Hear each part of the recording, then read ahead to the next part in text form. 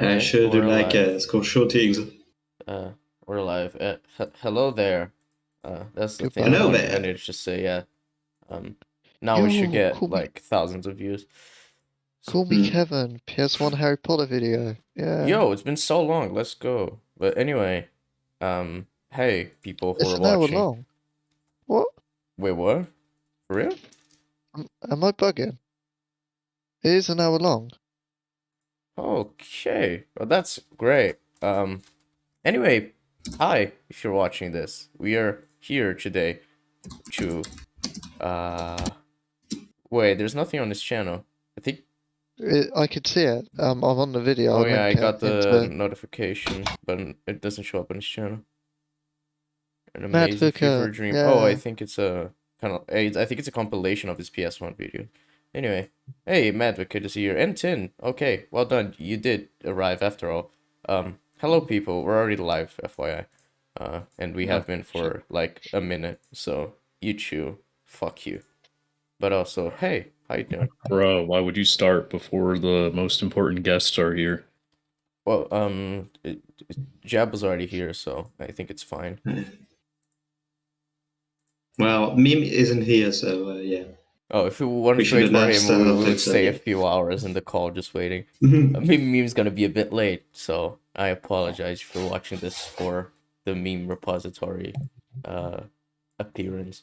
But anyway, Obi-Wan Kenobi is what we're gonna talk about today. A show that we all very much loved from start to finish.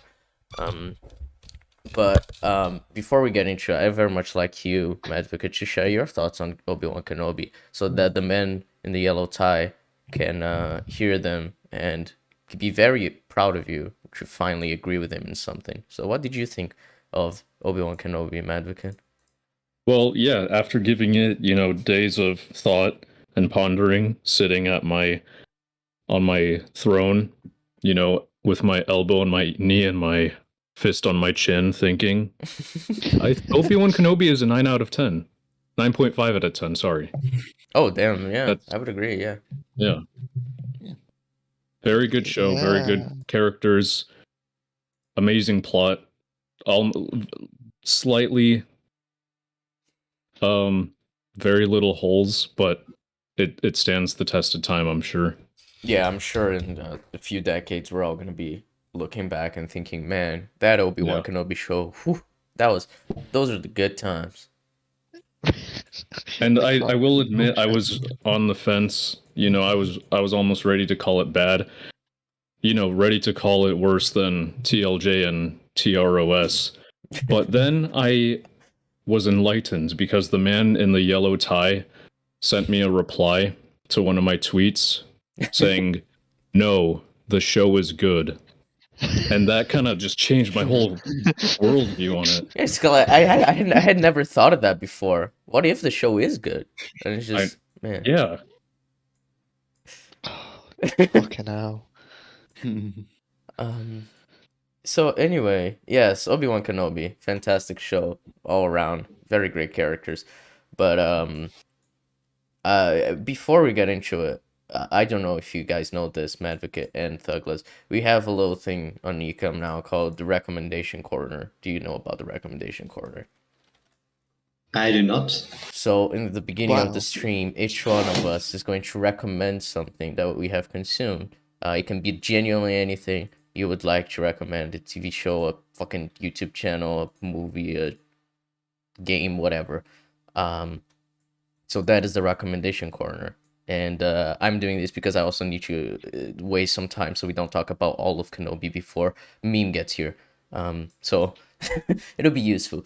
So Jeb, what is your recommendation today on the recommendation corner? This is I can't say everything everywhere all at once because that was kind of thing last week or last time, wasn't it? Yeah, we've already talked about that a lot, so no, you cannot say that. So I can't say that again. Well, it's either going to be a Flash for ironic reasons. Well, you could. It's going to be the Flash. Yes. We're going to do the Flash for Nice. ironic reasons. Because I can't say the boys. The boys is a bit dog shit.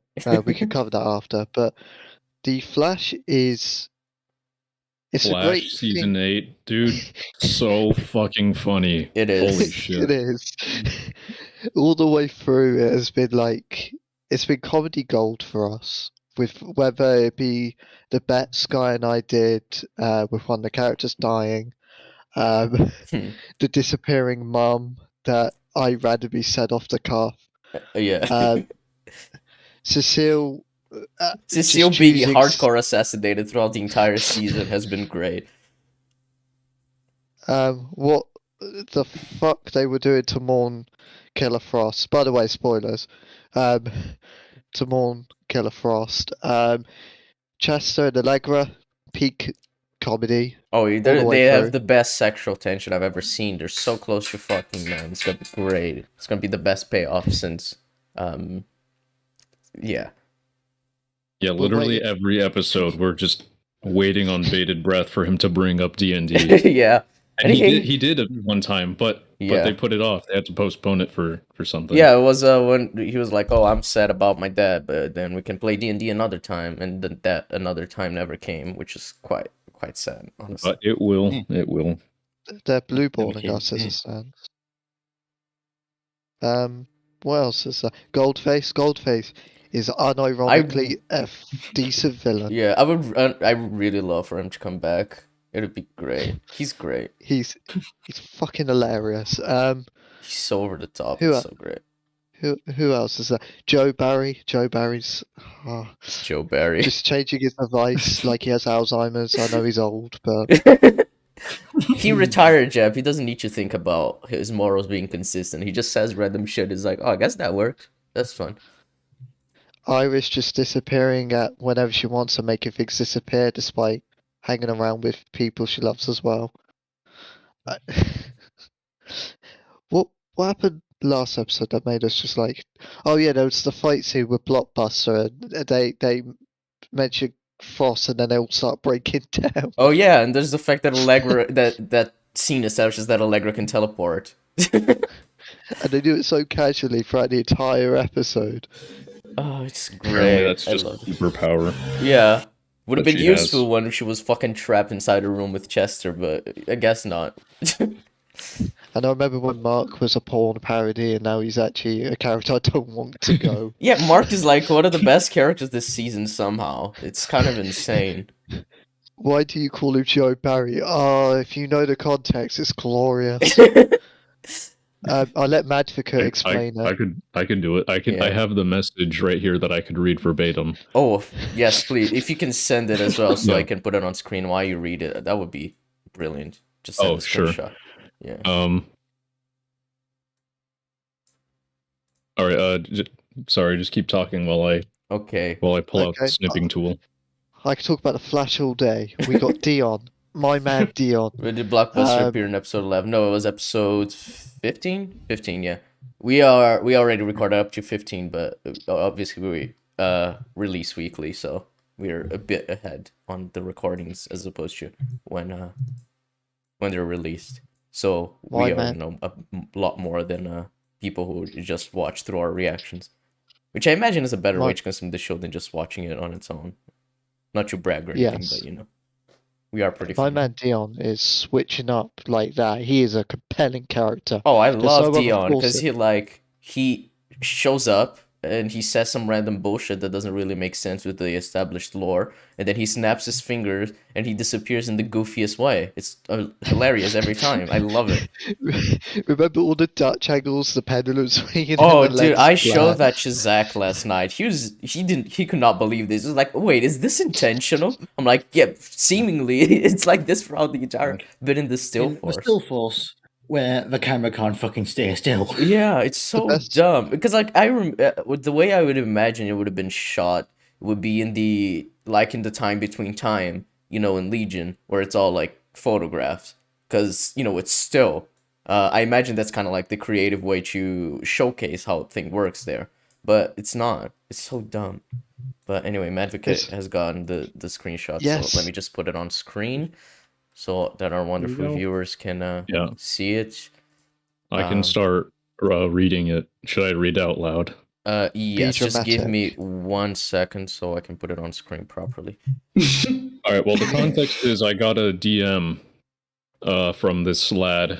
I included the name because it's just very generic. You won't be able to find them and bully them. But anyway, they said on November 15th of last year, what's your favorite Flash episode? Do you like Flash versus Thawne episode? By the way, I really hate your videos, but since you put so much effort in editing, I have to like it and subscribe. Sad So face. this person is a consumer for my content and the Flash, apparently. That's amazing. Your opinions are shit, but damn, the video is good to watch. Pointing out how he's inconsistent is not an opinion, it's just a fact. Eye candy, bitter but gorgeous eye candy. For real though, you a loser if a little bit of action breaks the show for you. It's not a little bit of action, it's every single action scene. And it drags out the episode to 40 minutes. That's the only reason why this show is that long. What about those scenes with Barry and Joe Barry and Mom Barry and Henry? And the Wells speech you said create a better scenario. Do you not understand the show would be over if they did? Yes, and that's the problem, motherfucker. Why don't you give Flash writers $5 billion budget and then they'll make a logical Flash show? So, little known to mankind, talent does not require money. In the sense of writing, you know, writing a logical and consistent Flash show does not require money. It just requires someone with a brain. And then he sends me a screenshot of one of my replies to Darth Bully McGuire, because he was like, you just went out of your way to look for all this shit. And I tried to explain to him that no, all of this was noticed upon a first viewing of The Flash, and I couldn't not see it. And then oh Jesus, some bot is really populating the chat. Yeah, right now. I deleted the messages from the bot, yeah. Sorry, that caught me off guard. Yeah, basically tell him I didn't look for the issues, saw it on my first casual viewing. And I guess Darth Bully McGuire and Avatar don't believe me. So they say, wrong. Oh, my child, you have so much more to learn. Yes, logic makes media worse. If Flash stops bad guy in 5 seconds, then it's not entertaining, dumbass. It's not entertaining to watch him be a fucking moron. I don't understand. Why do you like him being the biggest fucking idiot to ever live? Why is that entertaining to you? It's so funny to see Barry be retarded every episode. They find new ways to make him retarded. It's great. I love it. Okay, well, I guess it's funny, but we're not laughing with the show. We're laughing at the show. Yeah. I don't think that's the intention of the creators. Hey, look, and the it's CW. like the scene with Obi-Wan walking around with Leia under his trench coat. It's supposed to be stupid, you know. The show knows it's being dumb. It's fine. Don't worry about it. But if we call it stupid, time. is it? What'd you say, Thuglas? If we call it stupid, is it fine then? I guess I don't fucking know. The standard Twitch people judge these things as dumb. But anyway, continuing the message. So we have a really strong ending here. They say entertainment's greater than logic. That's how media works, kid. I don't know how old they think I am. Art is about entertainment. You want logic? Go watch porn. I completely forgot that was a thing he said. That caught me so off guard right now. That's enough lessons from me. I already heard it so much. Till next time, kid. Till next time. Till next time. Amazing. So, I love this person. That was a message. Yeah, we've been mentioning Joe Barry throughout like the entirety of our reactions, and I don't think we ever shared the context. So there we go. Yeah, this is literally the context. Yeah, I hope you I enjoyed. I've actually remembered the context. I've just been going along for joke and not even knowing what the fuck was going on. I mean that Wait, is really? very consistent with you, Ted. You never know what's going on. Yeah, because as we all know, rule number one. Yeah. But anyway, yes, Flash is Jeb's recommendation on the recommendation Yes. corner. Well done, Jeb. Watch all 8 seasons. Thank you, Joe. Yeah, thank you, Jeb. All late seasons. I think you're the only one of us who have watched that much Flash. Yes. Not even Madvocate has Yeah. yet. But No, stop after 5. yeah. But Madvocate, what is your recommendation on the recommendation corner? What would you say? Man, you might have to come back to me. Agents of Shield. I can't even remember what happened yesterday. That's fine. Agents of Shield. I might have one. But like I would just recommend it literally because I have nothing else on the top of my mind right now. So come back to me. All right. I'll think of Agents of something else. Shield. I mean, yeah, we have been watching It's a Shield, so you could. But anyway, it's my turn. Yeah, I guess. But I feel like you guys have already talked about how great Agents of S.H.I.E.L.D. is on this channel, so I didn't think recommending It's it. a Yeah, you new, can it's a go right new ahead. perspective. Okay, well, Agents of Yeah. S.H.I.E.L.D. is a show. It's basically, the way I see it is like if it's the Flash show, but like actually made competently and way better. Mhm. It has a similar vibe in the sense that It is it's very it's much team, a network TV group of show people. kind of thing. Yeah, but it's a group of people, group of actual smart people who use their resources effectively and remember that they have their resources instead of forgetting it like the Flash does. But yeah, very very wholesome. Coulson is a Chad. Coulson is a Chad. That's pretty much what you need to know. Yeah, that's from watching a bit over half of season 1. Once we get later on in the show, Madvocate will have much higher praise just seeing this show because it does get way better. And I'll make sure Madvocate likes it, so don't worry. Yeah, right, my turn, I guess. I have been watching Stranger Things for the first time. I'm halfway through season 1, and I really like it. I think it is a very strong show. It's not perfect. I think there's quite a few issues in terms of pacing, and I don't really love the editing, but I can really see the charm in it, and I especially really like the 80s vibe that it has. It's quite a really cool aesthetic, and it's kind of like the pioneer of having that, which started the 80s nostalgia shit, but I think it does it in a way that's like doesn't feel very forced. It's just like them telling their own story.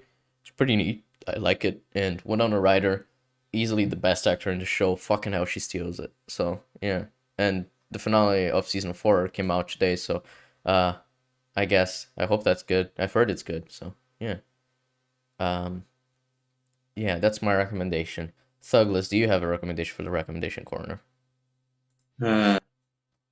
Well, after Kenobi, I wanted to watch something good, so I recommend The Lord of the Ring, Fellowship of the Ring extended cut, because I saw it for the first time, so watch it. Frankly, very nice. And it's incredible how it looks better than Kenobi. CGI included, so... yeah, I mean, Peter Jackson is a visual master, to be fair.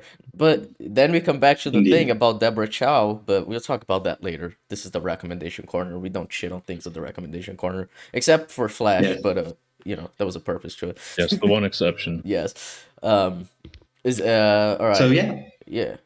The Lord of the Ring, Fellowship of the Ring is excellent. You should watch it if you haven't. Yeah. I agree. Lord of the Rings is great. 10, do you have a recommendation for the recommendation corner? Well, you should, because you've been watching Breaking Bad, so if you don't say Breaking Bad, I'm going to be annoyed. That's basically mostly what I've been watching, because I've unlike the last time I did recommendation corner, I just finished season 1. I'm currently on season 5. That's how fast I'm going through it. Like, you watched, 4 seasons then in, 2 weeks? That's pretty impressive, honestly. You take ages to watch anything, so well done. yeah. For the record, strike. Fuck you. Okay, well, like I said, last time I just finished season 1, and now just a few episodes into season 5, and I guess to sum up my feeling on on the past 3 freaking seasons I have watched, all really really fucking good. I mentioned on Twitter, but the opening scene for the Gus scene in the first episode of season 4, I think. In the lab, that is one of the most tense scenes I've actually sort of felt. Yes. Man, Giancarlo Esposito in that scene is phenomenal. I was DMing Zara at the time because that's what I did during Breaking Bad, because he was rewatching it at the same time, but during my DMs, you can see my thought process when I remember that he actually showed me the scene a while back, and I was you see me progressively go from oh shit because I remember how fucking brutal it was, and then just I was a bit silent for like 5 minutes after I saw it because I was just like, well shit, and the entire tension up to the end of season 4, because like weirdly I thought like everything was going to happen in another episode, so. And weirdly enough, the face-off title should have thrown me off. Like that entire thing was very, very good. It built up to very good, satisfying climax. That's the word I kept on saying. It was satisfying. Like I don't see many. Most TV series finales when like they're not the final season. The finale isn't like setting up something else, but here it feels very just satisfying as a whole, and that's one thing I really appreciate. Yeah, I think if it had ended after that episode, it still would have been just a brilliant show.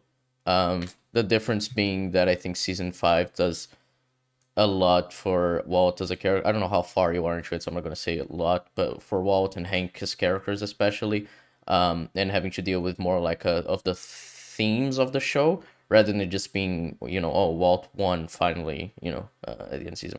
But I do feel like the ending of season 4 is just really, really great as well. Yeah. And I have a question for you, Tin. What would you say is your favorite season so far? I imagine you're going to say 4, but My favorite season? Say 2. Go on. I would probably have to say 4, yeah, because like... Yeah, even after watching the entire show, I would still say 4 is the best. It's like... I don't know, I'm always a fan of seasons which shake up the status quo. It's why I like Agents of S.H.I.E.L.D. so much, where the status quo just shakes up every season. So like, this one where like the status quo is more or less kind of established in season 3, and this one where it's like they're fighting for their freaking lives throughout most of the season. Like that's something I really appreciate. Just like building tension over an entire season is something I really like, and it adds to the satisfying nature of the finale, which I really, really appreciate. So yeah, that's my recommendation. Breaking Bad season 2 to season 4. That's where I'm up to. Yeah. All right. Zod. Lastly, what is your recommendation for the recommendation corner? Recently, I've been watching good old-fashioned Doctor Who, as in the classic series. Been going through Tom Baker's era. Can't remember what season it is. Season 14, I think I'm on. It's definitely like you can definitely. It's definitely not of a different time, like in terms of filmmaking. But well,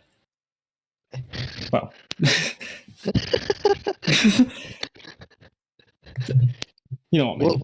What's your favourite story out of that season, or out of the Tom Baker era so far? It's difficult because it's just been pretty much like consistent fucking bangers, just one after the other. It's a really impressive era, but I think the one it's quite a cliche answer, but I'd probably have to say something like Genesis of the Daleks, because it's just like there's a lot of intrigue into it, just like seeing the birth of the Dalek race and how Davros sort of navigated to make it happen. It's plus the whole moral quandary the Doctor deals with in terms of what to do about everything. I don't know, it's just a really great story to watch for that reason. And one thing I'll add is one thing I would point out is that in hindsight, with Doctor Stark in Series 9, it really shows the parallel between where they are at that point, because in Genesis, he's saying, do I have the right to wipe out the Daleks? And in Series 1, he's outright gloating that he ended the Dalek race to the last Dalek. It shows how fucked up it... Like, because I remember Rusty Davis saying that this was, like, the first sort of chapter of the Time Lord, so, like, using that to show where he was at the start and where he is afterwards is a great sort of before and after. Yeah, that's some. I did start watching New Who again, but then I decided I'm going to finish Classic first because I know that there's a whole lot of stuff in New Who that's going to be like when you see it after seeing that original context, it's just going to add so much. Like Sarah Jane coming back, and just like the Daleks, even like Davros and all this other stuff. It just goes to show that there is a lot of love put into it, like mainly by RTD for like just the love for the classic era and how it's implemented into the new era. Interesting. So yeah, it's just nice to go for it and see that context, and I recommend it because despite how it's aged in terms of filmmaking, you're going to get a lot out of it in terms of storytelling. Yeah. Now I'm gonna change the region so nobody's talk for like 2 seconds. Okay, we are now in Rotterdam. We should be good now. Jab, say something. The Flash season 8 is 10 out of 10. Yeah, you sound more normal. Not fully normal, but we all know you're a robot, so that's fine. People. Yeah, exactly. But yeah, I guess that's what we have for the recommendation corner, unless you had something else to add, Zod, or were you done?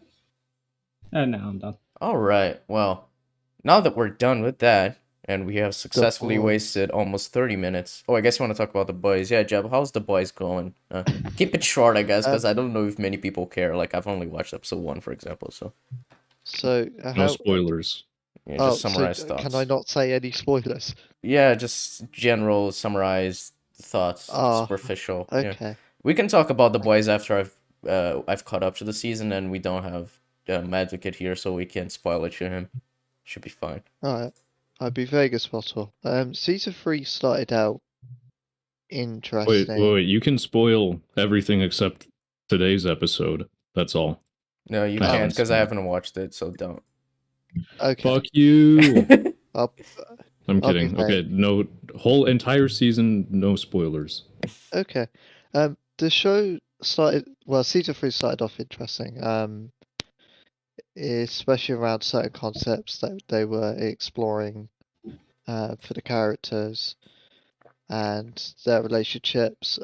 Mainly Homelander was the most interesting one. Mhm. And I got the signs it was going to be a slow burner.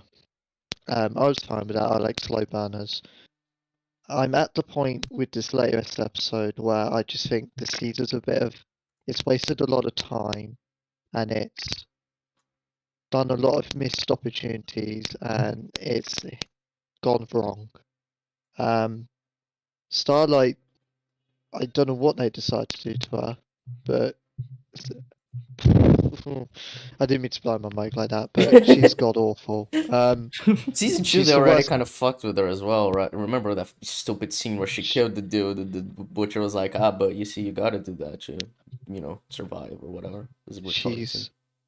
She's way worse than this. Mm. Not in terms of like doing immoral things, just she's so retarded.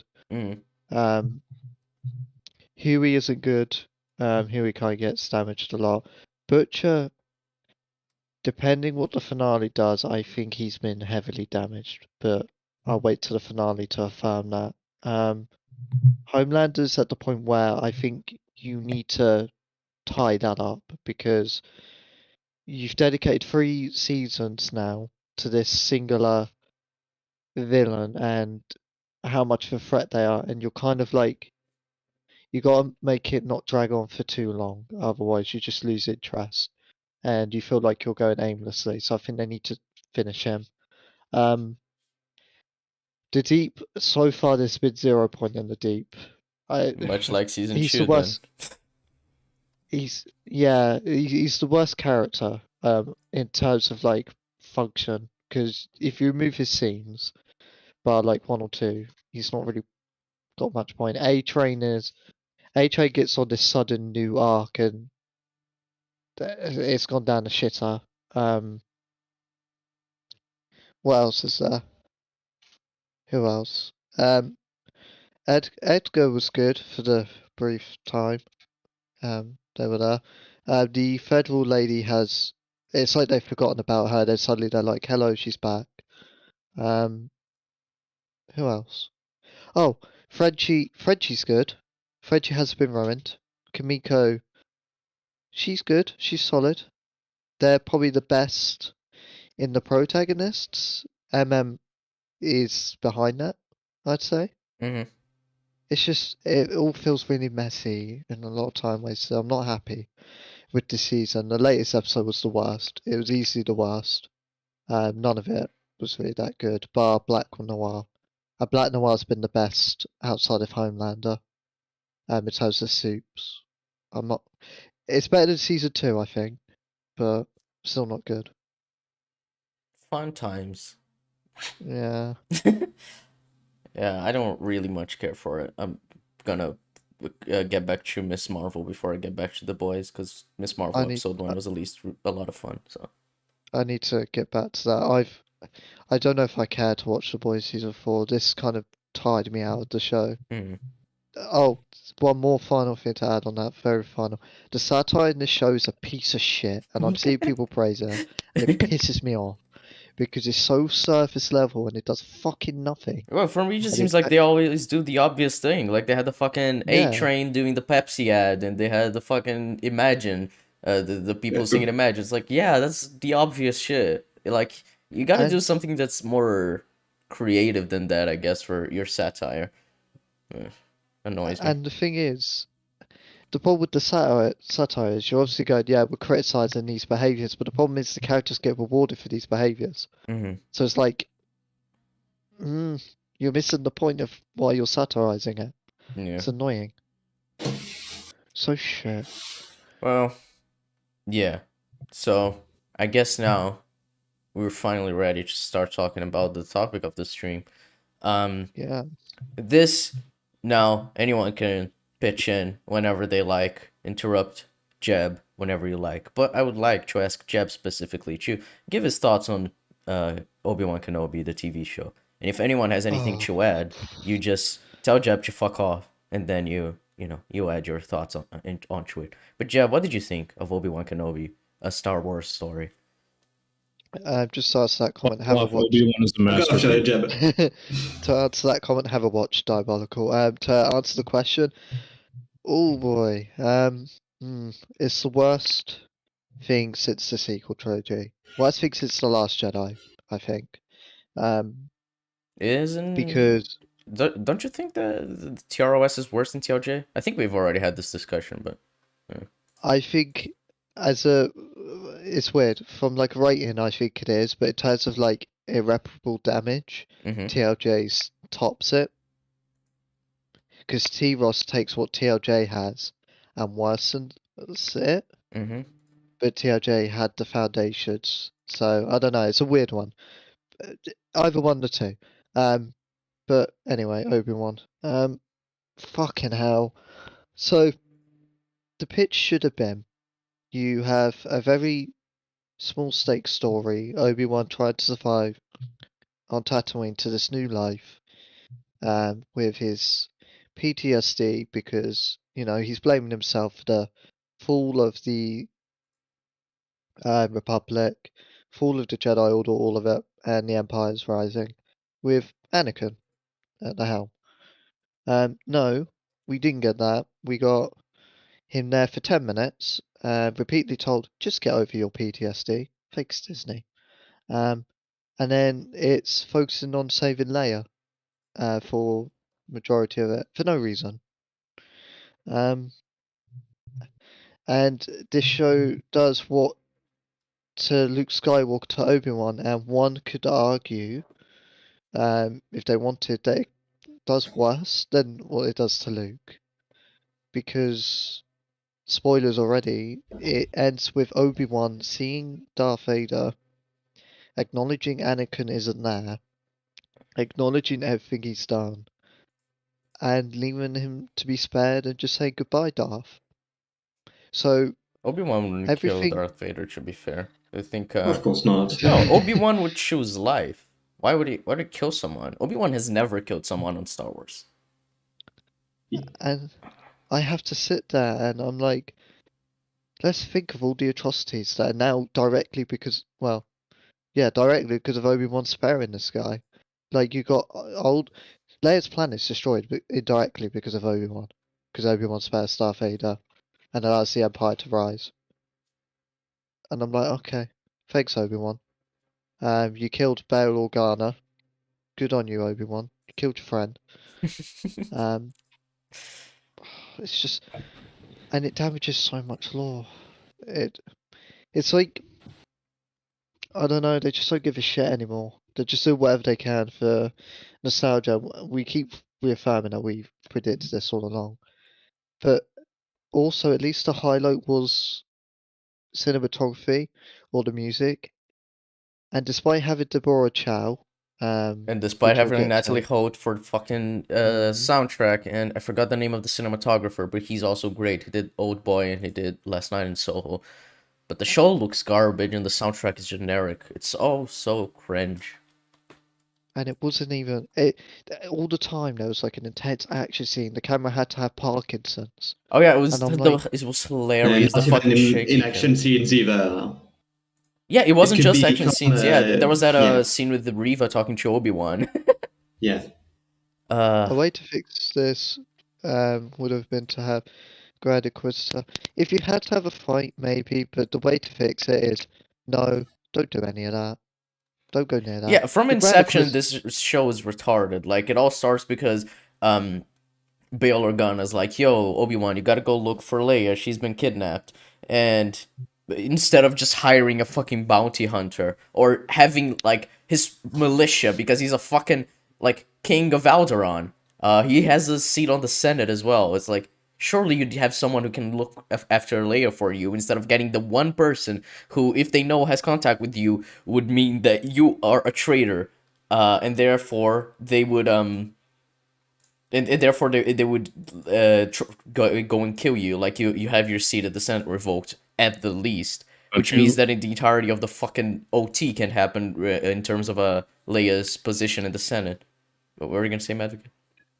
Oh, don't you love that line when Obi-Wan tells him go get someone else, and Bail is like, no, because no one else knows how important she is. That doesn't fucking matter if it's a bounty hunter. A bounty hunter gets paid. Yeah. is Imagine him, What the like, You forget? Mendo is alive at this point. He would be like, what, in Yeah, his so is 30s? Boba, so yeah. Yeah, so all you need to Yep. do is like, yo, can you get my daughter? I'll pay you. And you'll be in the good graces of a fucking galactic senator and a king. Like, surely that would be enough for you, but no, guess not.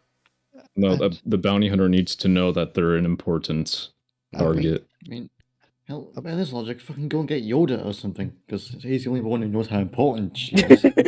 She's And the we only had- one who truly knows.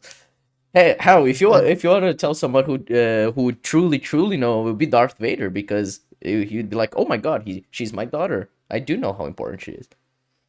Then I just imagine like the How Would You Have Ended thing where he goes like, I have a son, like have a daughter thing where he just goes around telling everyone. Like I just imagine that. Yeah. and then we have I haven't even got into Reva, but then we Reva, and then we have the show Reva's the best. literally never address the fact that it's established the Empire knows Obi-Wan and Bail Organa have a connection.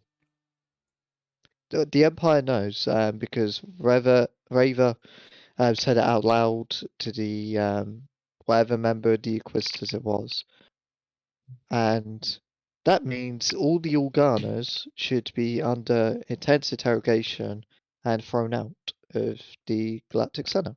Mm-hmm. Leia can't ever be in the role she is to then get the plans, which it ruins the entire OT. That's why I'm saying it's at this level of the sequel trilogy. And then there's Reva, and she is the worst. Might be She's the hyperbolic, worst. but Period. Yeah.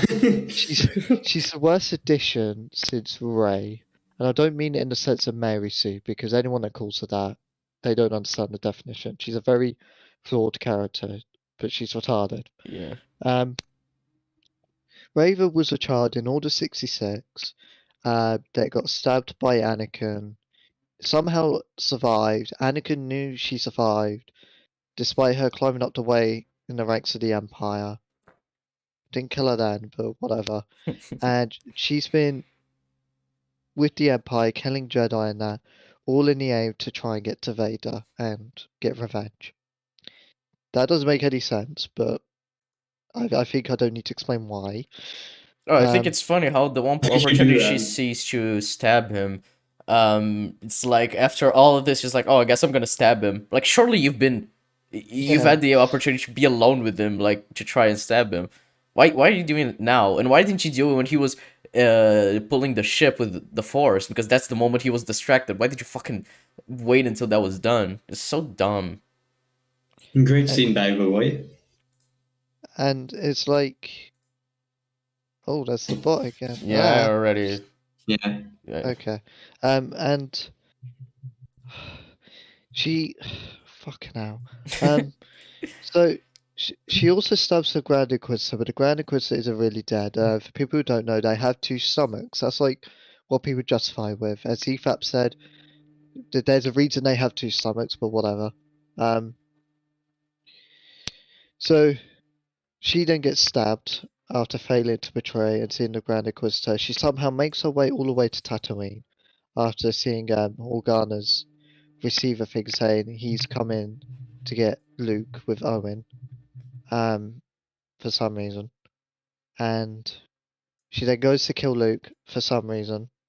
And then goes back on that after realizing, hey, I'm doing the thing I swore to get revenge on, and she's doing something. I don't know what she's doing now. She's gonna get a spin-off show, don't worry. We're gonna see a lot more of the adventures of Reva. You know what's funny? They use the planet Jabim, where it normally rains for 2 weeks continually, and there's only sunshine in like half an hour per month, and it prevents any ships from taking off the planet. So they only had a Jabim for name recognition because it shouldn't have worked with how the events go. That's funny.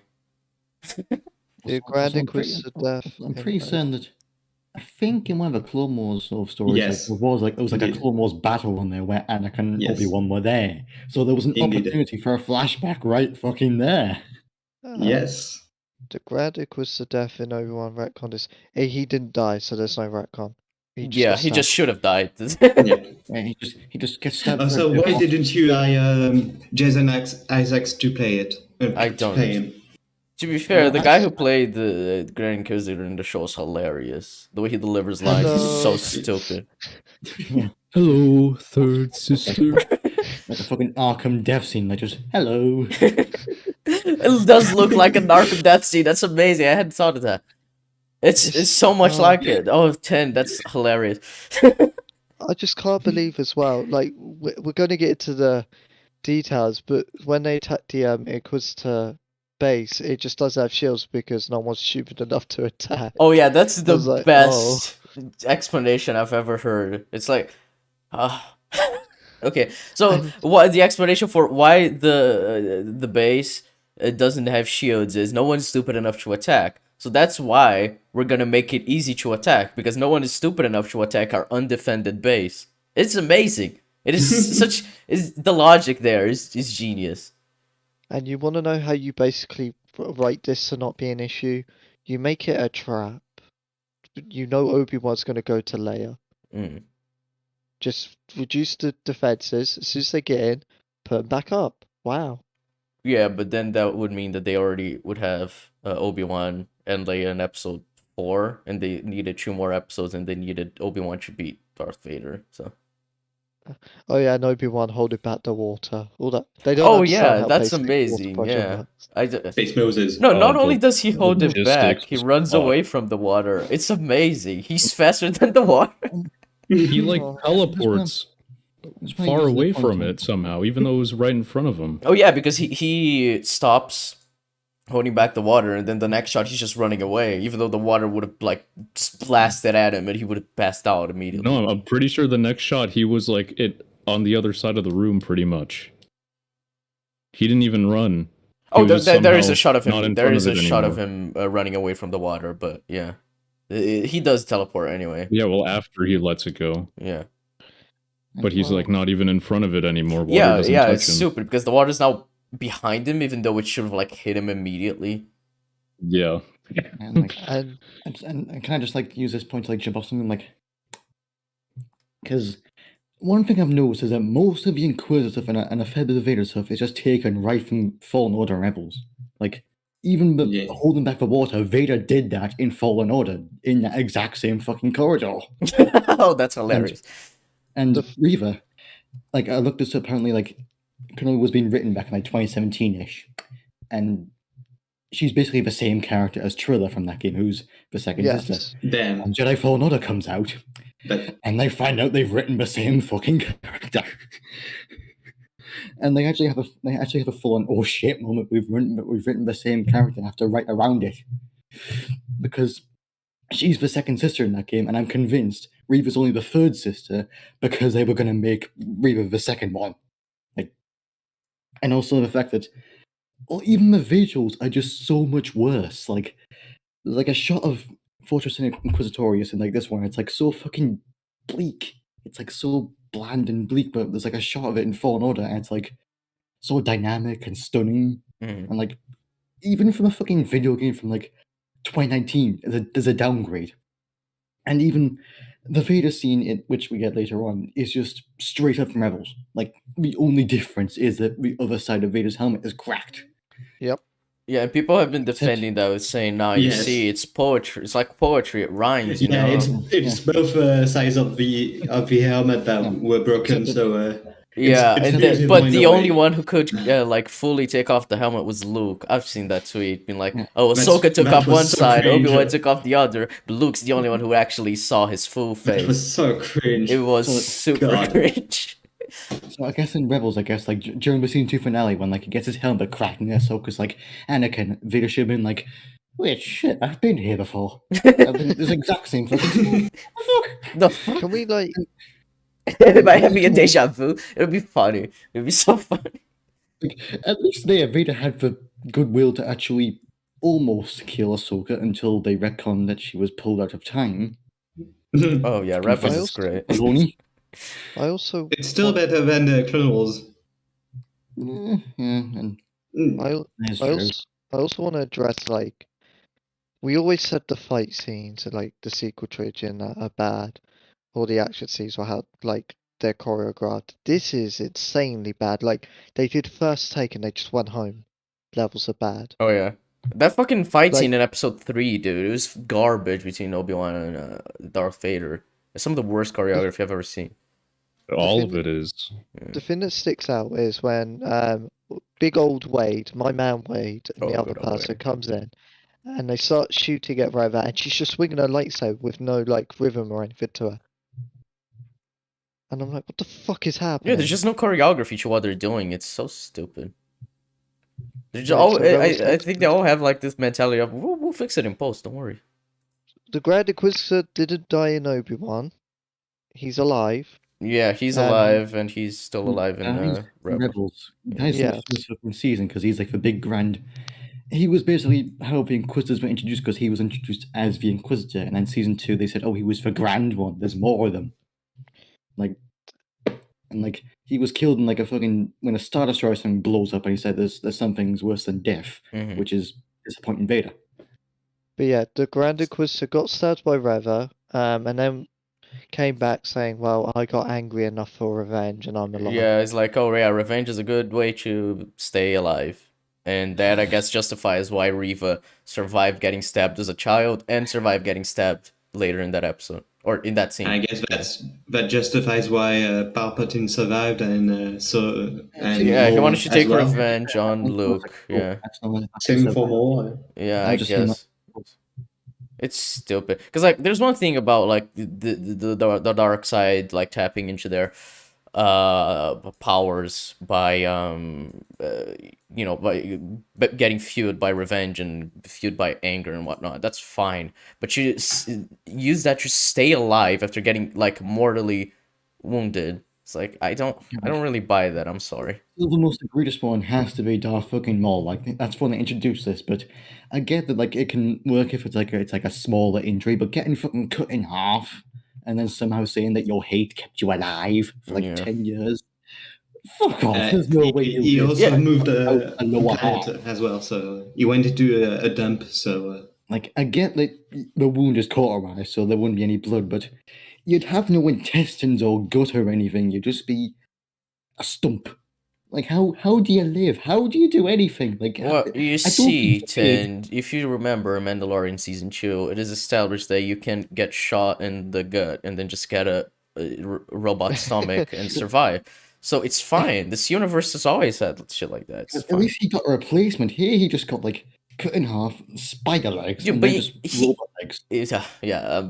You're talking about Darth Maul. I was gonna, because if it was the Grand Inquisitor, I was gonna make the joke of like, but you see, he has 2 stomachs, so it's fine. It was only stabbed in one of the stomachs.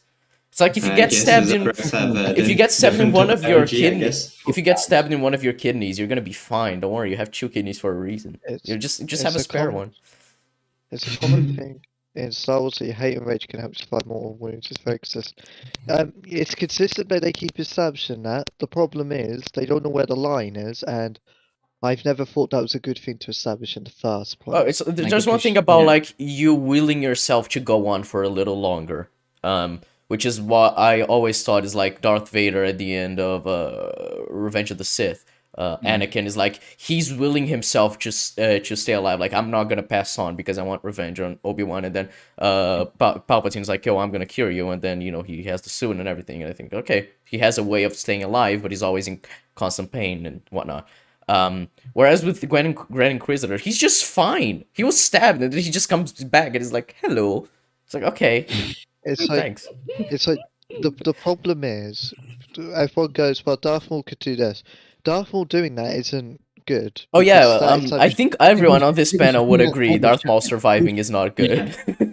No. Even people who actually like Darth Maul, like what they did with him, agree that the explanation for him coming out is utter bullshit. Yeah. Like you got to consider the implications of what you could do to a character, and then they still survive. And it's a very grey area.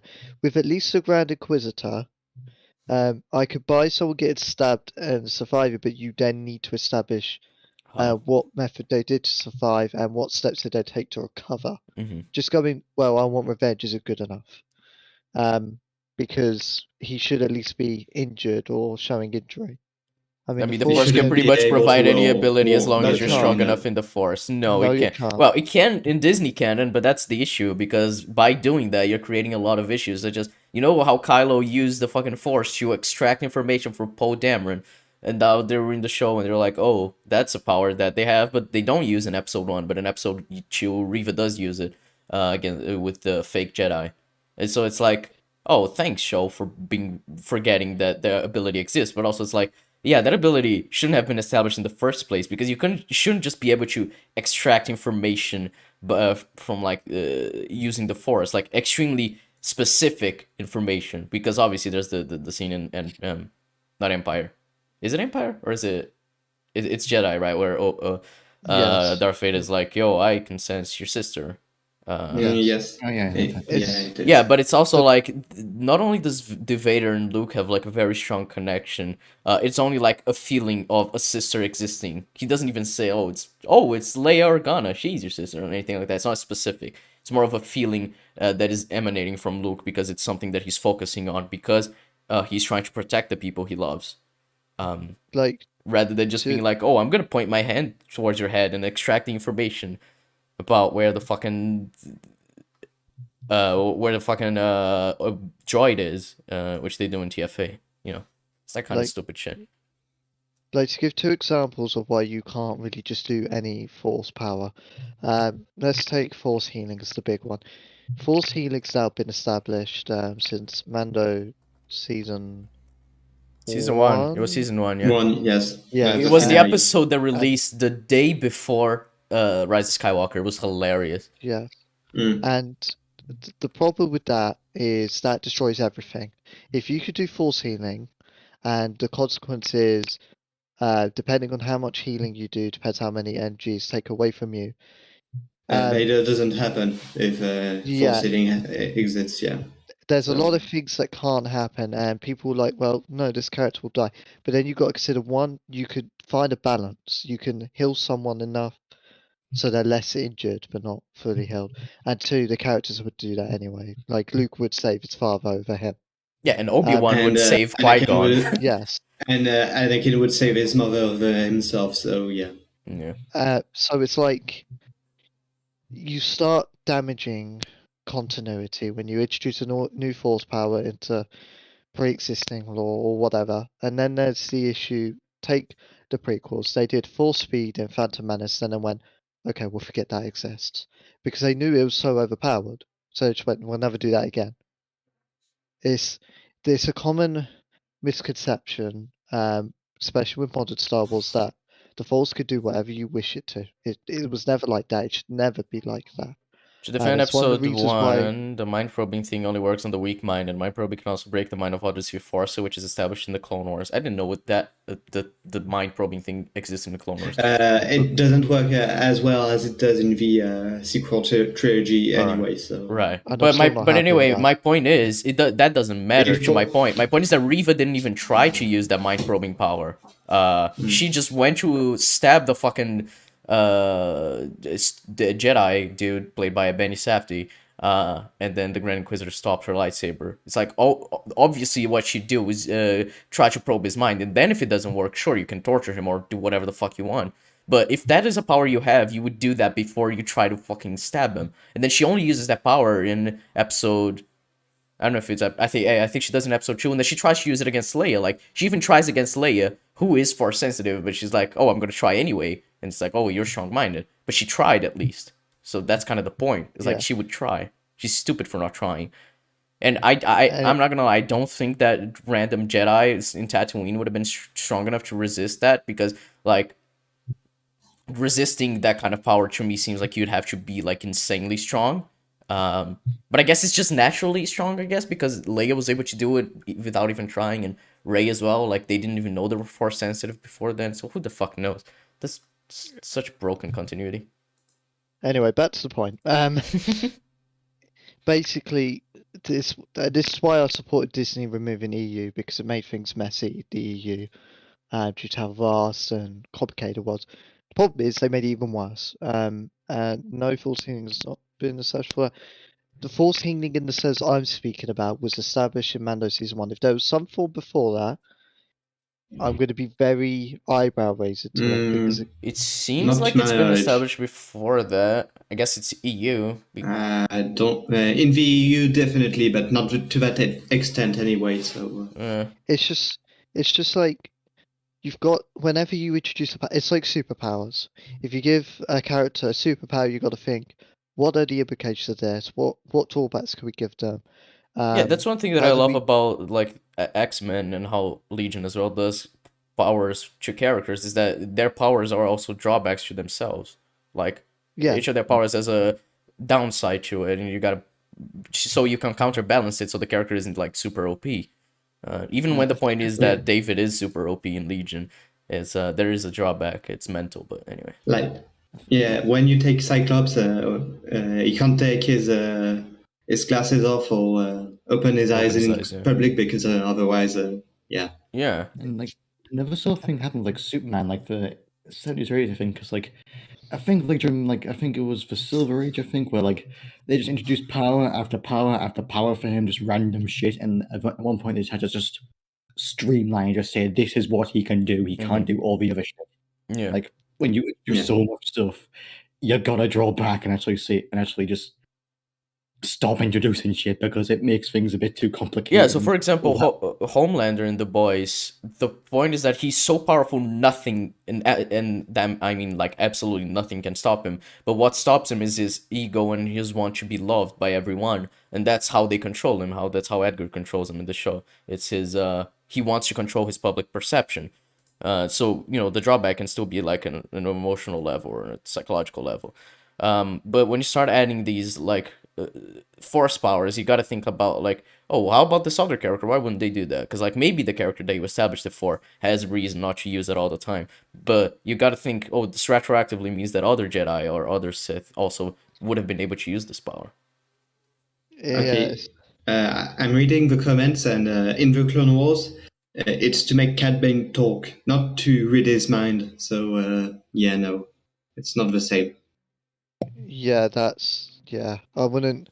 It's at least not to the same extent. If I'm going to still man your Mhm. point, it's like what I think at least Force powers compelling is, as Sky and the others said, it's all around psychology. The whole point of being a Jedi and Sith and being able to use your powers is how you are mentally. And I find that a really interesting thing to explore, especially around how people are complex mentally. I just don't like throwing these But sort of things. that's the reason Kenobi could have been so interesting. Yeah, exactly. It should have been a whole mental exploration, a character study. But it's not. It's so disappointing. Yes. Madvocate, you've been quiet. What are your thoughts on Obi-Wan Kenobi, the TV show?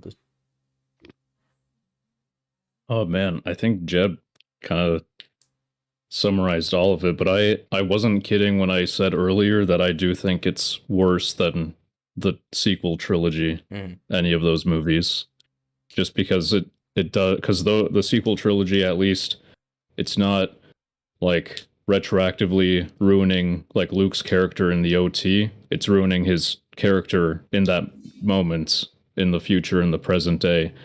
But I feel like Kenobi isn't doing that. It's, well, since Kenobi's story isn't like, we know what's going to happen next with his character in A New Hope, and I guess in the other two movies as well.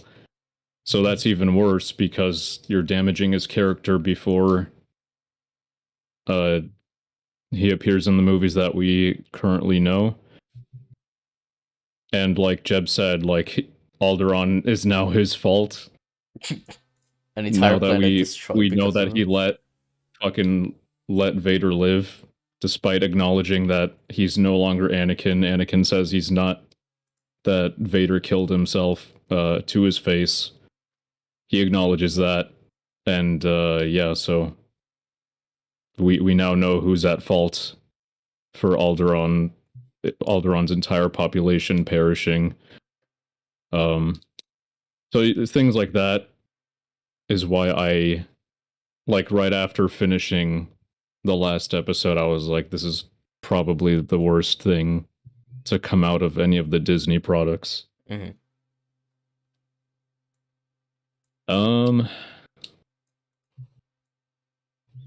Yeah, I don't know. I think Jeb pretty much encompassed the entirety of the main issues. Oh, that's fine. We can I guess you can go through, I guess, some of the other more specific minutia throughout the episodes. Jeb, because I imagine you know more about the show than I do, because I really just I don't care enough about Star Wars and half paying attention to the show. Would you like to do you have any issues that you would like to bring up, specifically to like episode 1 or episode 2 that you think are worth bringing that you haven't mentioned in terms of more I guess not as superficial stuff, like we were going more specific? Just trying to recall. Oh yeah. We said from conception this show can work. There's another reason why it fundamentally can't work. You have what I think should be established and permanently established is that nothing Sith goes to Tatooine, and it was alluded to in the prequels. This is because it's owned by the Jabba Empire and it's a ship planet. There's no prospects there. It's something the Empire wouldn't even think to look. But that's not out of arrogance. It's just there's no strategic advantage. Now we've established that a Jedi went to Tatooine. We've established Inquisitors went to Tatooine. Obi-Wan got compromised identity, and he could be traced to Tatooine. And furthermore, he has connections to Bail, which could be tied to Leia, with again Tatooine and Luke.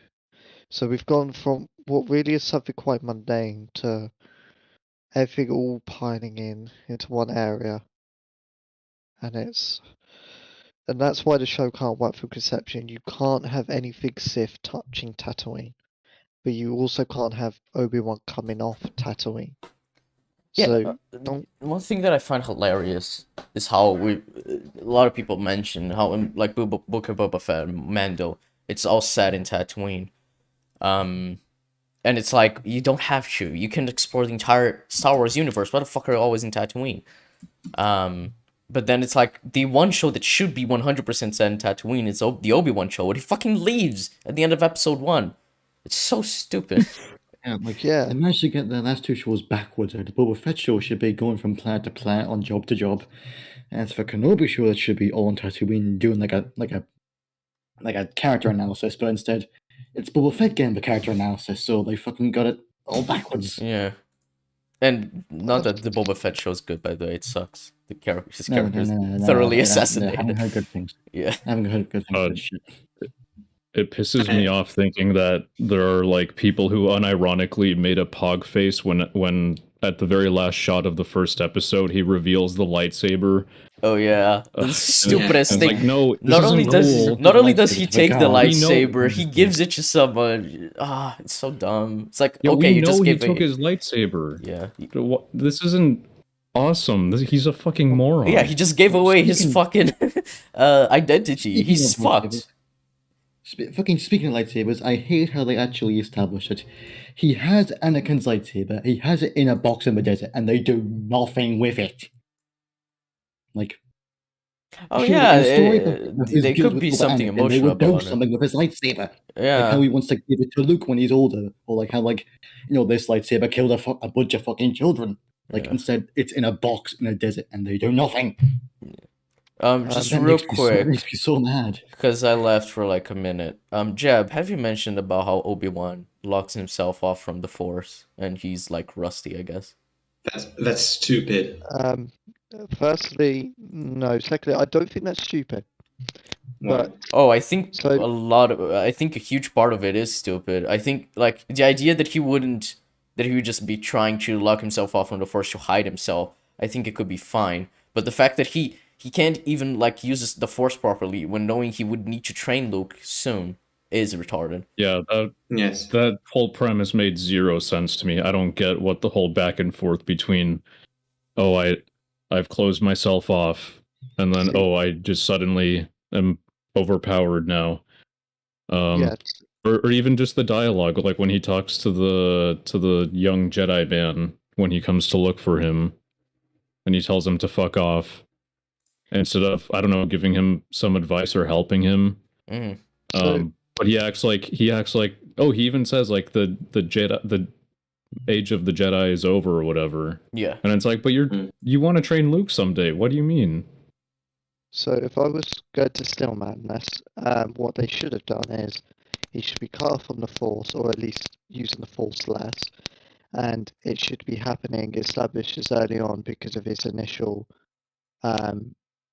he just doesn't want anything to do with it. He hasn't processed everything yet. And then as you build towards the show, and then roughly around the end, you have him accept the Force again and use it and practice it in some form.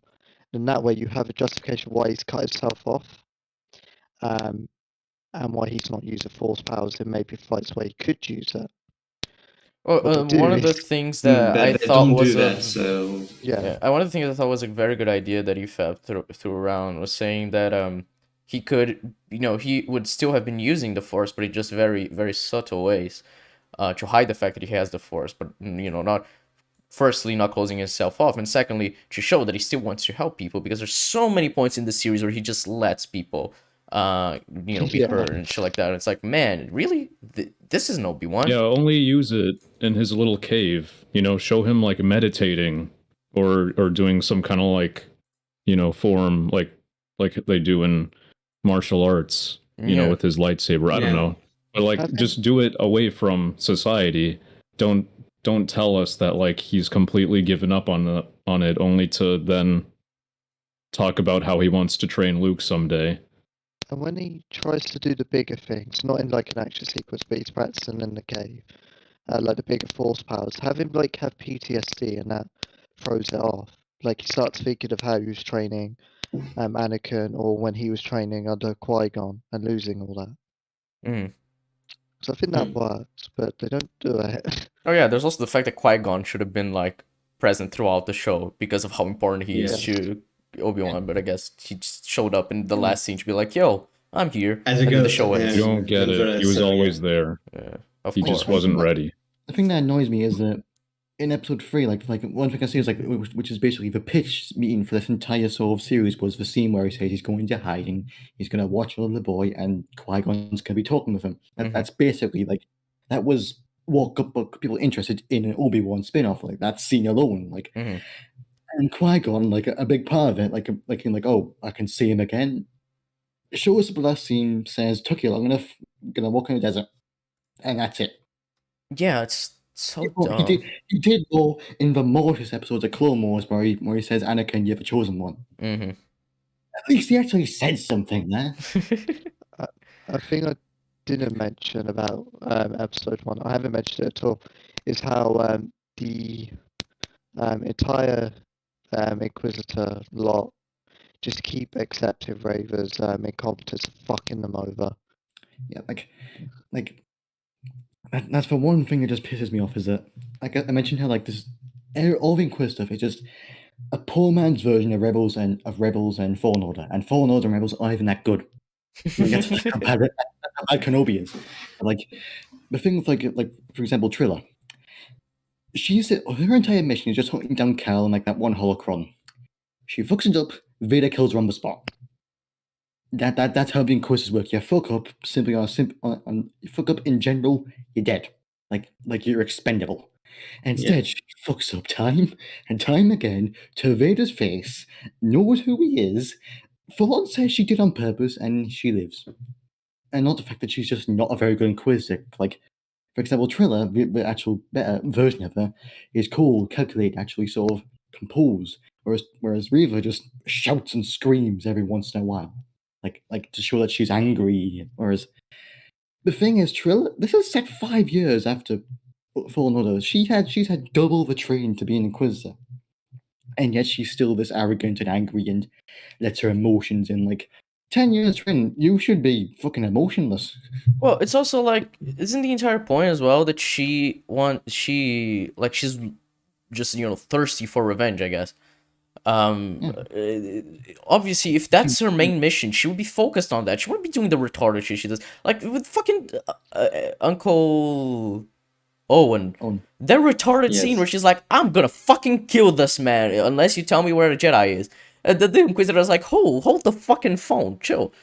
Like, what you should be like is, be using like leverage. Be like, yo, I'm gonna pay you handsomely. I'm gonna pay you fucking 5 million credits if you tell me where the Jedi is.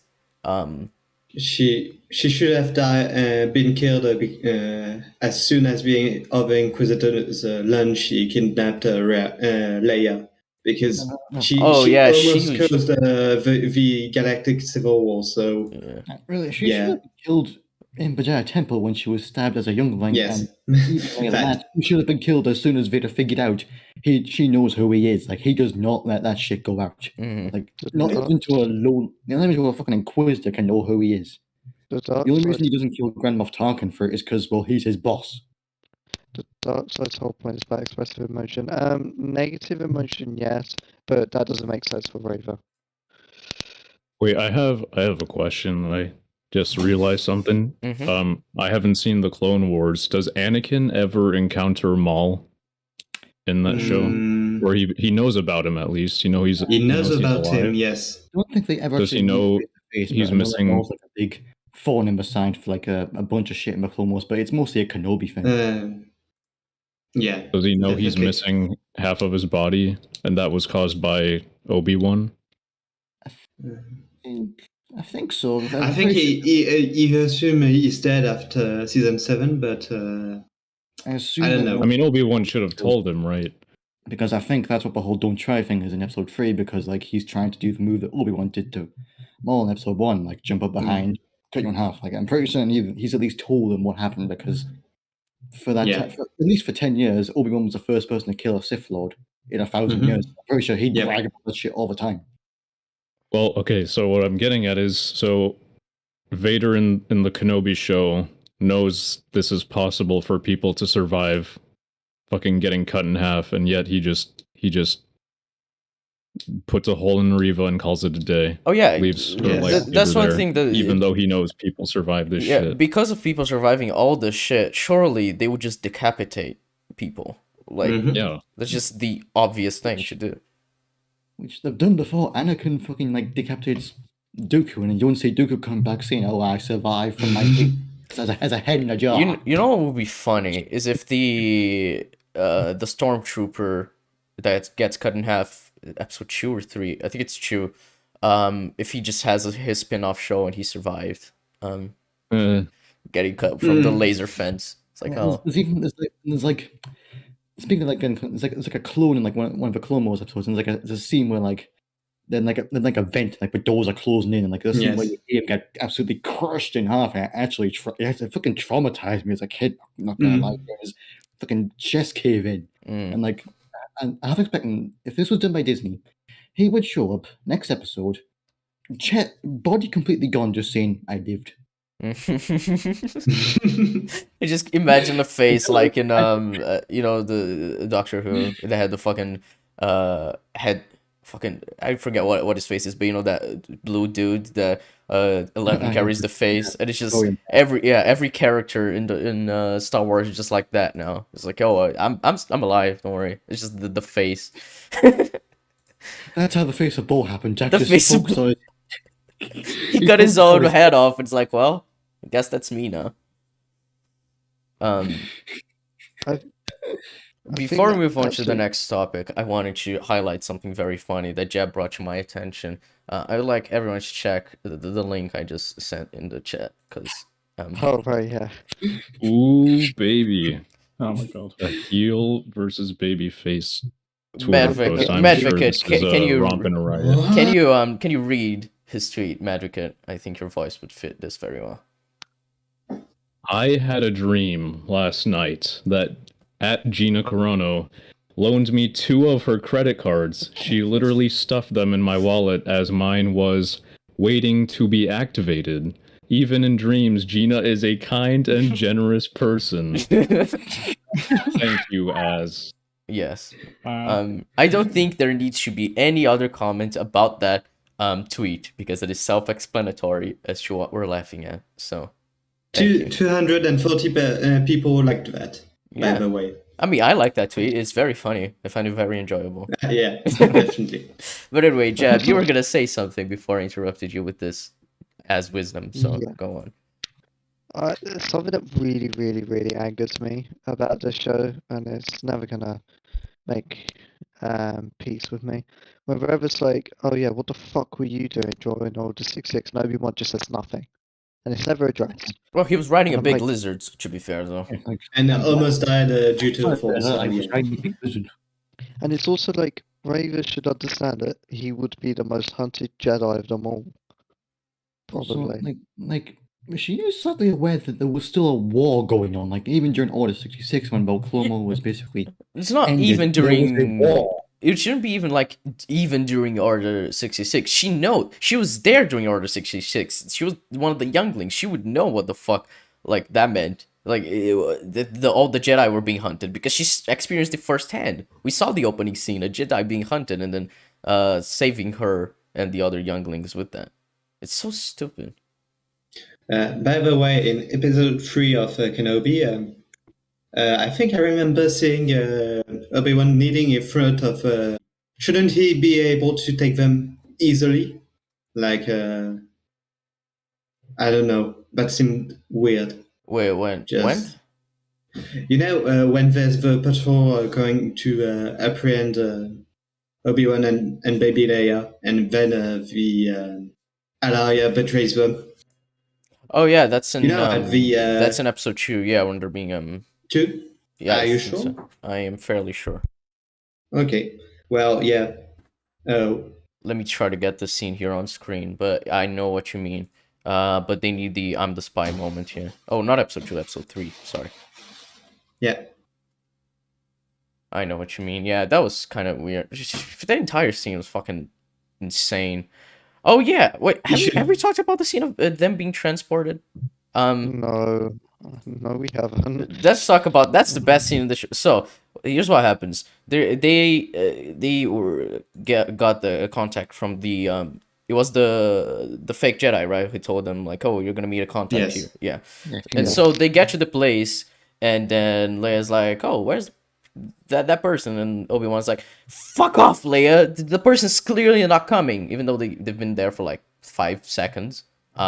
They don't wait to see if their contact's gonna show up, and then some dude with like some cargo ship here is like, yo, guy. yeah, it's like, yo, do you need a lift? And then Obi-Wan's like, no, thank you. And then Leia's like, no, fuck off, let's go, because I guess Leia's calling the shots.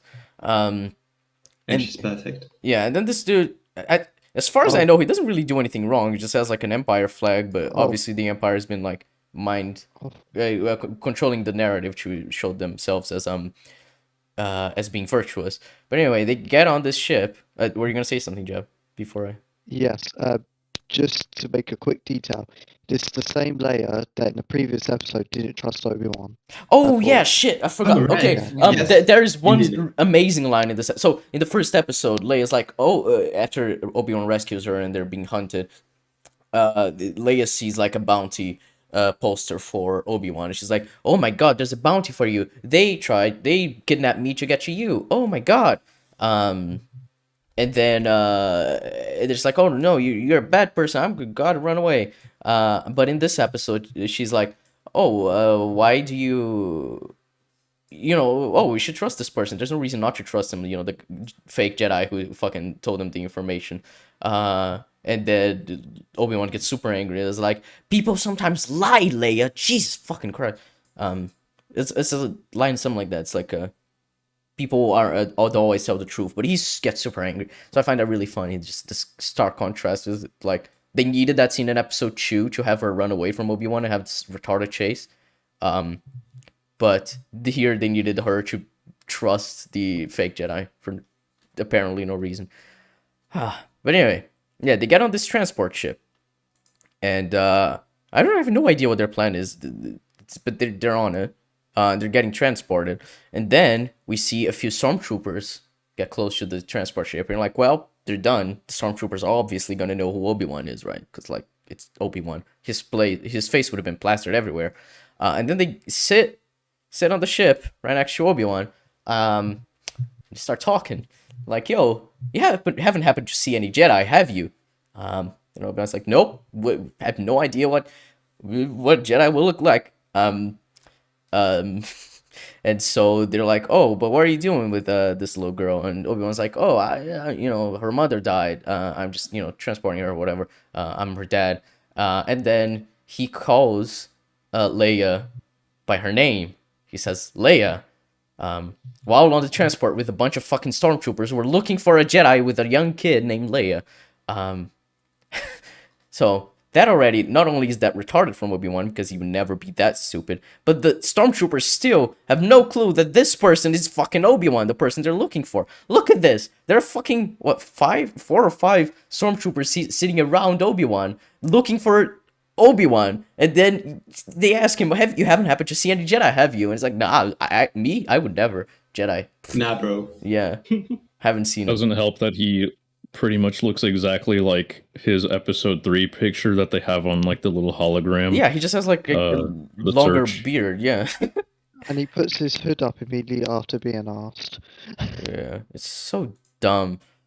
But yeah, and then they get yeah, they got ambushed in that fucking laser fence, and they have the retarded scene. And then the moment that I want to highlight is the moment when they tell Obi-Wan, they are holding Leia hostage, and they tell Obi-Wan, just get to the ground, but they don't tell him to drop his weapons. Yeah. Oh, and then he fucking shoots the stormtrooper. Come on, I want to show it here. That was what I would show. He shoots the stormtrooper. Even though he could have very easily hit Leia there.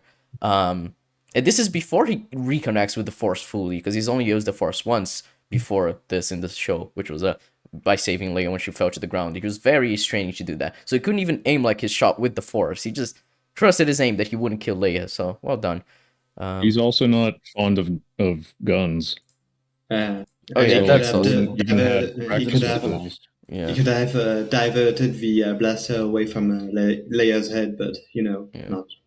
There's also the Nah, fact bro. that he fucking shot this one Sentinel droid with one shot, which is a contradiction of Empire, but whatever. There's a lot of little things this retarded episode. I want to talk about now. I don't remember what episode it was. I think it was 4. The episode that had the fucking Jedi in the fucking stasis chambers, or like the Ember shit. No, episode 4, I think. It's when they're in the base, yeah. Yeah. Jab, can you answer me why the fuck that would be the case? What was that? Sorry. Why the fuck would they keep the dead Jedi suspended in animation in their fucking base? Look how cool we are. We killed them. Look how and evil we do are. Do you know what that is? Another thing stolen from Rebels. Oh, really? Oh yeah, because Yeah, because they they use keep. Minara, right? They use her to lure like a Jedi up Yes. to kill them, right? Use her Mhm. like body or something. They use some I don't know, tombs, something that resembles the force signature, I think, or something like that, to lure in Jedi's. So yeah. That's funny. So yes, yet another thing that they took from Rebels, and then somehow did it worse than Rebels. Yeah. It's just I And don't. How often do you that's think- bad because Rebels isn't even that good. What'd you say, Madvocate? How often do you think they get like visitors down there to show off how cool it is, or maybe it's a reminder? Maybe remind Darth Vader's themselves just that a they're evil. collector. He's just a collector. He doesn't need to show Do it you off. think to the anybody. stormtroopers like bring their kids to work and they're like, "Look, honey, Bring your kid to work day. Like a youngling. Bring your The kid to work Jedi day. murdered the Look, other here are day." the dead younglings. With their fucking helmet as well, which I don't understand why they had it in the first place. It's The great. thing is, if this is Vader's collection supposedly, why isn't it in his castle? This is the Inquisitor base. They don't really give a shit about keeping trophies, so Well, nobody should give a shit about keeping trophies. The entire point is they want to erase Jedi from history so that they can control the narrative. But they're like, what no, I would guess be not. a better trophy? like one thing that confuses You me. know what would be a better trophy? The lightsabers. That's a good point. A great addition to his collection. Indeed. One thing that kind of puzzles me is that in the background for one of them, one of the giant suspended animation is the fucking one of the librarians from the Jedi Temple in Clone Wars, where like, I don't know, it's like an episode where Ahsoka loses her lightsaber and he guides her around trying to find her and teaching her patience. And for some reason, he's just in suspended animation. Like, what the fuck did Vader have to do against him? Like, I don't remember him being particularly mean. I guess just everyone they kill, they like to keep a trophy of. It's fine. Who did they establish as alive and go through the path? Quinlan Voss. Yeah. Yeah. Wait, what? He's the Jedi who like a Obi-Wan says, "Oh, Quinlan was here." Like he like. Oh a yeah, major, yeah, I remember. Yeah. Established the other I Jedi. remember there is a yay. They also like in some writings, there's a couple AU ones and like Kanan Jarrus from Rebels have been through there, so it's been very used, I guess. Yeah, it's weird. It's weird how much they're just like trying to get shit for their failed continuity, just stealing things from other stuff and not even good things and just making them worse. It's pretty impressive, honestly, how Disney just Yeah, parading The around Kanan Sparks. connection reminds me of the fact that in the Bad Batch, they showed his POV of Order 66 when they already did that in the comics and they contradicted it. Oh, that's hilarious.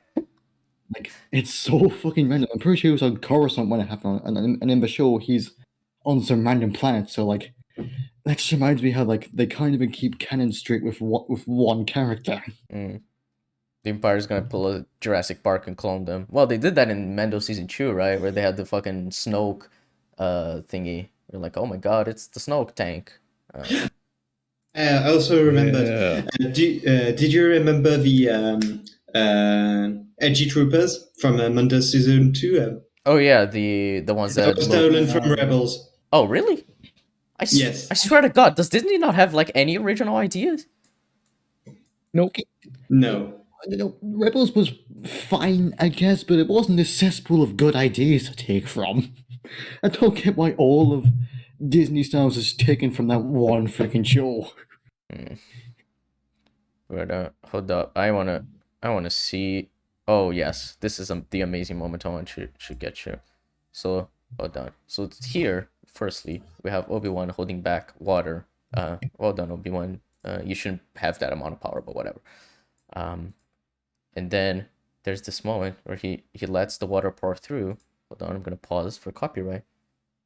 All right. Oh yeah, also like this base, very poorly designed. If you can like shoot at the glass and then it just starts cracking under the pressure of water. They were more concerned about preserving those fucking bodies, but they didn't give a shit about getting reinforced glass that doesn't break with one shot. It's like if you're building an underwater base, surely you're gonna make the glass reinforced enough so that it doesn't break when you shoot at it, right? Or just don't have fucking windows. I mean, Just don't that's have also a good windows point. if you can't afford strong glass. Fucking hell. I want to get you the point. Hold on, let me do this so I don't have to deal with copyright. All right. So they opened the door as opposed to close it because stormtroopers are retarded, I guess, because they want to attack Obi-Wan. But if they shoot him, then the water is gonna pour through and kill all of them. I don't understand what their plan is. Anyway, I guess they don't know what he's doing. yeah, he lets all the water pour through. If you saw that shot, all right, Obi-Wan is just right in front of him.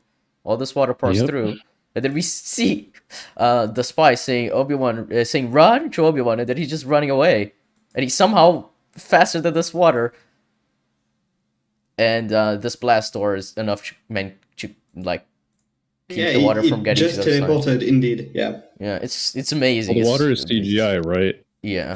I'm guessing they just didn't want to build a set that had running water, so they didn't want to get Ewan McGregor wet at all, you know, because it's not like Nice. Probably have to adding pay those him little more if he details. does that. yeah, because like I can still believe he'd make it out of there. Of course, a lot of water would flood through before the door closes, but you know, it's still like the little details matter too. Yeah. Like even if he gets a little wet. Well, there's mean, like a that's few fine. ways you could get him to do that. Like he uses as he's being carried by the water, he uses the force to like keep himself like keeping a forward motion to go at the door instead of being thrown by the water through like a window or some shit. He could also use the force to slightly redirect the water towards the stormtroopers. Yeah. Like, Yeah, but he doesn't do that. He just lets it go and then he runs Yeah. away. It's like no, there's Yeah. much better ways for you to do the scene. But anyway, speaking of scenes, the very next scene of that is amazing because look what Obi-Wan does. He has 4 legs now because he has Leia under his trench coat. Isn't that amazing? Fucking hold on. I hate It's meant to copyright. be silly. Shut the fuck Oh, up. of course, it's meant to be Stormtrooper retarded. bonked his head. Yeah. It's not like he's a walking through the stormtrooper bunker.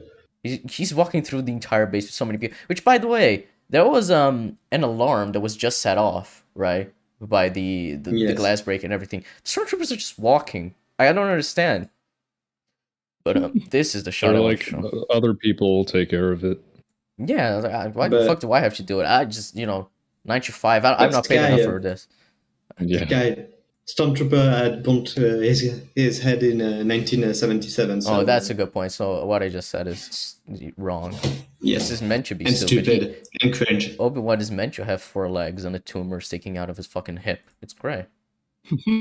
Look at this. And then the best thing is that they have a shot of Leia looking through the fucking trench coat instead of keeping hidden. I don't understand why the oh my fuck they added God. this shot. It's so stupid. Amazing. She's an idiot. What do you mean? Leia's amazing. Well, she's smart when it's convenient, and then she's idiot when it's also convenient.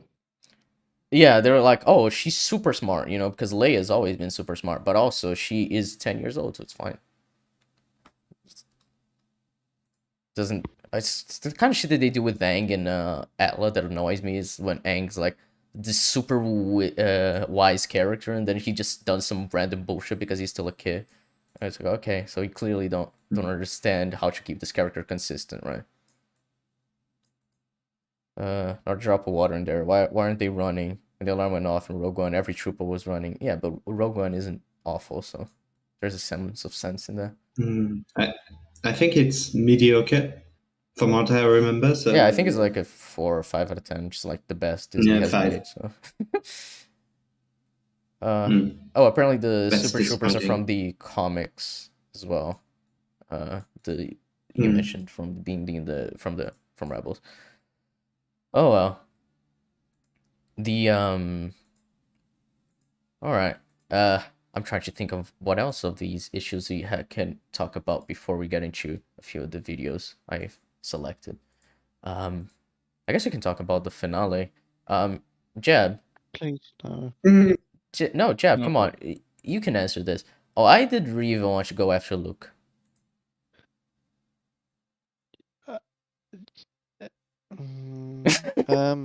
I broke Jeb with that question. See, the reason is that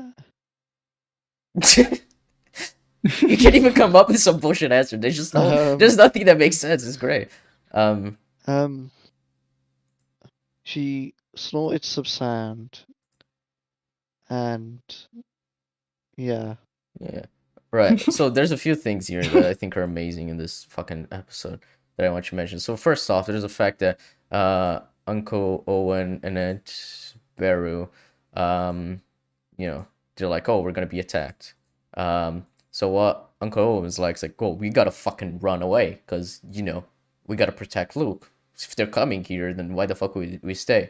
And then amazing Aunt Beru, with all her wisdom's like, nah, this is our home. We're gonna fucking defend it. Because she's retarded. Because why the fuck No, would she's she a care? strong woman. Fuck you. I don't understand. The entire point in A New Hope was that Tatooine was a place that's like a very like rundown, shitty place. Like their farm is just like this, place that Luke never wanted to be in. He wanted to leave. He was just living his life because he had to. He couldn't leave. And then he gets thrust into this adventure. It wasn't a place that was like, oh man, I love this place. It's our home. It's just like, I guess we live here, right? But then I guess Disney Star Wars is like, no, Tatooine is the most important place of all time. So they gotta defend their home instead of just leaving. No, the thing I like the most about it is that Beru was confident enough that she could take her on a Saving Inquisitor. That's Oh yeah, she was like, oh, we can't fight a fucking Inquisitor, right? Or at least we'll die trying. of It's course. like, what? This is the most important person in the universe you're guarding, which is Luke. You can't just do this. You can't just be like, oh no, it's fine. We'll die trying. Because your efforts won't matter. What matters is whether he's alive or not by the end. But okay, whatever. And then Uncle Owen's like, sure, I guess I'm gonna go along with this. I don't care. And then yeah, Reva comes to Tatooine. She tries to kill Uncle Owen and Aunt Beru, but she leaves them alive. And then she tries to kill Luke, but she's like, I won't kill you. And that's a redemption for her, because she sees herself in Luke in the most explicit way possible, because she literally does see herself in child. Yeah, she literally sees herself when she's gonna slice him here. Let me get the shot. Like she's looking at Luke. Jesus Christ, the shaky cam. And here she sees herself as a youngling, and then she sees herself as Darth Vader and Anakin, and she's like, I'm not gonna kill Luke. I'm a good person. Well done, Reva. You are not gonna kill this kid that you were gonna kill for absolutely no reason. You're a great character. I'm very glad we had this season with her. Why didn't she have this moment when she was hunting down, well, supposedly hunting down other Jedi? Unless maybe she didn't actually kill any Jedi herself in the many years she was an Inquisitor? Yeah, which is stupid No, because she was about to that's- kill a fucking Jedi in episode 1. She was only stopped by the Grand Inquisitor. I don't even know if it's the Grand That's Inquisitor, true. one of the Inquisitors. Yeah. I mean, She didn't have she's that shown in little the entire show moment. she's shown in the entire show as being like very ruthless and not caring. It's like, I'm gonna kill everyone I have to. I don't care. But then she's like, oh no, actually, I'm a tragic story. I do care. Yeah. Oh. It's like, okay. I forget if we mentioned this, but I love how she doesn't use her instant mind reading abilities on Owen when she asks him. Oh yeah, where- because I where mentioned the Obi-Wan Jedi in is. that episode 1, but I mean, no one is the obvious one because he's not even like strong in the Force. Just use him. You're already interrogating him. So dumb. I also Oh man, show ends. Obi-Wan is dead. If Well, Obi-Wan just did was in that fucking scene, right? So she would yeah, he read was and be like like, 10 feet away. yeah, then she would turn around and be like, It's oh, over. it's him. So, oh, okay. I also want to point out how she has no suspicions of Leia being Force powerful, despite her resisting the mind reading. I would raise an eyebrow when Obi-Wan's coming for her, and that's happened.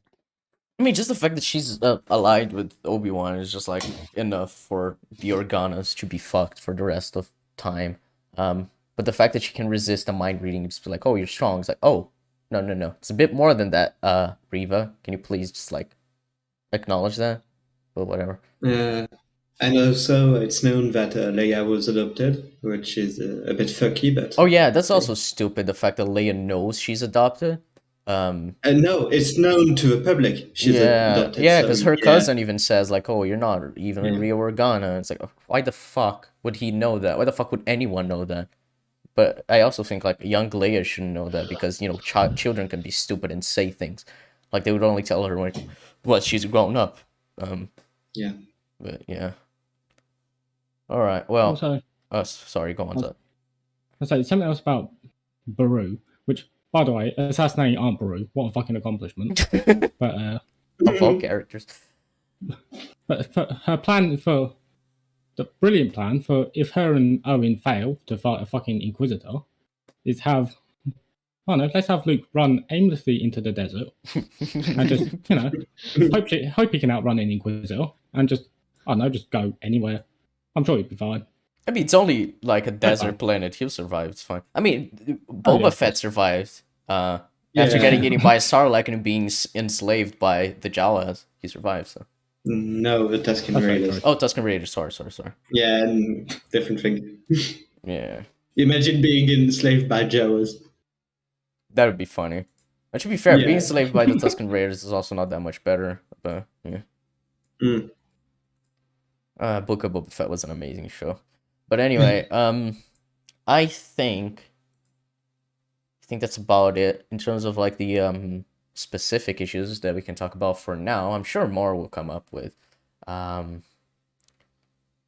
thought the Will whole point Meme of be the joining us? oh yes, I have no clue when, but he will be joining us. He is on Australian time, so he might still be asleep. I thought the whole Cringe. point of the Inquisitors is they hunt Jedi. They aren't important or powerful enough for Vader's attention. Is that it? Because I haven't watched Rebels or Clone Wars. I don't know. It's only when the Inquisitors fail that Vader gets involved. Because, you know, it's some serious shit. Right, but the yeah. point being that they do then hunt Jedi, right? Yes, That's their they job. do. Well, then that just kind Indeed. of that just kind of clears it then about what's your face, Reva. Oh well. Mhm. Anyway, what we do have now is a few videos that I want us to talk about. So, all right, Jeb, I want you to choose. Do you want a video where we will have to defend Kenobi or a video where we'll have to criticize Kenobi first? Defender, I want to see how we do. Nice. All right. No, You I don't wanna. all right. I know he No. posted a video today as well. Haven't watched it yet. It might be good, might not. It's a video about episode 1 made by the brilliant and genius robot head. So if you join the watch together, you can start. Huh. Okay, what should I name myself this time? I am Once it loads. this video I watched it the first time. I think I tweeted about it, and I barely use Twitter, so you could tell how mad I was at it. So imagine failing at criticizing Obi-Wan. That's what this video does. So well done. Alright. Wonderful.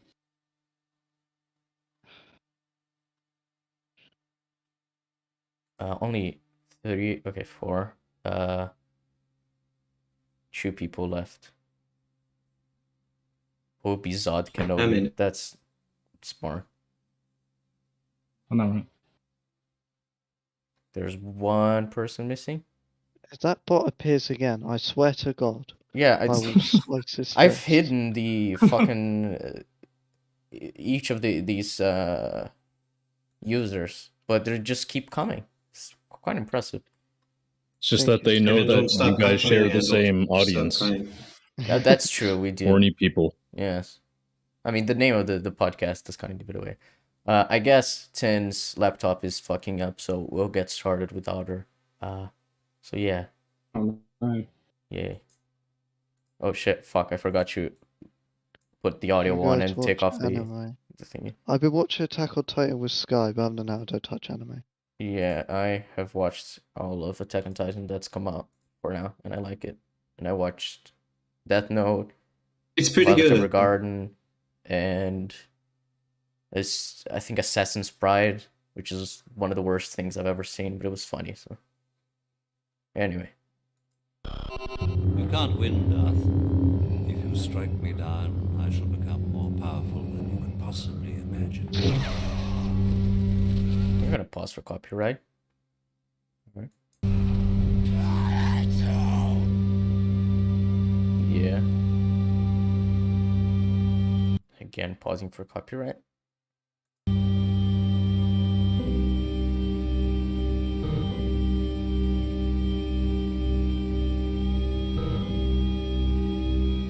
Alright. This noise is... It's great, and What is that noise? Why? What? Why don't I remember this? My ears. Oh. I'm not who I used to be. Find someone else. Go away! Right, so, already, I got a few things to say. Guess so.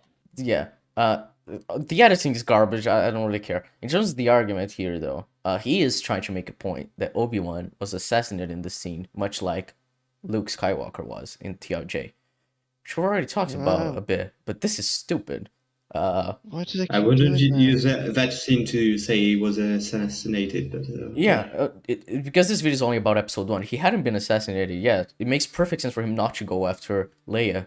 Not only because he doubts his powers, but because he needs to keep Like Luke. protecting Luke, and because Yeah, obviously, because there's other people yeah, who should take care of it. if you send one of the most wanted men in the galaxy to save your daughter, I think people are going to start noticing that you're aligning yourself with what the galaxy perceives to be traitors. And you're going to be, killed. So, Bail Organa being retarded. Yeah, it's dumb. That scene is like fine from Obi-Wan's perspective of him being like, I can't go. What? I'm tired of these people making a Luke comparison here. I'm like, this is nothing alike to seeing the entire status quo completely obliterated, and you are at the heart of it. Mm. Uh-huh. All right, well, let's get started to the actual video though.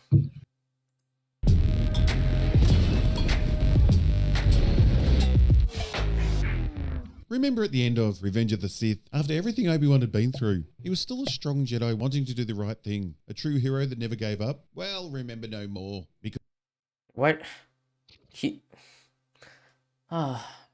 It's just at the end of Revenge of the Sith, what is like his brother had turned to the dark side and he had to kill him from his perspective.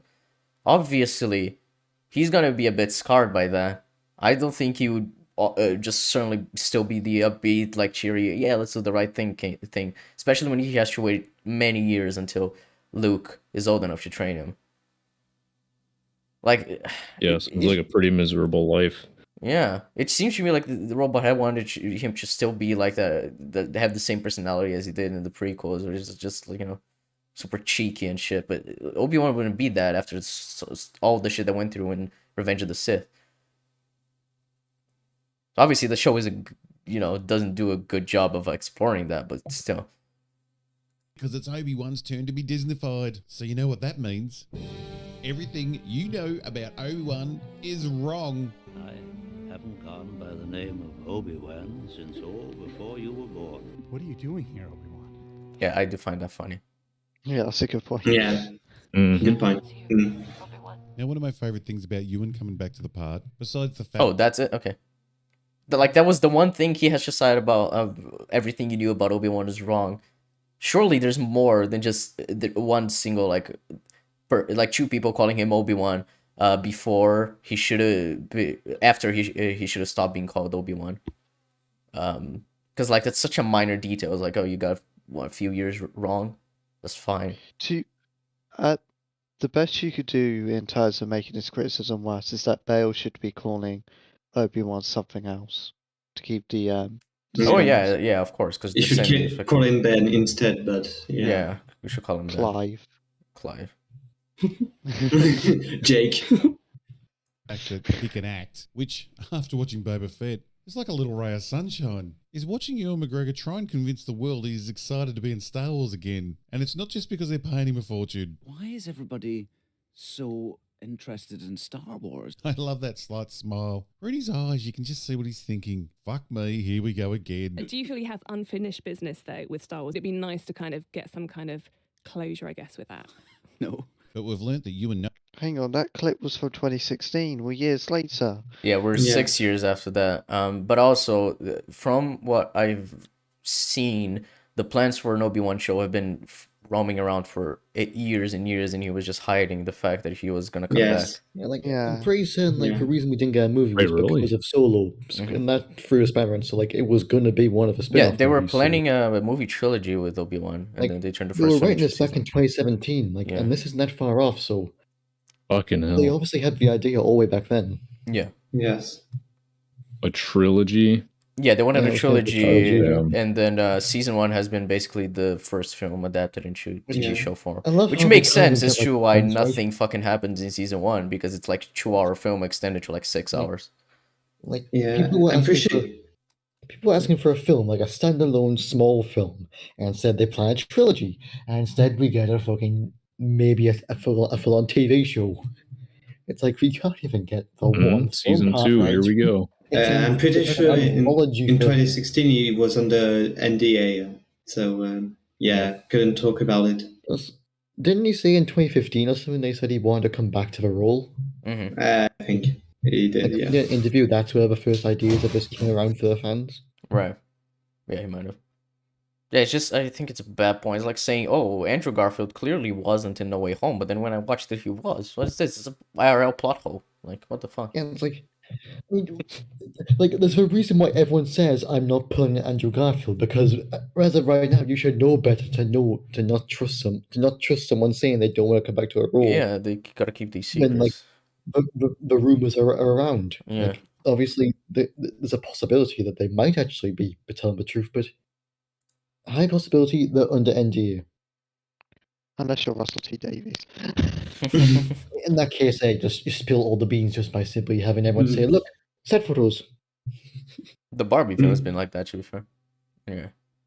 Yeah, true. Knows how to get the checks cleared. If I could meet one Star Wars creature, who would it be? Well, I'd like to meet Jar Jar again. Maybe we could bring him back. That's where it ends for me. Fuck I don't have a burning need to do it again, or indeed any sort of fascination for the movies that everyone else seems to have. I don't really have that. So we start with what is already an odd choice. We are back at the fall of the Jedi Temple. And don't get me wrong, this scene is good. And No. Definitely not. No, absolutely not. This fucking terrible. Jedi Master or teacher, whatever. Parkinson's, right, as the doors open is not good. She has no survival instincts. Oh, there's She also the fucking fact that makes the kids go out. the retarded clones, they just come bursting in instead of like having a plan of attack. Like And imagine they some miss of all them, the shot. yeah, but imagine some of them position Grenades, themselves like other things, so yeah. across with like a sniper to hit the kids, hit the fucking Jedi, and then kill the kids.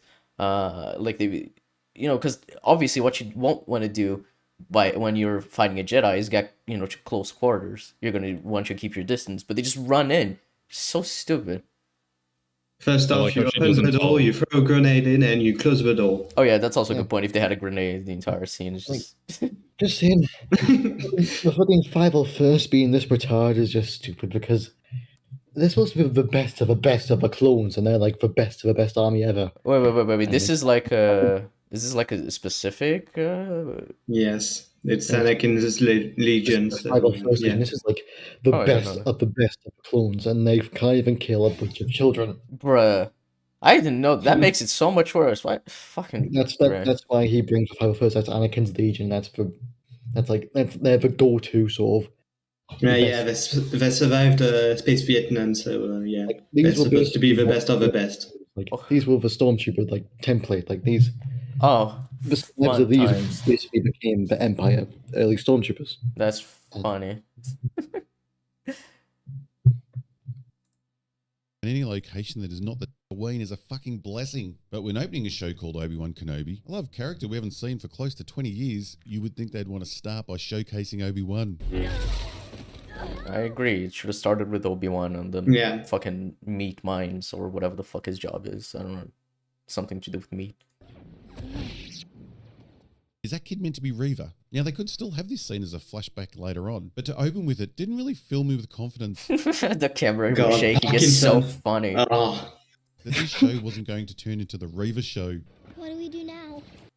Bro, it isn't really the Reva show, is it? I mean, people say it is, but it's like, I don't know, Obi-Wan gets a lot of attention. If you say it's the Leia show, I would understand more than the Reva show. Obi-Wan and Leia show, like the Reva stuff is more or less just the other half, I guess. Yeah, it's weird. I don't know. I wouldn't say Yeah. she's like the focus, much a lot like people are saying, but whatever. We run. Those big screens that Lucasfilm shoot on are super impressive. You always feel the actors haven't got enough room to get a good run up before crashing into one of the screen walls. Hell, I suppose it could be worse. I have no clue why he How come made we that never point. see the Jedi run fast again? Then slap Yeah, because it's this stupid edition in The Phantom Menace.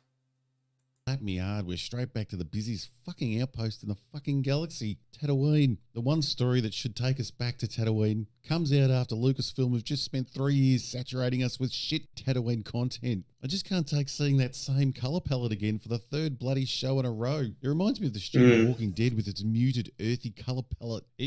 Yeah, so that point, I had agreed with that point until he started mentioning The Walking Dead. It makes no sense you compare it to The Walking Dead. It's like The Walking Dead it all takes place in this one post-apocalyptic setting. It's gonna have a consistent color palette because obviously, like they're not gonna move halfway across America because they really can't. But even then, they've been very different set pieces because of how they move. They had fucking Alexandria and all the different outposts. I stopped watching in season 9, so I don't know how it's evolved since then, but it's not all the same color, and even when it is, it makes sense to keep it consistent. The entire point is that going to Tatooine again and again oversaturates the use of that in this universe, but when it's The Walking Dead, it's fine because obviously we're going to follow these characters and they're not going to, keep going to fucking Canada and it's all going to be snowing or whatever. It's a stupid point, but anyway. Used season after boring season. How come not one bastard was wearing bright yellow when the zombie apocalypse started? Anyhow, we're not here to talk about bad TV show fashion, but yes we are. I just did a whole video on the bad costumes in modern Star Wars. I should have waited to include these guys, the Inquisitors. The Grand Inquisitor looks so funny. It's so stupid. Yeah. It's so silly. I love it. Hello. hello. Another wonderful creation from Dave Filoni, whose main talent is making bastardized versions of once great ideas, like having people fly with lightsabers. Awesome. You fucking idiot. So you might have been mistaken in thinking with these cool get-ups and red lightsabers that we were getting some badass Sith action in this show. But you see, the Sith have this pesky rule of 2 thing. where only 2 Sith Lords can exist at any one time. Very cool concept that made the Emperor's and Vader's relationship more unique. The idea created a very dark, evil existence for the Sith, where the search for power outweighed any type of loyalty. As an audience member, it really made you understand how evil the dark side was. But in the cartoon-inspired Disney Star Wars world we're now in, that idea is out the fucking window. No. That doesn't really make sense. No, they're more like soldiers than leaders. Yeah, he's gonna elaborate a bit, but at this point it doesn't make any sense, like, at all, because they're not Sith. The Sith are still Darth Vader and Palpatine. Like, you can be dark side and not be Sith Lords. I thought that was very clear from the movies, but I guess not.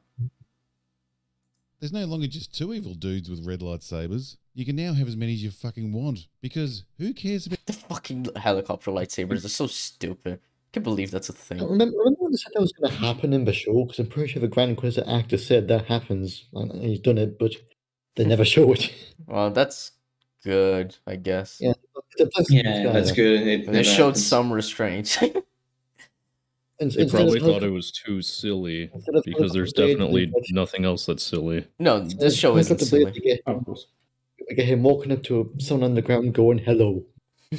That's way better. Of course. Special. More of everything is the only way for the mass moron consumer. And even though the characters are the same as the Sith in every way, we're going to pretend they're a Dave Filoni creation. We're going to call them Inquisitors. So that's what you call having your cake and eating it too. Yeah, I don't understand. It's like they're clearly different. It's fine.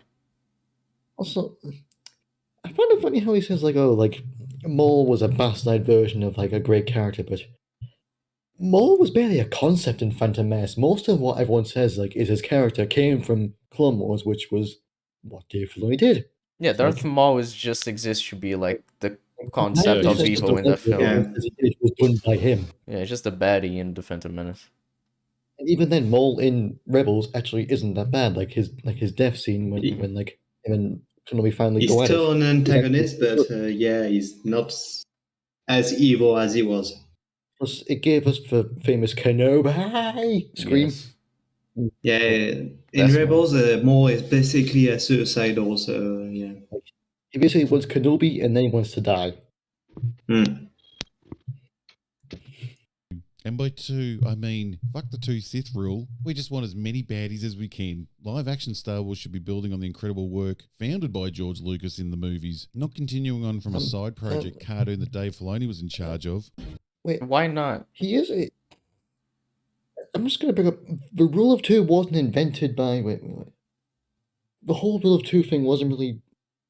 It was made by George Lucas, but it wasn't elaborated by him. It was done more in the expanded media. For example, how, like, the reason it was made was because they kept on betraying each other because there were so many of them. Like, that, like... And, like... That wasn't really George Lucas' idea, I think. I think that was more or less the expanded universe writers. I think it's Darth Bane that brought it up. They even brought that back in Clone Wars, saying that the reason, like, they made the rule was because all of us have kept on dying because they kept on betraying each other. Like, it was a sick self-fulfilling prophecy. So, like, and here, like, how can I don't know? Not everything done by Star Wars was made by George Lucas, you numpty. But anyway, he also made the point of, like, it shouldn't be based on the Dave Filoni side project. But I'm like, why not? What's inherently bad about it? I don't like it because I think these ideas are fucking stupid, and I think Filoni and Favreau are bad writers, at least for Star Wars. Like, even as much as that, like, even at the time when Rebels was coming out, I was still kind of bitter that they cancelled Clone Wars. But, like, the ideas, they were introducing them, they were running with them, and, like, once they introduce something, you kind of have to just go with it. Like, that's just how it is. Yeah, it's like this shit is canon, so I guess you kind of got to account for it being canon, right? You basically introduce dark side police squad. Mm-hmm. Yeah, enforcers basically. In that time period. Mm-hmm. Yeah, I don't really see a problem with dealing with these things in the live action shows. The issue is how badly they deal with them. Yeah, exactly. Yeah. Who doesn't want to be a mother? This is a setback for all women. Now, surprisingly, I really like this dude, even though he looks like the guy heading home in a taxi after a mate's fancy dress party. Where it Oh was a little shit! too You're Sorry. right. Madvocate, you paused there.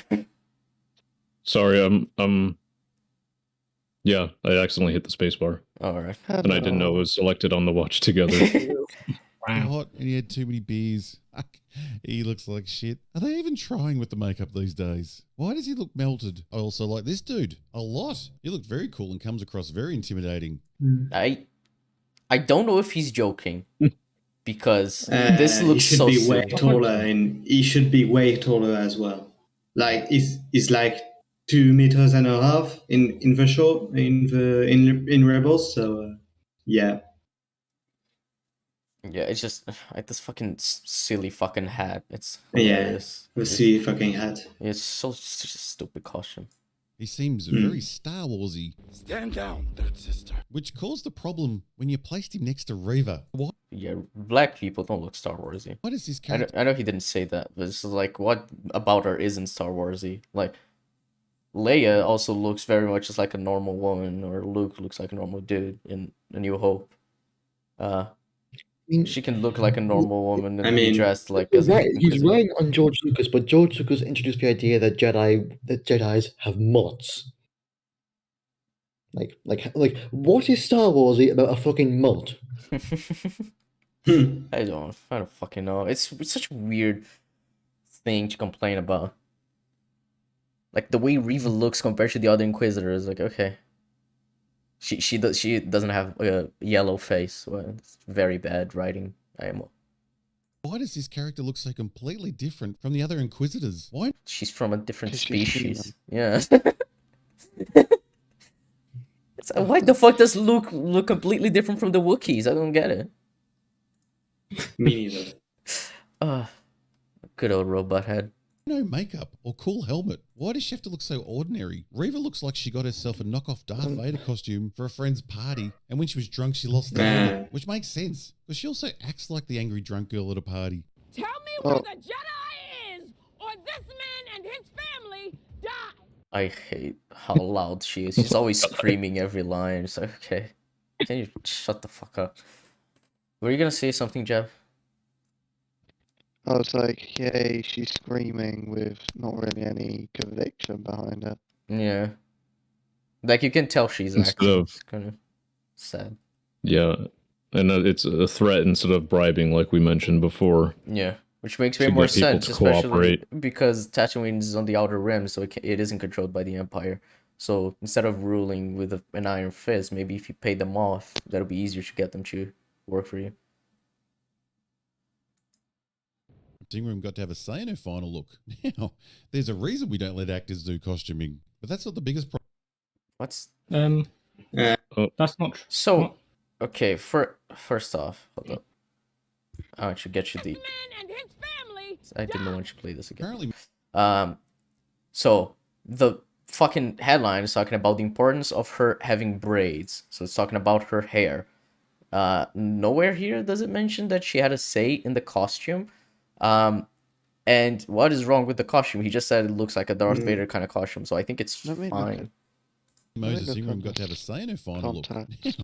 Like, it's just, yeah, it's what I'd expect someone who's working as a Jedi hunter to wear. I think it's fine. And exotic haircuts aren't strange in Star Wars. Have you seen Leia in Episode 4? Yeah, it's fucking weird haircuts are fine. It's not even weird. It's just braids. It's a normal haircut. I don't get it. Like, of all the things you complain about, it's like fucking saying that Holdo's hair is like fucking retarded. I'm like, who cares? It's some random character's hair and it's Star Wars. They're fucking alien-looking creatures. You can have like purple hair. It's fine. So the reason why, so we can confirm because I looked at the context, it was only the hair, and the reason being is that her hair doesn't naturally go the way it was originally envisioned, and it causes discomfort. So okay, well that's fine then. So, so the braids was because it was natural. Right. Okay. Well, that there's a reason why we don't let actors do costuming, which is why she didn't do costuming. Well done, Robot Head. Very good point. Oh, there's a reason we don't let actors do costuming, But that's not the biggest problem with Reva. Poor Moses is being completely let down by the director, because any actor can give a bad performance if they're not guided by the director on set. Just look at Russell Crowe in Virtuosity. Fuck. I've seen dogs vomiting up grass give better performances than he did in that film. And he went on to be Maximus, which I'm sure is about to be remade starring Moses. A calm, measured delivery is always way more frightening, especially when your character's meant to have incredible skills, can use a lightsaber, and kill people with magic. Maul didn't even speak, let alone shout. But enough of that. Yeah, but I wouldn't say Maul is like the symbol He's of not, intimidating. He's not a character, so... Yeah, I would say if you want to talk about someone that's intimidating, Dooku would have been a better shout, because he says very little, but he does have a very commanding presence. And that's mostly Christopher Lee doing the work. Yeah, exactly. Oh yeah, but that's the point. The point is the delivery and the acting being very subtle without having elegant sort of high class sort of vibe that you get from him. It's very sort of adds to his how sort of villainous he can be. Yeah. Yeah, Christopher Lee's great. Because I don't want the mad mob coming after me. So the Inquisitors are hunting Jedi, and lo and behold, there's a Jedi on Tatooine. Now, it was always thought that I find that shot to be stupid, or what happens in there, because she throws the knife and then puts her hand down, and the fucking Jedi continues to hold his hand up instead of just dropping the knife, giving his position away. Yeah, it's so dumb. So they find the Jedi in the first bar they go to. Yeah. Yeah, it is also fun. They land and they just find the Jedi. A Jedi who happens to know about Obi-Wan as well, which is okay. It's fine. It's okay. Tatooine is just a little island. Yeah, Tatooine is literally just that like that 1 mile of desert where it has the one city where everything happens, and then the farm. City. Yeah. It's that one Mos Espa city. It's no bigger than that. Yeah. It's not an entire fucking planet, no. Obi-Wan took Luke to Tatooine because no one, and I mean no one, would turn up all the way out there in that godforsaken place. But not 5 minutes into this show, and not only are the Inquisitors on Tatooine, and extremely close to Luke, another Jedi's also in Tatooine. It's as if modern Lucasfilm don't understand Star Wars at all. Obi-Wan Kenobi. Because they have made so many stupid story decisions in so many different parts of the Star Wars timeline that all they can do now is dig larger and deeper plot holes. It's quite fucking amazing. I know of such things. This show not only makes characters in the original trilogy and prequels look stupid, it also makes the characters in their own productions look like idiots. As an example, for some reason current Lucasfilm decided that the Jedi were either quickly forgotten about or not even widely known about. It was even decided that the Mandalorian wouldn't know anything about the Jedi, a bizarre decision that added nothing to his story. All it did do was remove any chance of Mando having any character depth when dealing with the Jedi. His relationship with them was that No, I don't agree with that. Yeah, I mean, he still could have had depth with dealing with Jedi. But it is stupid that he didn't know about the Jedi. The same way, especially when he was involved in the Clone Wars. So, he was alive during the Clone Wars, so he should have known about the Jedi. He should know many things. It's fucking Mando's stupid. Yeah. But I agree with everything he said. Since the last pause is just other than the depth thing. Yeah. It's just fine. Yeah, the world building with the current Lucasfilm is retarded. So. Slate. Yet here we are, a time when Mando was around 20 years old. And not only does everyone know about the Jedi, everyone also knows about the Empire's ex-Jedi squad that fly around the universe screaming about killing the Jedi all the time. They also know that the Jedi are traitors and whatnot, as at least considering episode 3 when we have that one dude with the cargo ship that Leia and Obi-Wan take a ride in. He's like, oh man, hate Jedi, I hope the Empire fucking kills him. So it's weird. I don't understand how the world building is supposed to work. It's like, so they do know that the Jedi exist and that they're evil, but then if you get your Tatooine, it's like, oh, the Grand Inquisitors are fucking killing everyone just because they want to get your Jedi instead of paying people off. So they would know that, the Empire is evil, which goes against the entire point of the Empire wanting to, rule the galaxy, because you can't, if everyone thinks you're fucking shit, they're gonna rise up against you. There's a reason why the Empire, for the Empire to have lasted that long, would have been for them to, actually have tried to bring some improvements in some places so that they don't cause uprisings. It's really bad world building in the show. Doesn't really fit in with the forgetting story. You know who we are. He doesn't sound threatening at all. I know of such things. But worse still is how it makes Luke look like a complete idiot. Now, at least Luke had heard of the Jedi, but he knew very little about them. He had never seen or heard anything about lightsabers or the Force. The Force? Are we meant to believe that the Inquisitors were flying into town, cutting people down with lightsabers and using the Force, and somehow not one friend or shop owner or droid ever mentioned anything about the violent magic show that just happened in town? Well, okay, so there's a big issue here. If we follow the logical progression, Luke isn't really going to hear these stories. Uncle Owen and Aunt Beru will, and they're not going to tell Luke. So Yeah. Luke shouldn't really know.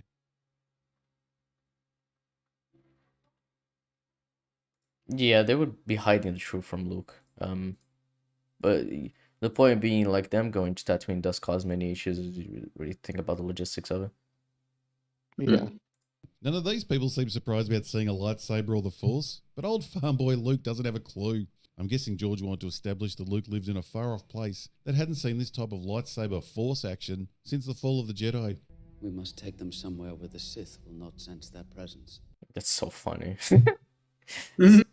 That little In line res- is like, in- okay, thanks. Yeah. Thanks for contradicting that. Thanks, Show. thanks, Lucasfilm. Have any of you seen the new Robot Head video? No, I haven't seen it. I did not have time because when preparing for today, I only had watched this video when it was released, and I was like, he should cover. He made a video about the the finale. conclusion of the. Okay. Yeah, I haven't watched it, but he says it's shit, at least from the title. So he should hopefully not make a bad video. And seeing as Luke has never left the planet, it was easy to believe he wouldn't know anything about lightsabers or the Force. But with all this going on around him only a few years before A New Hope, Luke now... Cutting the fucking hand is so stupid, by the way. Why the fuck would you do that? Yeah. Retarded. How the fuck are you gonna get people to actually work with you if you just keep fucking hurting and killing people? looks like an idiot. What is it? Your father's lightsaber. So our first taste of the Inquisitors really sets up how up and down this show's going to be. We have a great scene where the Grand Inquisitor is explaining how he exposes the Jedi. Personally, I thought seeing as the Inquisitors are ex-Jedi, I thought they'd just be able to sense other Jedi. But apparently not. His way of relying on the Jedi's compassion for other people was in... Oh yeah, that's a stupid line as well. Like, their compassion leaves a trail. It's like, oh, so you just full on admitting you're evil then. Well done. That's good on you. At least you know you're a bad person. So, like, I guess you just know you have no compassion. It's one of the things I hate about the stupid Lucasfilm, not Lucasfilm, Disney, Star Wars, is how the Sith and the First Order and everyone, like, they know they're bad people, and they just do Okay, shit. so apparently in Star Wars you can't have any nuance. You're either a good guy or you're 100% bad guy. Yeah. So if you have any nuance, you're a good guy. It's not like grey Jedi exists for a reason. Ben would tell him about the Jedi even if Uncle and his lad tried to hide news about. No, because Ben wasn't allowed near Luke or allowed to do that. Oh, it's about episode 2, it's not about the finale. Okay, well, he took a while to make that video then. Hopefully it's good. Interesting. The point where these super powerful beings were stopped by the... Oh yeah, I love how they stopped running after him but after this This episode. awning in the galaxy. Their whole purpose is to track down and kill Jedi. And this bit of thin material made them give up on the chase. What chase after scraps? Scraps are all we have left. Then we should be hunting bigger prey. Scraps is all we have left. Then we should hunt bigger So prey. dumb. Who writes this garbage? Only It is very dumb. I have no clue what the fuck that means. having scraps left would imply... Like, shit, I was trying to think of an analogy with food, but never mind. Thought it would be funny to make an analogy with that. But I guess it's pretty self-explanatory. Just keep playing it. I'll shut up. Hey, you've already got the bigger prey. Oh well, we then finally get to the guy that the show is named after. I never expected Obi-Wan to spend his days working in a fish factory, but Why not? I mean, What's the yeah, film? why not? He's living somehow. Yeah, he's got to make a living, and he's got to be hiding somehow. He needs to work to make money to survive. He needs I mean, food. He did. I think like they actually got paid when they were a Jedi. Like it was like their sort of overall living. Yeah, because they worked for the Senate, right? So Yeah, like they're yeah. basically like sort of Senate enforcers, I guess. So now Yeah. he's like discussed all over our new planet. Of course, he's gonna get a job. Wait, he steals like the piece of fish like 3 times. We see him doing it. That doesn't even go anywhere, does it? I don't even know if he stole it or if it's like him taking his cut. It's because he does it so like obviously that he's not even hiding in the it. open, so yeah. Yeah, so I don't know. I really don't know. But I and thought he that can't would use like the force to influence the bossman because he's cut off from the force. So yeah. I thought that would like lead somewhere, have like a tiny payoff after, but I guess he just takes it and then I guess that's it's just it. establishing how he's surviving in Tatooine, which is fine-ish, but I think it would have been better if they made it clearer whether he was stealing it or if he was, if he was just taking his pay. It's weird. Disney only know to do one type of Jedi, and that's as a miserable loser who has turned his back on the Jedi ways, which would be fucking fine if George is... See, this assessment is correct if it was later on in the season. This was about episode 1. He hadn't turned back onto like training Luke or anything. It's just he's got to wait, and he's hiding himself. That's kind of the thing that I take issue with. Like he keeps saying this, and it hasn't happened yet because it's all about episode 1. It's dumb. films didn't exist, because if you've watched the George Lucas Star Wars films, this version of Obi-Wan doesn't make any fucking sense. Why not? Something you want to say? It would have been awesome if the Lucasfilm writers had used some imagination and done something like made Obi-Wan a complete undercover badass. No, please no. No, hold on. Let him finish because this point is hilarious. Something like made Obi-Wan a complete undercover badass who lived in town before retiring up into the hills as old Ben. I'm sorry, I'm not ready to die. With all that Jedi training he had, he could have changed his identity and worked in security, or as a local pilot that would keep an eye on everyone coming and going from the area. That's so dumb. Wait, but yeah, okay, that's kind of funny. Wait, what is he implying that because he has the Force and whatnot, like this is why he should be working as an undercover badass? Yes. But he shouldn't be using the Force out in fucking public. Yes, he should not. And he also doesn't like blasters, and he wouldn't use his lightsaber because he can identify it as a Jedi. So if anything, if anything, this job is perfect to meditate in free time. So yeah. Oh yeah, that's true. He gives them each his camo. He eats the instant soup, which is very badly CGI'd. That's true. So I guess he steals it for his camo. Sure. Yeah. But anyway, yeah. Because sorry. Because the one guy that in the fish factory, doesn't he say like, "This is it, please, I have a family," and then the boss man like gets pissed at him, tells him to fuck off. I'm guessing whatever they get paid is probably enough for one person, but not enough for more people. So I guess that makes sense if he's stealing it for his little camel guy. Yeah. But anyway, back to this point. It would be really stupid if the show was about Obi-Wan being an undercover badass, fucking security guard or whatever. The entire point is that he exiled himself to hide and take care of Luke from afar. It's not that he would be doing some dumb shit in these 19 years and then be like, oh, I guess I'm going to retire now and to wait for Luke to come here. I think it reminds you like a point Jeremy Jones point in like his finale, in his review of the finale, where like the description on Disney Plus says the action-packed finale, and it's like that one line is a basic misunderstanding of what Obi-Wan should be doing in this time. Yeah, it's like it said in chat. Yes, because when I watch A New Hope, I see Secret Agent Kenobi. Yeah, it's so stupid. It's like, of all the things you just said, the Lucasfilm doesn't understand Obi-Wan's character, right? But I guess you understand it so much better that's why you think he should be an undercover badass. He on the Death Star for a bit. That was a bit undercover because no one saw him. So it was no cover.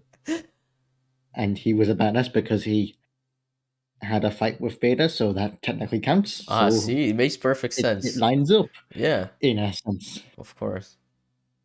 And him holding back when the boss man tells the guy to fuck off, like that's fine because he can't. Yeah, he can't call attention to himself. You can't do anything about it. Yeah. Yeah, I With think his it's fine. ability.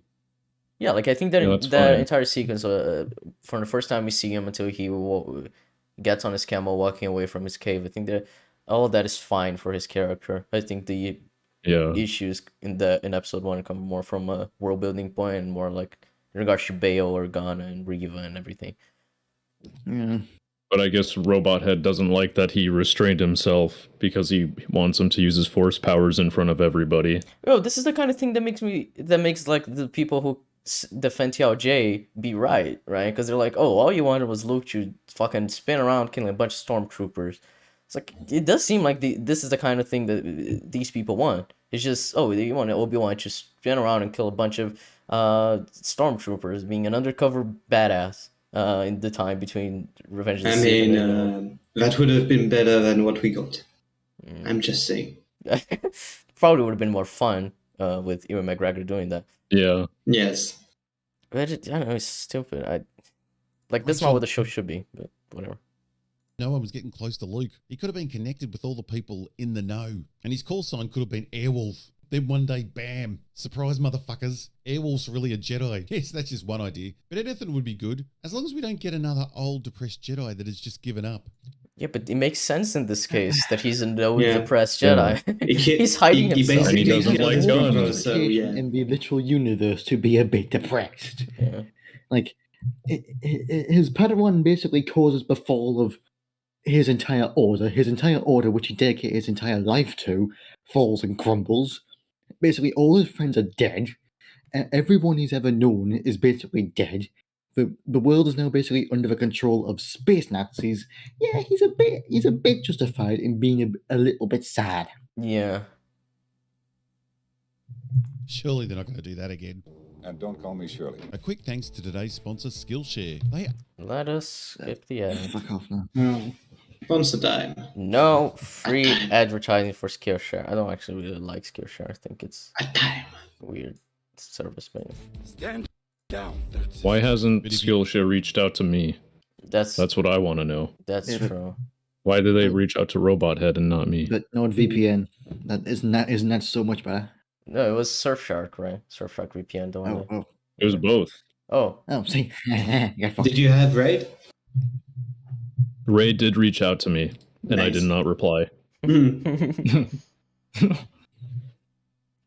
If you do like the fish market scene and the return to home writing scene, you're in luck. This first episode has so much filler, we get to see him at work and travelling home 3 separate times. Yeah, but that's not filler. That's important for his character. It's establishing his Yeah. day-to-day. Like, that's the good stuff.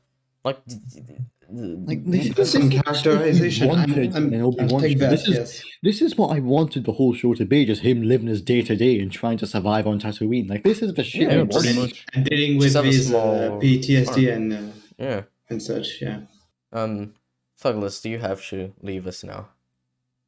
I do. It turns out I'm working tomorrow, so yeah. Wow. Pretty cringe if you ask me, I but yeah. agree, quite cringe. But thanks Yeah. for being here, Thuglas. It has been fun. And thanks for welcoming me again. Of course. Yeah. If you want to follow Thuglas and on Twitter, the link is in the description. Yeah, I post cringe stuff. Yeah. If you like his cringe here, you like his cringe on Twitter.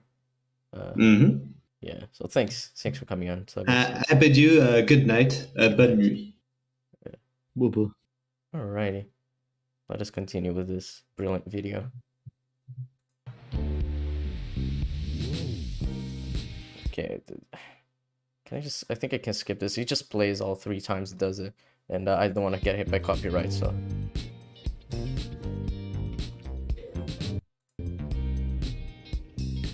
We get to see Obi-Wan checking on Luke, which by the looks of it could be the only time we do. We then see Obi-Wan get a visit from the younger Jedi that somehow escaped the Inquisitors. Now, this visit brings up a lot of bloody questions. But before we get to those questions, and fucking many others, I want to clear up some confusion that Disney defenders have with critics of these shows. You see, there are two types of so-called fans that try and enjoy the... Don't say so-called. I hate this retarded gatekeeping. They are fans. It's fine. Like the way I view it, like fans are just people who enjoy the stuff. You don't gatekeep who when fans ever watch something. They just shit on the stuff you're watching, not the people watching. Yeah, I mean, of course, unless they make really bad arguments, and then they deserve it. Yeah, the point being, you can obviously like rebut their criticisms or praises or whatever. It's fine, but coming after them is like, oh, you're not a real fan because you don't like the same stuff as I do. It's so cringe. Just don't. Yeah. These shows, there's one group that are all the people that fell in love with the Star Wars story, the fantasy of it, Luke's hero's journey, Vader's redemption, Anakin's downfall, Obi-Wan's journey from a warrior to a selfless old man who dedicated his life to just living on his own so he could watch over his friend's son. And then there are fans that fell... You just said he dedicated his life to being on his own, but I guess you also wanted him to be an undercover badass who had loads of connections in Tatooine. That seems like a big contradiction, doesn't it, Robot Head? But whatever. Fell in love with the Star Wars brand, and it's the brand that's important. Yeah, this kind of annoys me because I imagine Zod specifically will remember the thing I'm going to reference now.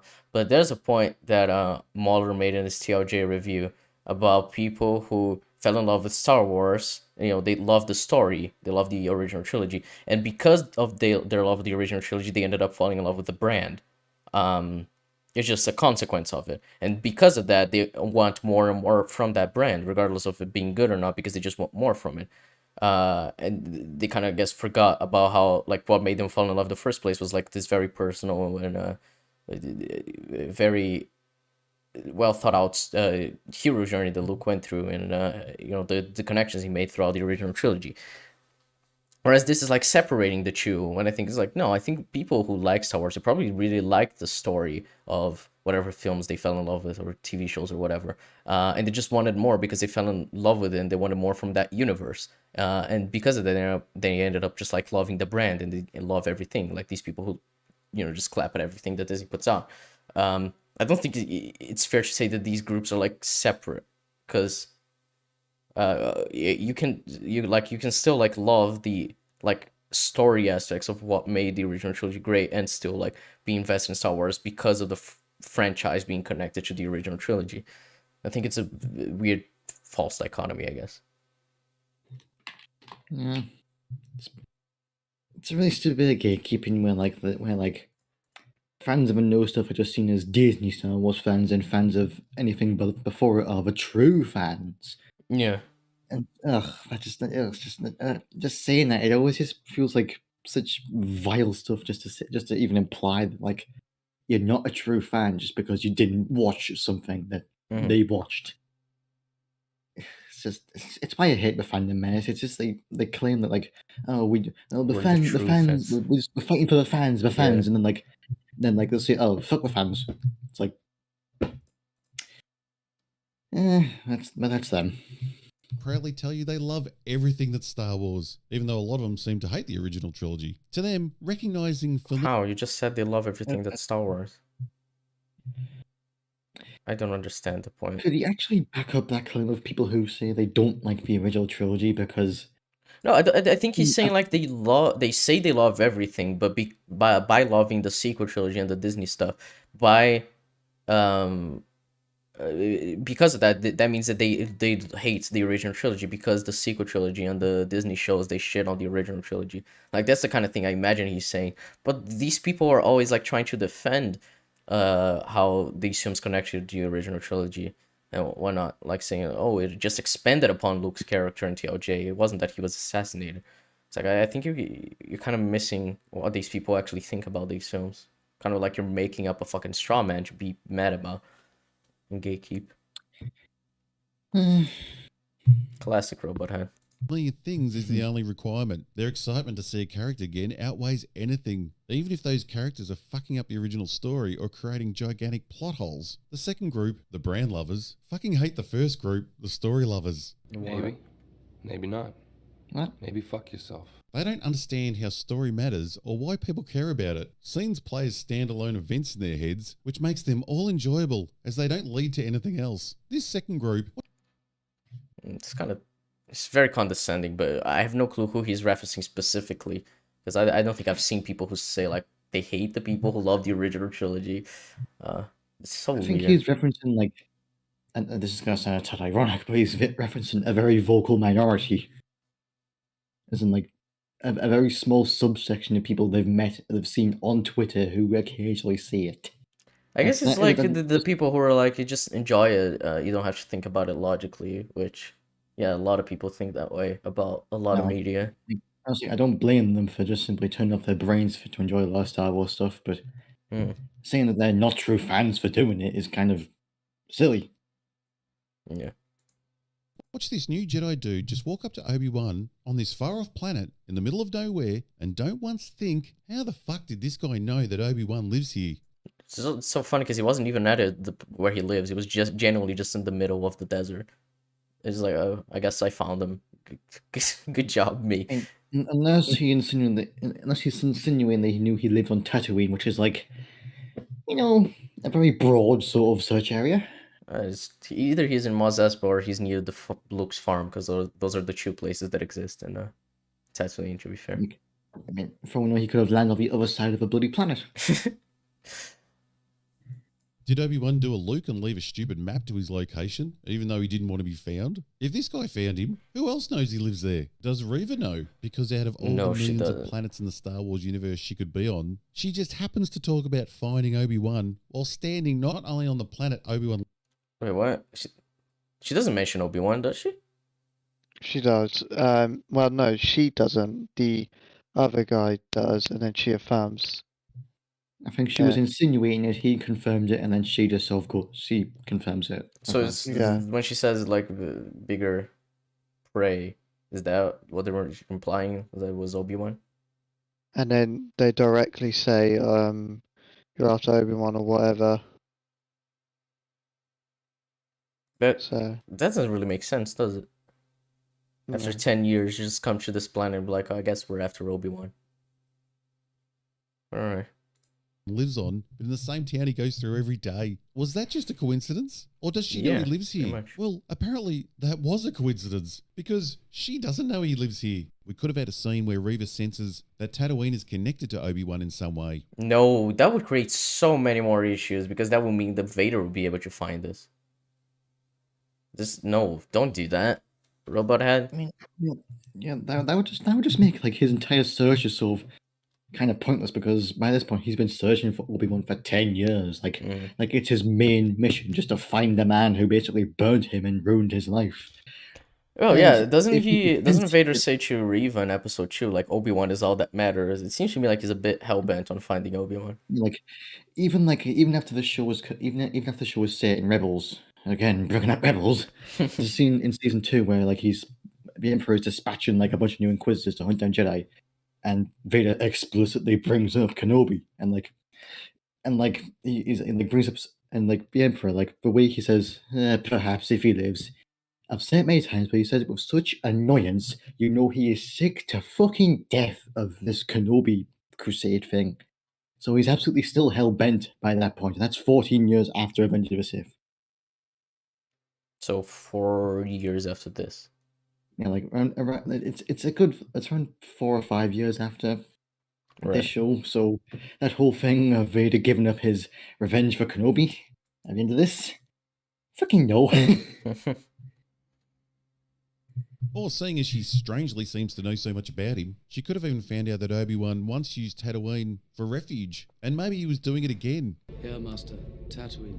Maybe we could have had some background where Reva used the Force to trick the younger Jedi into heading to Tatooine, allowing her to follow him there to see if the younger Jedi would flush out Obi-Wan. But no, the tense... How?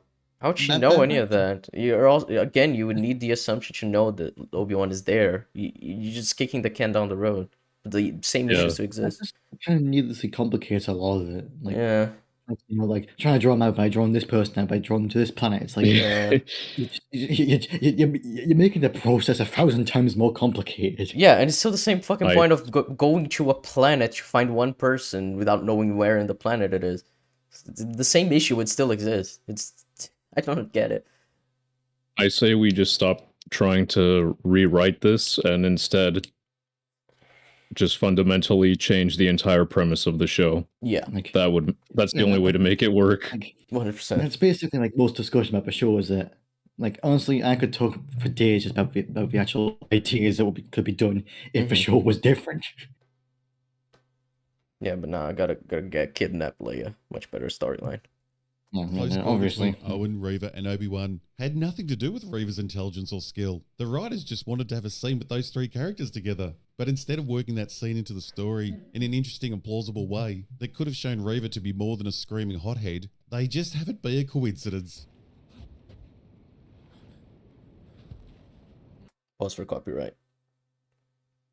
You know something? We also find out later in the season that Vader is very hands-on with the Inquisitors and knows where they are chasing Jedi. So you think when he was sending them out to catch a Jedi on Tatooine, he may have said, look guys, bit of a coincidence today. The Jedi scum you're hunting down happens to be on Tatooine. And I might have never mentioned this before, but I grew up on Tatooine. And by chance, this guy's right near my half-brother. So seeing he's going to be on Tatooine and so close to my half-brother, would you nick over there and see if he knows anything? But that's implying that he knows. Vader would never give his backstory away to anyone. That's also not anyone. Yeah. There was maybe like 2 or 3 people who by that point know he was Anakin, who he cannot kill for simply legal purposes. Like, yeah, for I example, think it's also the kind of thing where like I think Reva would have just been killed by Darth Vader by knowing that, because he knew that she knew he was Anakin. So like the moment he recognized her, she would be dead. Like Yeah. he has the power to casually kill off an Inquisitor as shown in Fallen Order. Like he has that authority. Bro, even Like, this show, he grabs her with the Force powers. He starts Force choking her, and then she says, "Oh, I put a tracker on their ship," which is He's fucking fully retarded within dumb. his right to absolutely murder her simply for any old reason that he seems fit. Yeah, like I She should be dead. She should have been dead years ago. Yeah, it's And like he hates that. He hates Tatooine. Well, part of the reason why, like, the idea to put him on Tatooine was because he would never want to go back there. It's where his mother died. It's where he was a slave. Like, he would never even think about going back there. He thinks more about Naboo, to be honest, because of Padme. Yeah, and by what Robot Head is saying here, it's kind of implies that he knows Obi-Wan is in Tatooine, but why? How would he? If that's the case, why the fuck didn't he go down to Tatooine Yeah. himself? As soon as he found out he would have gotten a Star Destroyer, he would have gotten the fucking Super Star Destroyer and absolutely slaughtered his ass just simply from orbit. Yeah, I There was think no way he Robot would Head send- is making he Vader won't- even worse with his rewrite. Yeah, which is impressive because Vader's thoroughly destroyed by this show. Like, Vader isn't even Vader in the show, and he's managed to make Vader even more not Vader. Yeah, it's so weird. Robot Head saying Lucasfilm doesn't understand Star Wars, only to prove he doesn't understand Star Wars. Very ironic. Yes, my lord.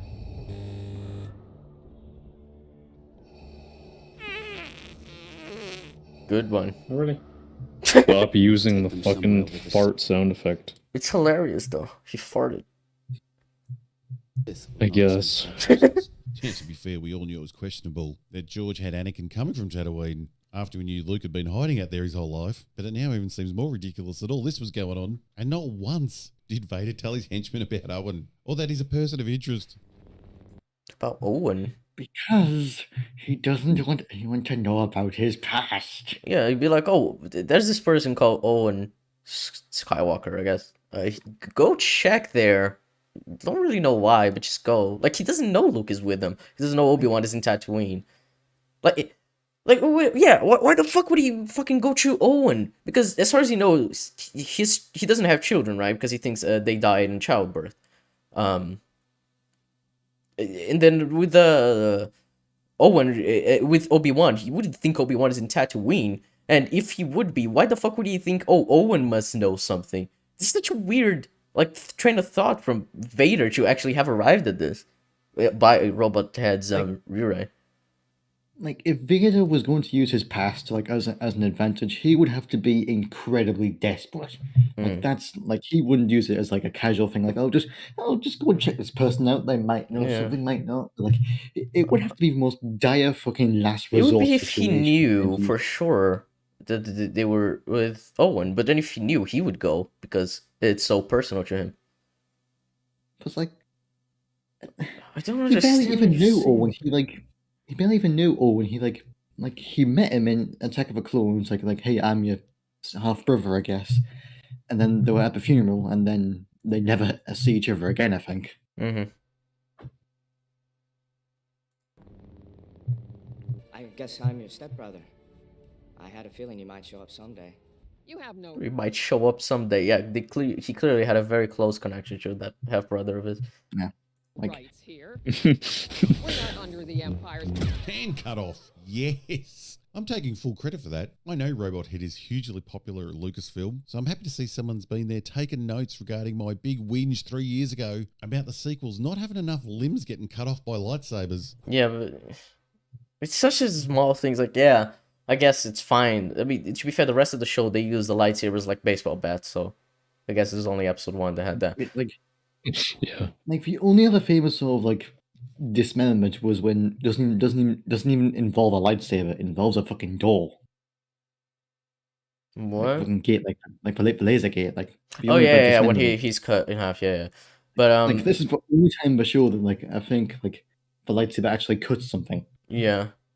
But my point being, it's such a small thing. Are you not going to criticize the fact that Reva is being a fucking retard? You're just going to be like happy about the superficial element of, yes, a hand was cut. Let's go. Limb cut off. 10 out of 10. So weird. What? Just nicked again? What? Why isn't his head off? What is it you think you will gain by capturing? Bro, the amount of bass they added to his voice is hilarious. My headset is fucking vibrating. When I'm old. Wait, what was the line? I Again? didn't even pay attention. What? Why isn't his head off? What is it you think you will gain by capturing him? When I'm old. What is it that you're gaining when I'm old? Wait, was that the actual line? What she's owed. What she's owed. Okay. She thinks Vader owes her something. Yeah. Well, yeah. I heard old as in OLD. What? When I'm old. That's what I heard. It's like, okay, wait, what? But now I get it. Yeah. Speaking of Uncle Owen, of course, Uncle Owen hates Obi-Wan, and this makes some sort of sense because when they meet, Obi-Wan is portrayed as an idiot who learnt absolutely nothing with his time with Anakin. What do you mean? What? This is disturbing frame.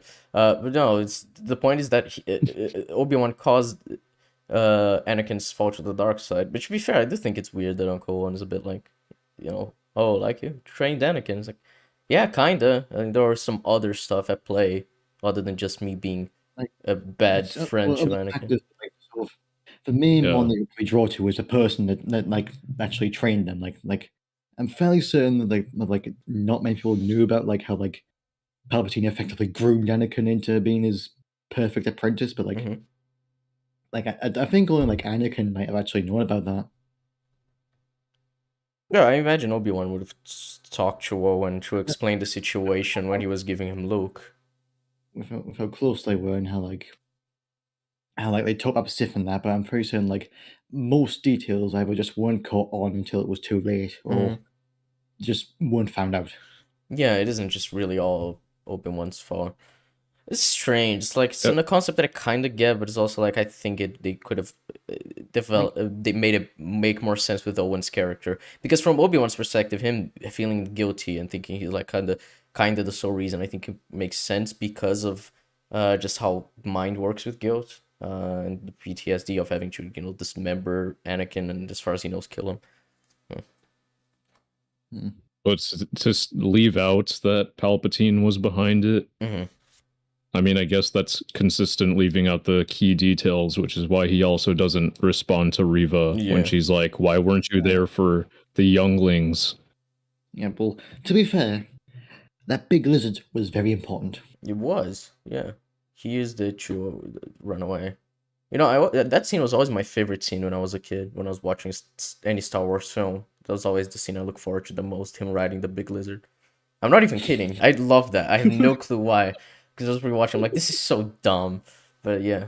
Anyway, I love that scene. About this. When the time comes, he must be trained. Like you trained his father? Hey, Owen, nice burn. But remember when you let Shmi die as a Tusken sex slave? What do you think he would have done? What? You do that. Owen's father went out looking for the Tusken Raiders and lost his fucking leg because of it. Like the Tuskens, like before they're violent. Were ruthless. Like they enslaved them, Boba they Fett. tried. Like in Boba Fett, the scene is more like because like gets taken in by the Tusken Raiders, and the scene is more like a tribe, like actual like a species. But in like Attack of the Clones, there's a fallen speech how like they're mindless monsters, and now they took her, and then there's no chance that she's alive. Like they tried to look for her, got their asses kicked, and then decided to regroup until they could try again.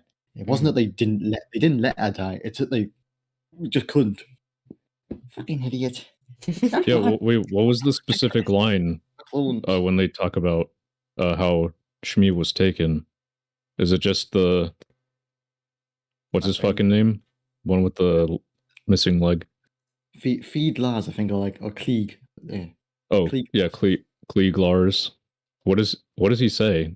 Was Shmi like away from their home and... She was out like maybe like getting something from one of the farms or something, and like they got her in the night.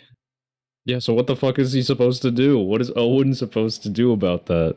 Because like they say they went out for a hunting party, the guy lost his leg. Here, I found the line. It was just before dawn. They came out of nowhere. A hunting party of Tusken Raiders. Your mother had gone out early, like she always did, to pick mushrooms that grow on the Vaporators. From the track, she was about halfway home when they took her. Those Tuskens walk like men, but they're vicious, mindless monsters. Thirsty of us went out after her. 4 of us came back. 30 of us went out after her. 4 came back. So that's what 2 out of 15 people. It's less than like 10% of the people who came back, basically. No less than 30%. You can't say they let it happen. Yeah. Results. Yeah, be pissed at this if there was like a fight scene between Owen and the Tuskens and like or just with the whole family and Owen just stood around doing nothing, then you should be mad at him. And that guy says, I'd be out there with them, but after I lost my leg, I just couldn't ride anymore until I heal. I don't want you to give up on her, but she's been gone a month. There's little hope that she's lasted this long. Yeah. That fight scene with Owen watching it just makes you think of like her getting kidnapped and like Owen just standing over there like Ned on those fan posters, just like the fuck they doing over there. If you consider the fact that 47 years ago in 1977, yeah, the stormtrooper bonked his head, and therefore it's fine. Yeah, but anyway, point being, stupid as a point from Robot Head. Uncle Owen did not let Shmi die. Okay, it's just not true. And I have to point out, everyone always talks about Obi-Wan having a tough 19 years as he went from looking like this to this in that time. But no one ever mentions Bruce fall off the cliff. Fucking sexist. Obi-Wan's whole story in the prequels was witnessing Anakin's rise and fall. He contributed to the rise and fall by continuing Qui-Gon Jinn's training of the boy that Yoda had warned was too old to start Jedi training. Anakin was 9 years old in Phantom Menace. Luke already looks like he's pushing 9. When the time comes, he must be trained. Obi, do you ever learn? What? I have no clue what his point here is. Is that Luke is already too old? Saying that doesn't remember that part of why Anakin fell, I guess, is because he was too old. But and that's Luke is not that same age. This is not really the truth, no, is it? No. Anakin fucking fell apart for a bunch of reasons. His age was like very small on that scale, to be honest. I would say it's like Palpatine manipulating him is what did, because like the fact that he saw Padme dying is what caused him to want to heal her, is just because of his connections. That doesn't have really anything to do with his age, does it? Like, well, what I'm guessing, if he was picked up at a much younger age, like at like the average age that for a Jedi, sure, maybe it could have changed a bit, but I'm pretty certain it was very small on that list of priorities. Yeah. We're gonna say Madvocate? What I'm... Yeah, well, I guess to kind of steel man the age thing, I'm guessing that when the very little kids are trained to become Jedi, they have, you know, the early years is mostly like meditation, learn to calm your mind and not be fearful, I guess, since that was like a role in Anakin's downfall. So he didn't get that in his early development, which is why he was more susceptible to that. But still, if Palpatine didn't exist, Anakin wouldn't just become Darth Vader out of nowhere. So even though Owen didn't know Anakin and had only met him briefly and would most likely know very little about what happened to him, because I don't think Obi-Wan was hanging around the moisture farm on weekends, laughing around the barbecue about younglings dying, and Anakin cooking better than those steaks. Smells incredible out here. Christ, Anakin's the whole reason Obi-Wan is hiding on Tatooine and the reason the Jedi Order fell. But none of that matters because the Lucasfilm writers have Obi-Wan forget everything that happened and then have Owen remind him that it didn't work out so good last time. What? No. Just... exactly. I don't really know. I'm very confused what his point is. I guess he's saying Obi-Wan didn't explain the full situation to Owen? Which is a point I did make like a few minutes ago. So if that's the point, I agree. He just took a very like weird way to get to this conclusion. There should at least be some sort of explanation, because I'm pretty certain Obi-Wan didn't turn up to their home with a baby and just say, "Hey, have a baby." Yeah, like, he had to explain what was going on. Yeah, with it's what I said. Like if he's giving the baby to Anakin, not to Anakin. To Uncle Owen, he's gonna be like, "Yo, Owen, this is what happened, and then you should take care of this kid if you can. He's your nephew." Like a hologram saying like Anakin's fallen to the dark side or something like that, or at least like Anakin's died or something like that. I mean, he doesn't need that because he did go there himself, right? Like just some sort of abridged version of what happened, and then just explain, "We need you to take care of the kids." Yeah. Like, that should at least be like the bare bones explanation. Yeah, it's what I imagine they did in the final scene of Revenge of the Sith. You know, with like in between cuts, because it's not the thing that we need to have. And it's weird that the show is just like, oh, I guess he thinks Obi-Wan caused his fall fully. Yeah. I'm pretty certain Obi-Wan wouldn't have actually. I'm pretty certain that's more or less a leap that Owen would have made, because like, I guess like, you know, oh, like you trained him, so that means you did it. You couldn't. Me. Yeah. This film really hates Jedi. Go away. The Lucasfilm writers so often write from the To be fair, George Lucas didn't like Jedi either. The point that the prequels is that the Jedi Order was stupid. And they were hypocrites. It was to show that like one of the main factors in Anakin's fall was their sort of very dogmatic sort of fucked over system that they've developed from being so tied into politics and the Republic. Yeah, exactly. Like, they basically caused their own undoing in a sense. Like, it was to show that the Jedi, after like 1,000 years of peace, kind of became a bit lazy and flawed, very much flawed. So like it wasn't. Jesus Christ. Yeah, it's like say, oh, Lucasfilm hates Jedi. Yeah, but George Lucas as well. He didn't really, you know, because like the point in Return of the Jedi is how like Luke, despite being very driven by his emotions and his connections, he still prevails in the end. He's still like good. He's not driven to the dark side, which goes against Obi-Wan and Yoda's training. Yeah, exactly. Like, even the end of Return of the Jedi, Luke was basically rebuilding the Jedi Order to how it should be better, should be more like because yeah, which is why the fucking scene in Book of Boba Fett where Luke is like, "Oh, you gotta choose right now if you want to train or if you want your mentor." The Jedi Order, which is just stupid. Like you should. I'm pretty certain Anakin's Force Ghost should be talking to you regularly. You should know firsthand that the old ways didn't fucking work. Yeah, it's dumb. Perspective that the characters have watched the movies. They give them connections that don't exist in the story. Han knew Obi-Wan for a matter of hours, and Princess Leia never met him except at birth, but they called their child Ben after him. I mean, he did give his life to just stop Darth Vader and help destroy the first Death Star. That's significant. You could name it after anyone. I'm pretty certain, like. I mean, it's also Ben. It's a normal name. I mean, I don't know if in Star Wars it is, but it's like it's fine. It's named Ben. I mean, on Padme's deathbed, she didn't name Luke after some person she knew, or Leia after some person she knew. It was just off the top of your head. Yeah. Throw, you know, same could happen with when Ben was born. Yeah, and it's fine even if they only knew him for a few hours because he was very important anyway in terms of winning. He saved their life. He's basically the reason for them getting together in the long run. So yeah, a bit of sense. And if they were gonna name them after the kid after Obi-Wan, wouldn't they name him Obi-Wan instead of Ben?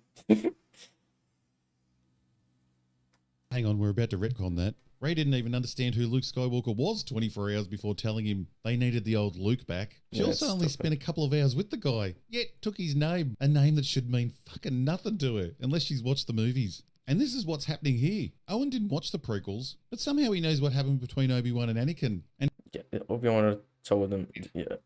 Wait, so you're telling me that he shouldn't know, but that he does know, but also that Obi-Wan should have told him what actually happened, but also he shouldn't because they didn't have a connection, despite the fact that Obi-Wan was the one who brought Luke to him? I'm confused. What's your point, Robot Head? My brain's turned to mush right now. Yeah, I'm confused. And how Obi-Wan got it wrong. And not only that, he has to remind Obi-Wan what happened. Fucking ridiculous. My response. He doesn't have to remind him. It's just he's I guess bitter about it. Like he's skeptical about Obi-Wan being able to actually bring up Luke properly because of what happened with Anakin.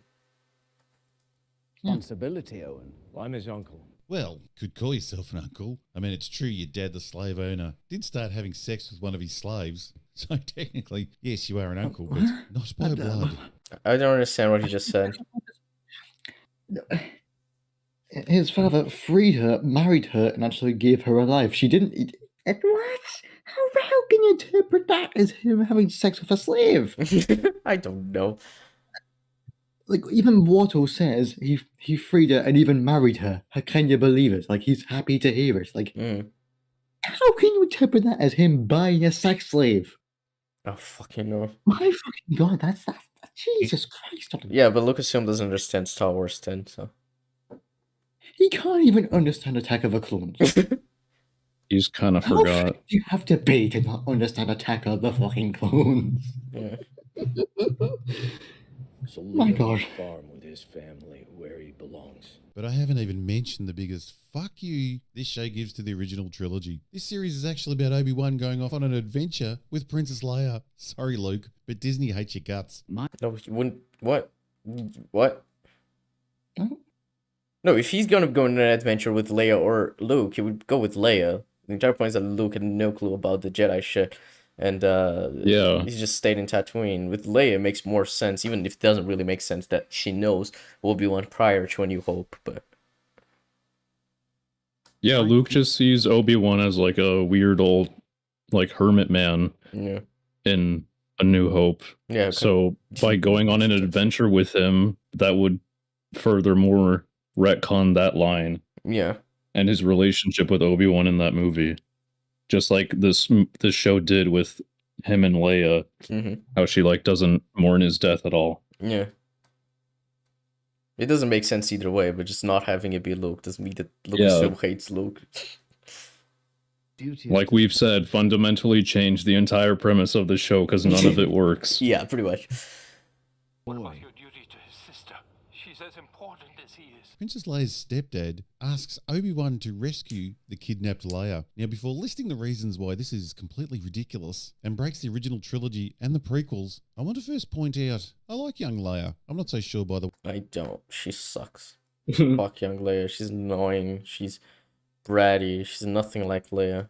And to be fair, it's fine if the child version of a character isn't anything like Leia, but they're trying to make her out to be like this super smart, like, oh, she's just like Leia. She, witty, she's funny and whatever. But yeah, that's what I don't get. Why is there this obsession that Leia, how many years was it? 9?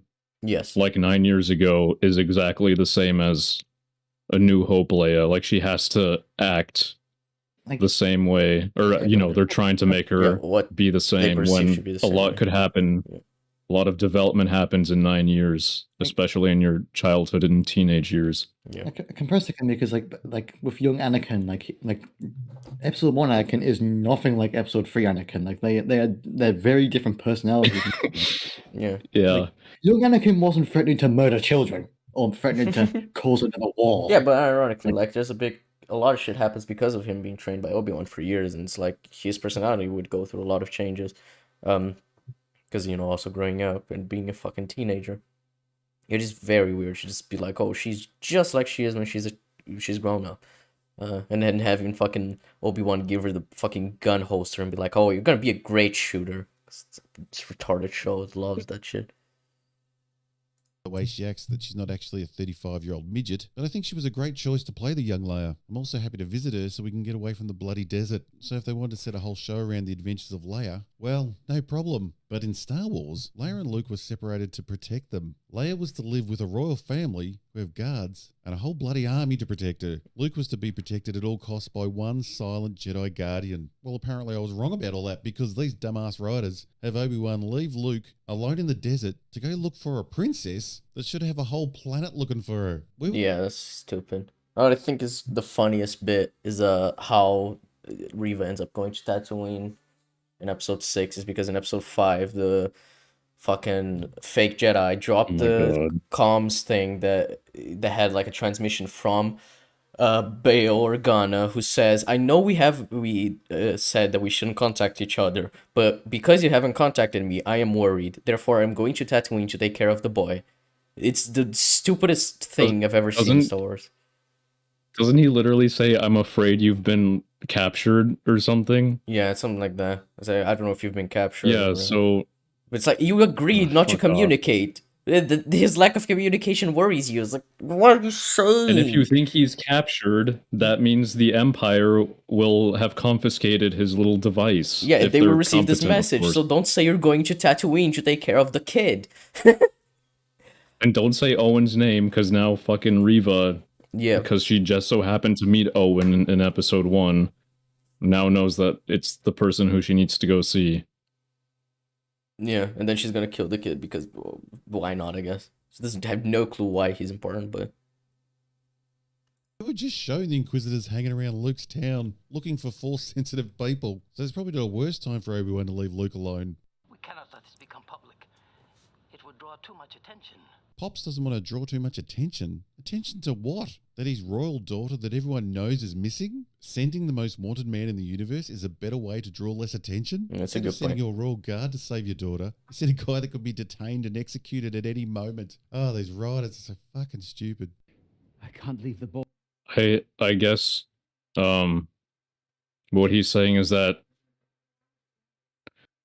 Wait, his point was to not draw attention because... It's Leia, right? Yeah, he didn't want to like send his royal guards and shit like that because it would draw too much attention. That's what Bail Organa said. Yeah, but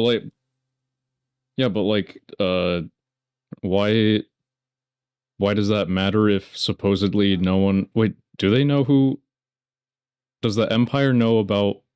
They don't know about Leia. No, Vader doesn't know about her, so why would that matter if it drew attention? It shouldn't matter. It's just a retarded reason to get Obi-Wan involved. It's literally just the senator's daughter has been captured. That should mean nothing to the Empire other than keep an eye out, I guess. Yeah, Bail should have a fucking royal guard that you could send or hire a bounty hunter, do many things other than just send Obi-Wan. Obi-Wan is the only person he should not send. But it's his first choice. It's its only choice. It's amazing. I love the show. Right, sorry, I got confused. That was Bale's point to not draw attention. I thought it was Robot Heads for a second. No, but Robot that's Head stupid. is criticizing that, Yeah. Boy. This isn't about the boy, and you know it. No, Pops, it is about the boy. It's totally about the boy. Protecting him is Obi-Wan's only job. You and your army are meant to be protecting the sister. Hidden, safe. The children must be kept. My wife and I will take the girl. I will take the child and watch over him. And it's not just about protecting Luke. Obi-Wan is a Jedi in hiding, like Yoda, who's off living in some muddy bog somewhere. Yoda didn't choose that life because he was afraid. Yoda and Obi-Wan are trying to preserve some remnants of the Jedi Order. If they get wiped out, that's it for the universe. Until the time is right, disappear. we will. Well, the idea was that Obi-Wan stayed on Tatooine to look after Luke. Disappear, we will, except I guess Robot had wanted him to disappear by being an undercover badass. Like, the more he shows of these films, the funnier it seems that he wanted him to be a fucking secret agent or some bullshit like that. But Disney hate Luke, and they need to cash in on Obi-Wan. And they don't know how to do that story. I remember many Disney defenders criticising anyone that dared mention the idea of seeing the OT cast together in the sequels. Apparently those oldies had had their time being in the original 3 movies. Well, I hate to tell these crazy fans, but Obi-Wan was in all 6 of George's movies. So if the writers can't come up with a story that doesn't break A New Hope, you know, the film that started all this, then they should come up with something new. General Kenobi, years ago you served my father in the Clone Wars. Oh, fuck off. No. So we're making it a thing now that Jedi, for no apparent reason, bury their lightsabers in the middle of nowhere. Thanks, Jade. I mean, he would each hide it somewhere, right? I don't think that's much of an issue. As long as he knows the coordinates of where he hid it. And knowing that he would need to get it when the time is right to train Luke, I think it's fine. I don't really see much issue with it. AJ, it's always fun watching these shows try and fix the insanity of those sequels, but having Jedi bury their lightsabers like a dog burying a bone doesn't make any sense. Obi-Wan's sole job is to protect Luke at any cost, from either getting murdered or being taken by Vader so he can be trained up for the Emperor. That's a pretty big responsibility for Obi-Wan, keeping the Dark Lord's son from his father in the hope that it might save the future of the universe. But what's he going to do if he finds out Vader's on his way? Jump on the camel sloth, race out to his little hidey spot, which will be a real bastard to find because sand dunes constantly move and change, dig up his lightsaber, and race back to stop Luke being taken. Yeah, it's stupid. I thought he had like a machine to show the coordinates. He really just walked there with the camel. Yeah. That's so dumb. I don't remember when you mentioned he has the coordinates. I was like, I guess I missed something because I don't remember that. I thought he just walked over to it. I thought he had the coordinates so he wasn't retarded. But yeah. Yeah, but I guess just he can bury it, just not far out in the middle of nowhere, just somewhere closer to his little cave. Yeah. So that in the off chance that Luke is in danger, he can quickly pull it out and race over to him. Yeah, that I kind of agree with. Yeah, it was like he should keep it hidden. This entire point is like, if they find out he has a lightsaber, it's over for him. Like, imagine the Jawas come into his place and just find fucking lightsaber there. It's like, away. Yeah, they're fucking booking it. Doesn't seem the greatest plan. In reality, what Obi-Wan should be doing is training every bloody day. In your solitude on Tatooine, training I have for you. He was a Jedi Master that witnessed firsthand what happened when this bloodline he's looking out for fell to the dark side. He might want to be a bit more ready for action. Yeah, that I agree with. He should be definitely like keeping himself in shape and so on. He shouldn't let himself get rusty. Working out, meditating. Yeah. Like keeping in touch with the Force in some way. Lift a few rocks every day or so, like just to keep his daily sort of schedule of Force exercise. Yeah. It's not like he has anything else to do, to be fair. He has that job and then he just goes home and fucking sits around with his camera. Yeah, he's got plenty of time. Yeah. Also, when someone is a part of what is essentially a holy war and then is persecuted for their religious beliefs, that of being a Jedi, they don't normally blame and turn on their own beliefs. It usually makes them more devout. They usually want some type of justice. But this is Disney, so... No. He knows he played a big hand in Anakin's downfall. What are you talking about? Again, it was established in the prequels that the Jedi Order during that time was kind of retarded. like them getting wiped out, which is bad, but it was a kind of necessary evil for the Jedi to evolve. Until TLJ was like, actually, let's not. Until TLJ made fucked over Luke, and Luke turns out isn't evolving the Order and is just simply starting over. Yeah, but don't worry, Rey's gonna do it. In the eventual Rey spin-off, which we'll get in 5-10 years. Who knows? We're gonna get a Rey Skywalker TV show. We're working with hacks here. I'm not who I used to be. So we're only one episode in, and we've already lined George Lucas up and kicked him square in the nuts and shat all over his original story and life's work. What a wonderful company Disney is. Now, I don't want to skip over the true highlight of episode 1, the kidnapping. What the fuck is Flea doing here? Why do we have to have these stupid cameos? And for the youth out there, a Flea is a bass player from a popular 90s band called the Red Hot Chili Peppers, a once great band that thankfully stopped in the 2000s before they became old and pathetic and started churning out absolute shit music. So... Oh, Sky. Okay. Spring into action. So, Robot Head, you're fucking retarded if you think that Red Hot Chili Peppers has gotten worse over the years. Let's just name one song from 2016, fairly recently, called Dark Necessities, which most people would argue is one of their best ever songs. And this year they actually came out with a banger album. It's very much like their roots, called Black Summer. So I really don't understand why your fucking hatred of their songs after the 2000s comes from, except for the retarded like, oh, I miss the old days when I was a kid and everything was perfect, because their music has been consistently great. And Flea is wonderful. But yeah, I just fuck off. It's like, of all things as well, why the fuck do you have to criticize Red Hot Chili Peppers in this video? To be fair, it's a very unfocused video because you also mentioned like that fucking Russell Crowe film or whatever instead of just focusing on the show. But anyway. Yeah, no. he likes to ramble. Yeah, anyway, Red Hot Chili Peppers is fantastic, and their newest album is amazing, so I recommend anyone who likes rock or just funk as well should listen to it. It's very good.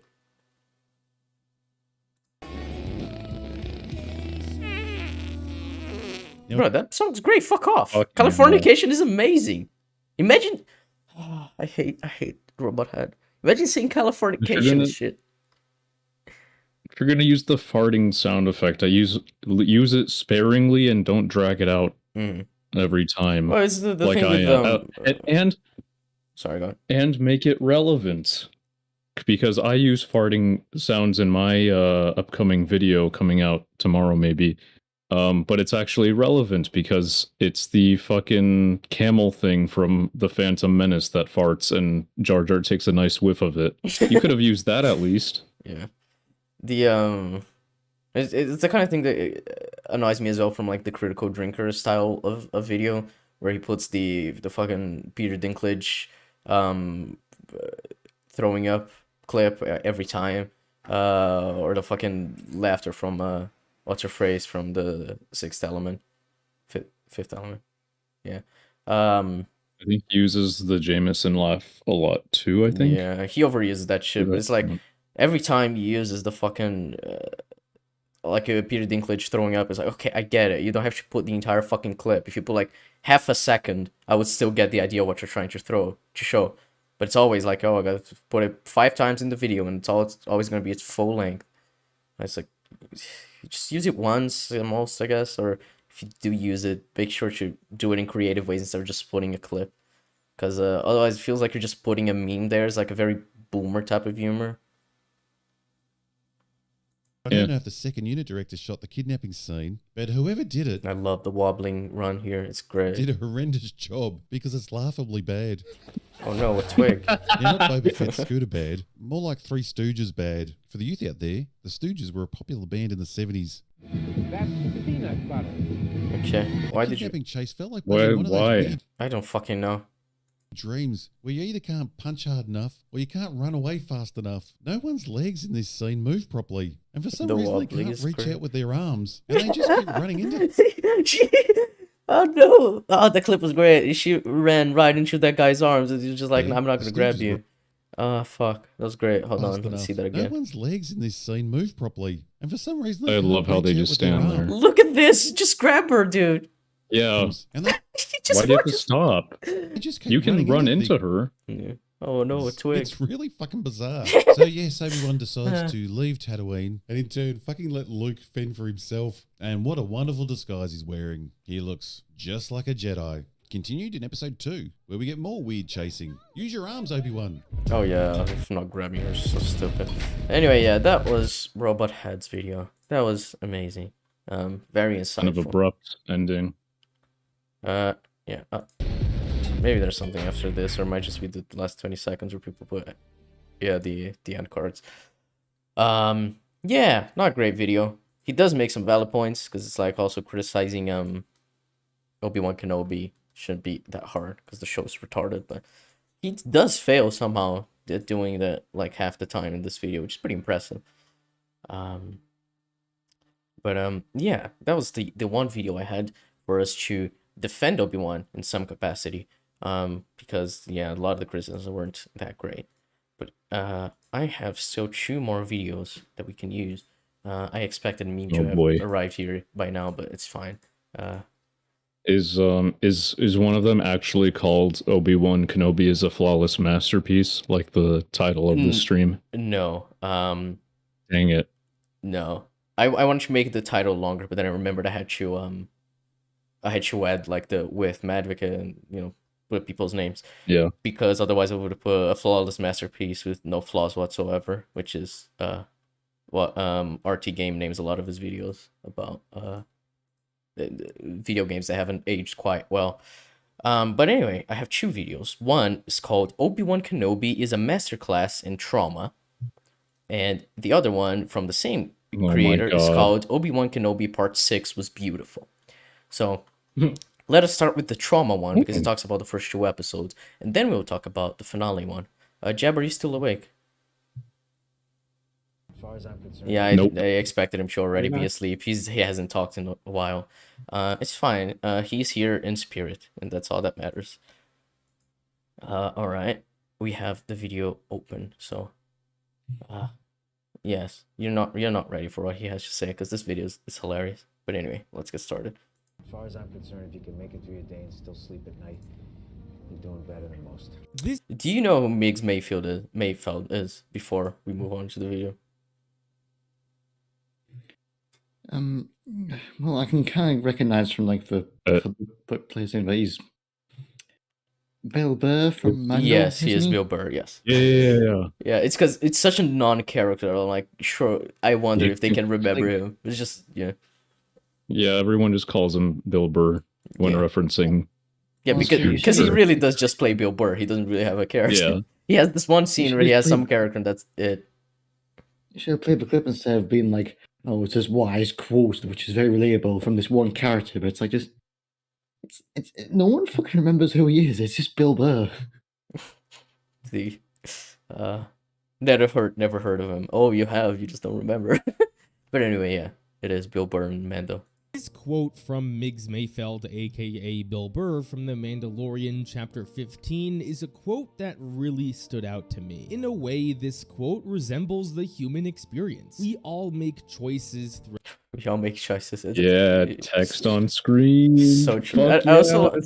What? PSA 101. I wonder what font he's using. It looks just like the normal Arial font, but I guess squished a bit. No, that's not Arial. It's got a little personality with the L's, but that's about it. Yeah, it's just because it's like such a generic font. Like surely you'd use one that stands out more. Like Zach, the Thought Theater, he uses a font specifically for his ears to look more stylized when he does put text on screen or shit like that. I'm surprised this isn't in all caps. Oh yeah, that's also a weird thing to put in caps all make and choices, or like these words seems off. Oh, Meme, hello. Hey. Hello, how you doing, Meme Yo. Repository? People have been asking about you. How you doing? Yeah, I'm doing well. I managed to finally crawl out of bed, so I'm here to talk about this amazing show that everyone loves. Of course. We made it just on time. We just started the video. We're about to start a video. I will send the link again for the watch together. But Meme, neat. Would you like to share your thoughts on Obi-Wan Kenobi? Summarize them before we get into the video. It's like my favorite show because Darth Vader pulled a ship down with no effort and then ripped it apart with no effort, and then he walked over to Obi-Wan, like he chased him across the galaxy, and then he said, "Have you come here to destroy me?" And, sometimes gaslighting is fairly subtle, but not this time. But it's pretty bad. It's pretty fucking, and it's probably the biggest wasted opportunity of all of these Disney Star Wars properties. Like Boba Fett was up there, but this is like hardcore. Like you had genuine fertile storytelling ground here, and you just fumbled the ball. Yeah, it's really fucking bad. It's something we've talked about, and especially how the show should have just been like a Logan-style story for Obi-Wan, where he's just in Tatooine and talking to Qui-Gon and trying to deal with his PTSD. That's been my pitch this entire time. Just Logan in space with him on Tatooine, going through his PTSD and his day-to-day life. Like, basically, a more in-depth sort of expanded version of the 10 minutes of him on Tatooine in episode 1. Like, that should have been the show. Yeah, just or even one of the pitches for like that Obi-Wan trilogy was like, well, this was going to be the final film of the trilogy, but apparently one of them was going to be him coming to terms with his mortality and the fact that one day he might need to sacrifice himself for Luke, which I found interesting because that would be part of the Force Ghost training, is that he would is that he would accept that at some point he would probably die, and that he would have that option to sacrifice himself. Yeah. And that could be interesting, along with a bunch of other stuff. Like the first film is just coming to terms with Anakin and everything, and it's interesting because I've seen a few ideas that they threw around about what was discarded when they did make the show, and they all sound way more interesting and make way more sense than what they actually did. It's just kind of insane that they managed to pick all the worst ideas that they had. Yeah, there's Disney Star Wars for you. They're handed a treasure trove and they end up turning it into diarrhea. Yeah, but also, hey, Callum, you're here. Hi. Revenge does wonders for the will to live, don't you think? Hello. Hello, everyone. Hey, how's Callum. everyone doing? We're doing pretty good. I have heard many a thing of certain criticisms of episode 1 of Kenobi, an absolute masterpiece of television. Yeah, it's been interesting listening to some batshit crazy, not hard at all to make criticisms of that episode. Yeah, and that then Robohead got so fucking wrong. Well, as we all know, Obi-Wan should have been an undercover badass between the Revenge of the Sith and That is one of the most retarded takes I have ever heard. Wait, what did he say? Robothead said that Lucasfilm doesn't understand Obi-Wan, and that after Revenge of the Sith, because Obi-Wan still had his force powers and he was proficient with a lightsaber, he should have been an undercover badass, was working with like security in Tatooine and making contacts and shit like that. It's not like he was undercover and trying to hide from I don't know, the Empire. I don't know. Yeah. Yeah. He's supposed to be watching over Luke. That's his thing. Yeah, but he said, he should be supposed to be concealing his force powers. But guys, wouldn't it be so cool if he was like a badass like security guy, just using the Force in cool ways? How badass and not too out of character would that be? Yeah. For Obi-Wan Kenobi post Revenge of the Sith. That would have been much better than what It'd be awesome. Because that premise sounds like something he would have accidentally stumbled into rather than something he would have accidentally. No, that is something he actively would absolutely do. Yeah, He'd totally do that. Obi-Wan totally would do that. Obi-Wan was like a fucking security guard for the Senate, so it makes sense that he would be like a security guard on Tatooine, just doing some badass secret agent His shit. allegiance is to the Republic and democracy, after all. That is a good point, yeah. But anyway, Colin. Obi-Wan, the guy. Sorry, go on. Go ahead, I was going to say, Obi-Wan, the guy who hates blasters, would take on a position that would likely require him to carry a blaster. Yeah, it's... Cool. But Robothead understands Star Wars much better than Lucasfilm. But Colin, I want to ask you before we got into the video, since you've arrived alongside a meme repository, what your summarized thoughts on Obi-Wan Kenobi is? It's one of the worst shows I've ever had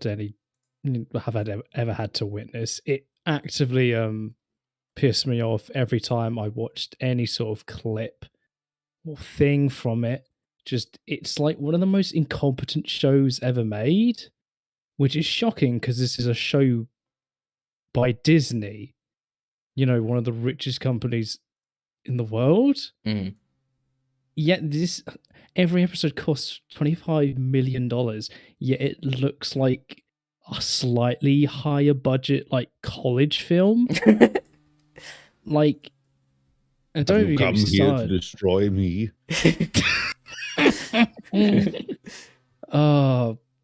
It's just I just realized I forgot you. I forgot you fixed the screen after you joined the Discord. No, I fixed it. Yeah, you better fix that screen. Yeah, this show. It's made me want. It's just that this show has made me want to make a video on it, which I will do one day. It may come out in a year or 5 years. I don't know, but this has reignited a fiery passion within me. I'm going to feel that absolutely destroy this show and every just fiber of its being because I hate this show a lot. And what it like, the prequels are bad, but I love them because they're really fun, and especially Revenge of the Sith. So I'm very fond of them. And this show just not only shitting on just the OT in general, but also the prequels and what good they had in terms of like the world and the stuff I actually did like. It's really annoying me. I don't know if everybody's seen the clip that I made after the finale came out. You mean the character assassination clip? Yeah, I've seen. Do you guys remember in Revenge of the Sith where Obi-Wan was very, very aware that he had to kill Anakin or stop him because, I don't know, he's a pretty big threat, and he says this to Padme.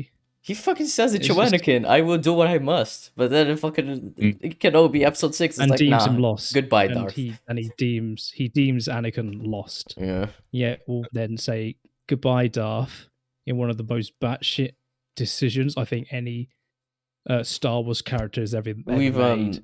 Let me see if I can find a tweet, but someone was defending that earlier today on Twitter. Oh, I've seen a couple of defenses on my end. Here we are. Pretty stupid. I found the tweet. Hold up. What it says is 100% this, and show anyone in the why wouldn't you kill Vader now when both choose life. They come out of their trauma in the same way for a thematic reason. Let's go. So yeah, it's fine. It makes perfect sense. Yeah, my themes. So as long as we check that box. Does this person not realize that Vader is literally Space Hitler? Yeah, Obi-Wan caused the destruction of Alderaan now. So I'm sorry, but if you generally think that Obi-Wan would not kill Vader in that moment, not just in terms of like, it being, I don't know, Darth Vader, but also to avenge now Anakin, who he now deems dead. I'm sorry, but you're a fucking idiot. You're an absolute moron. Oh well. And fuck you. Colin, I don't know if did you join? Do you watch together? I have now joined this little watch together. Now we're going to talk about this video called Obi-Wan Kenobi is a Masterclass in Trauma. It's about the first 2 episodes. Well, I agree from a certain point of view. It's not Obi-Wan's trauma, it's my trauma. But yeah. The trauma that was in like a scene. Yeah. This is like the best 5 minutes of the show. It was just Obi-Wan actually having some introspective shit. First 10 minutes, and then we got to move on to the plot. Yeah. Yeah, and then there's maybe 2 or 3 scenes after the first episode that I'm just like, oh, okay, that could have been great in a better show. Yeah. And then they just there's literally seconds in this show that actually I'm like, that wasn't terrible. Yeah, it's like him seeing fucking Anakin in the seconds. As you see hallucinate to Anakin or some shit like that. It's like, yeah, those are neat ideas. And the only other scene that I think I could say I like is the scene between between Leia and Obi-Wan at the beginning, episode 3, when he talks at the Force. I'm like, I think that's pretty turning out the lights. Pretty neat. Yeah. It's a good line. It's nice. It's a nice little interaction, but that's not what we get of stuff between them that I'm like, I like this. The rest I despise because I don't like Leia and I don't like Obi-Wan in the show at all. I remember that in episode 3 there was also the part where he was talking about his faded memories of his own family, and how he found a new family in the Jedi, and how there's a kind of a layer of, I've lost 2 families in my life, and there's something there where I was like, "Ooh, there's some substance there," and then immediately it transitions back into stupid. And That's like a jangly key, but for themes. It's we put it in just so people could think that this show is actually deeper than it actually is. Yeah, it's like that one scene in fucking TLJ also has that same kind of scene, where they have Rey and Kylo being like, "Oh, you gotta join me, let the past die." It's like, oh, it's actually just a conflict, it's super interesting, but then it's like the rest of the film, Kylo's just like, you're still holding on. Yeah. Adam Driver's so good. He deserves so much better. Yeah, he deserves a good. He deserved a good story. Yeah, as most of other actors did too. Yeah. But anyway, let us talk about Obi-Wan's trauma. As far as I'm concerned, if you can make it through your day and still sleep at night. Miggs Mayfield, that's a funny name. This quote from Miggs Mayfield, aka Bill Burr, from The Mandalorian Chapter 15, is a quote that really stood out to me. In a way, this quote resembles the human experience. We all make choices. So I'm not gonna lie, I forgot that Bill Burr's character had a name. I just always call him Bill Burr. That's funny because this is exactly where we stopped before you joined, meme. And what I said, I paused right as the quote was on the screen. I'm like, do any of you know who Miggs Mayfield is? I think Tin guessed it, and Madvocate was like, oh yeah, Bill Burr. His character has a name. Nobody remembers his name. No, he's just Bill Burr. Yeah, just Bill Burr. Mayfield, but I didn't remember they even had a first name. Let alone fucking Miggs. Miggs.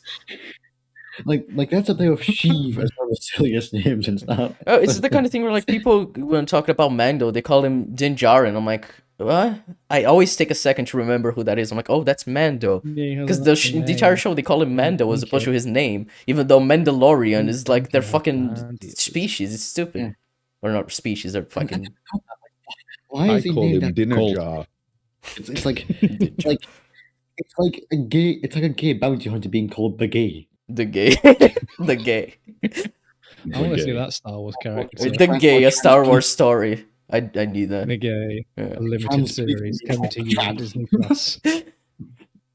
Choices throughout our lives. We all make mistakes. But at the end of the day, if you can fall asleep peacefully at night, you're doing better than most. When the Obi-Wan series was around the corner, I thought a bit about this quote. Obi-Wan has been through hell and back. It'd be funny if Qui-Gon had survived that, wouldn't it? Because, I mean, at this rate, he should have. Yeah. At this point, it's inconsistent that he didn't. Yeah, it's more inconsistent that he didn't die. That he did die than if he hadn't. I love Star Wars. I was the only person in the Star Wars universe to die from a stab. Yeah. Well, I guess Kylo was gonna die as well, but Rey healed him. Well, Rey kissed him to death. Let's be honest. Oh no, yeah, that's it's kind of funny because because Clone Wars is Dave Filoni's thing, but a lot of people in that show die from stab wounds, so that also retroactively ruins some of his stuff as well. That's hilarious. I think it's one of the most famous scenes from it is where I think it's from season 1 or 2 where it's Anakin stabs someone through the chest and you hear a bit of the Imperial March and Obi-Wan's like, Anakin, why? It's like, no, he could have survived. He'll survive. Don't worry. Why'd you do that? Instead of this whole dark soul of Anakin's I'm still alive, you dickhead.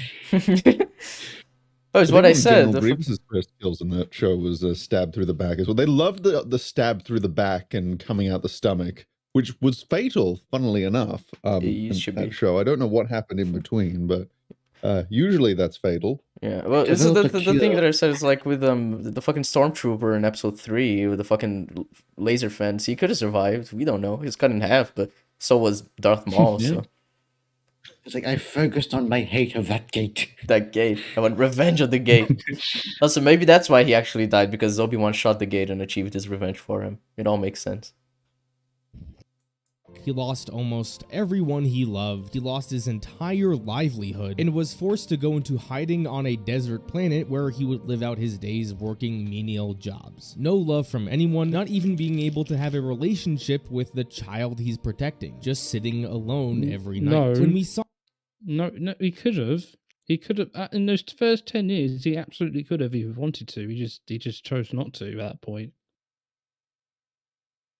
Yeah, I mean, Yeah. I think it's kind of like he didn't want to create like a connection with Luke in the same way he didn't want Anakin to have connections because of how that would have that led Anakin to the dark side, as he thinks, because of the Jedi Order's retarded. That's the journey the show thinks it's doing. It thinks it's a meaningful journey for Obi-Wan to like open up and like meet Luke for the first time. It thinks it's doing that journey. Uncle Owen's like, yo, you want to meet the boy? Meme. Yeah.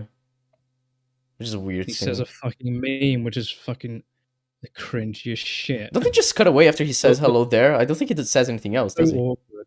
It's so awkward. No, because that would mean having a substantive conversation, which the show is very phobic of. Yeah. Like if you can't show references or people dialogue, people just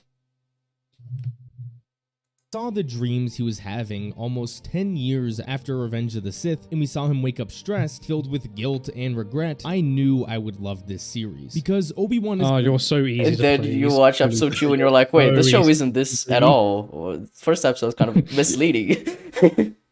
Well, Mr. Man, I would have loved this series too if that was actually the premise that they went with, rather than like cutting to Leia almost immediately after this. We need our space adventure. Yeah, Leia getting kidnapped by a flea is much better. I've said time and time again, if the entire show was just him on Tatooine, like in those 10 minutes, I would hate the show a lot less. Yeah. Like, I would actually like it. I would actually. I mean, if they had good writers that can actually make substantive character additions. If writing was involved, then we wouldn't be here. That's a good point. Is a man who doesn't sleep well at night. Even though he may sleep, he doesn't get rest. The most that Migs Mayfeld... so deep, guys. It's so deep. I love the fucking text on screen. It's such a... Yeah. was referring to that's are how you do people video like- essays, right? You need to put the text on the screen so we can read it as they say it. Really analyze the depth of his famous quote from the famous Star Wars character. Migs Mayfeld, yes. Everyone. To be fair, that was one of the best scenes in Mando season 2, because it's like, oh, Bill Burr actually has a bit of character. Yeah, and then it was followed by one of the worst scenes, and then one of the other worst scenes. That's just how Mando season 2 is, yeah. Yeah.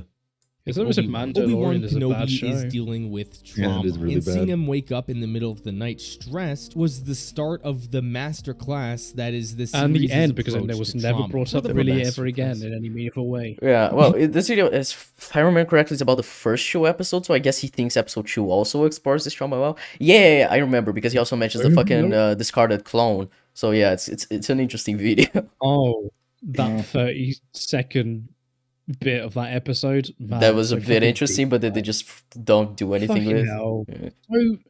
People are so fucking easy to please. It's like you don't have to put any effort into these shows, and they will just write it as deep as they want it to make it. It's fucking so irritating. Yeah. Well, it's like because when you are coming up with these stories, you normally brainstorm a bunch of different ideas, but usually you go beyond the brainstorm. You go beyond that initial document, which is just like, oh, we're going to bullet point a bunch of ideas, and then we're going to turn it into a script, and then we're going to continue to flesh it out. Stop at the bullet points. They stop at the bullet points, and you feel like, okay, that's enough. Let's start production. Well, it's kind of how I felt about Absolutely. the fight scene in episode 3, where it's just like, oh, I guess they fight, and they didn't have time to choreograph it, so they just started bashing their fucking lightsabers together. And then they fight, and then they fight again, and then chop the chop. Yeah, it's just like, oh, we gotta film this scene where they fight. Oh, we didn't have time to choreograph. It's fine. Ewan McGregor, you run away, and then we're gonna have you run away again, and then you're gonna fight for 30 seconds, and he's gonna douse you on fires. Okay. I cannot imagine the amount of time and effort that was put into that final battle between Anakin and Obi-Wan. I can imagine the amount of time and effort was to set out the entire scene. how they would like fight throughout the base. It's kind of baffling to me though, because the director of the show, Deborah Chow, she's done some amazing things that I've seen. Like she's directed one of the best episodes of Better Call Saul, one of the best episodes of Mr. Robot season 1. Like this show is just like, you can tell it's such a clear like clearly missing direction along the way. Yeah, I don't know. Some yeah. Like it shows in the music as well. Like the composer did good work on Loki, right? Like Loki's a piece of shit, but the music was the soundtrack, Loki soundtrack is amazing, and the Obi-Wan soundtrack is so generic. It's so I hate the soundtrack. The fucking da da da da da da da da da da da. That's it. Well, Obi-Wan's theme is basically just the Insomniac Spider-Man music is not as good. Once you hear it, you can't unhear it. It's the fucking Spider-Man PS4 theme. Yeah, once Tim told me, I was like, oh, fucking hell, it really is the same.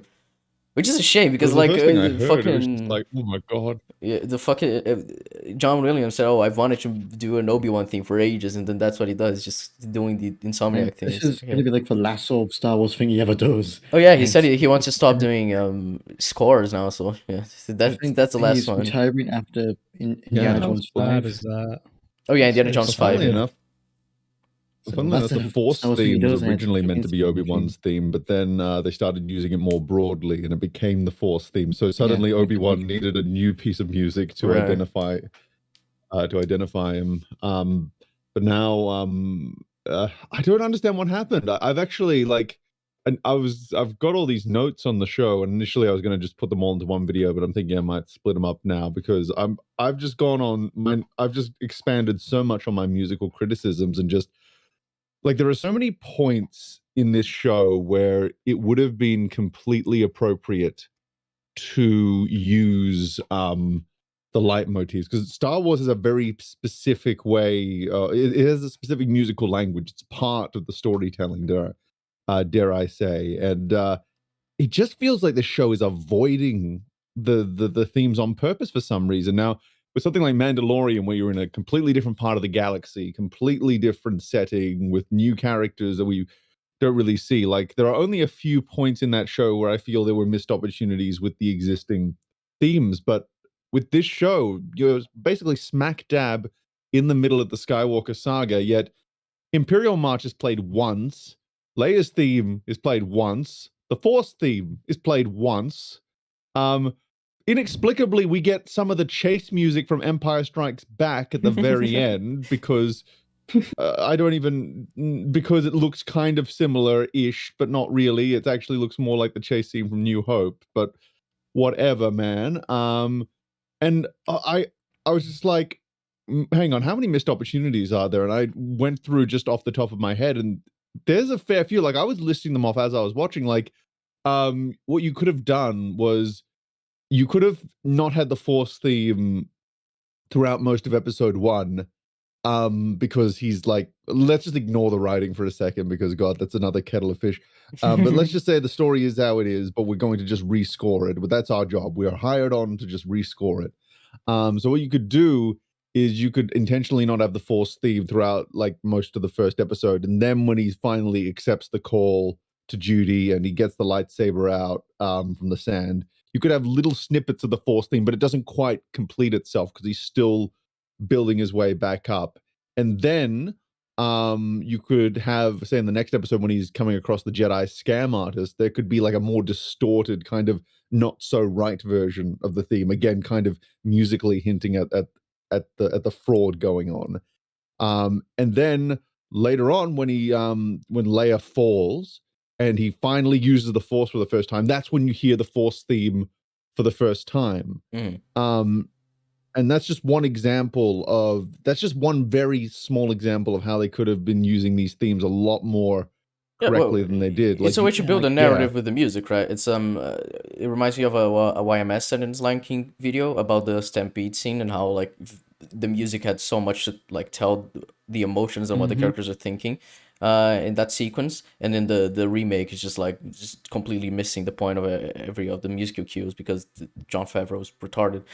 It's that kind Yeah. of thing. It's like you can use music to do so much in terms of a storytelling. It's Music just- can be just as much as a narrative as visuals can be. Yeah.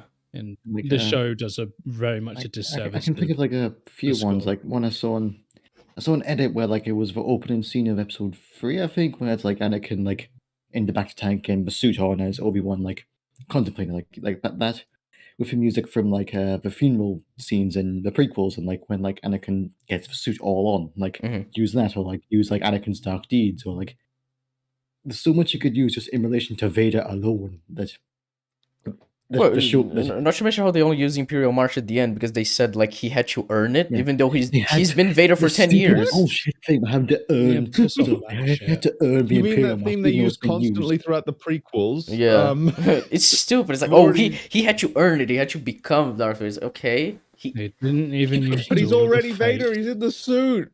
Yeah, but when he was crowned Darth Vader, like he says, when Palpatine thinks of the name Darth Vader, the Fiend plays right afterwards. They didn't even use Duel of the Fates. They used it for the fucking trailer to jank all the keys, right? yeah, imagine not using I'll tell Duel you- of the I'll tell you- Fates again in the fucking finale fight. I don't get it. I tell you, Battle of Heroes as well. Like Yeah. that's specifically Obi-Wan A great and track. Anakin's fight music. Where were the like callbacks to that? I'll tell you what's actually kind of bullshit. The only time that Duel of Fates has been used in like any sort of modern Star Wars thing in the Disney era was Solo. In the Darth Maul cameo. It was in That and, fucking Solo. and it's in the trailers. It's only in the trailers than that. That's fucking. And weird. Rise of Skywalker. It was in a Rise of right. Skywalker spot, and they pulled it twice. Yep. Yeah. It is. How? Like Vader's theme is like all the familiar themes are bookends in this series. They're only there to denote, oh, this is the last time X is appearing in this show. Say goodbye to them now. This is their familiar theme. Yeah.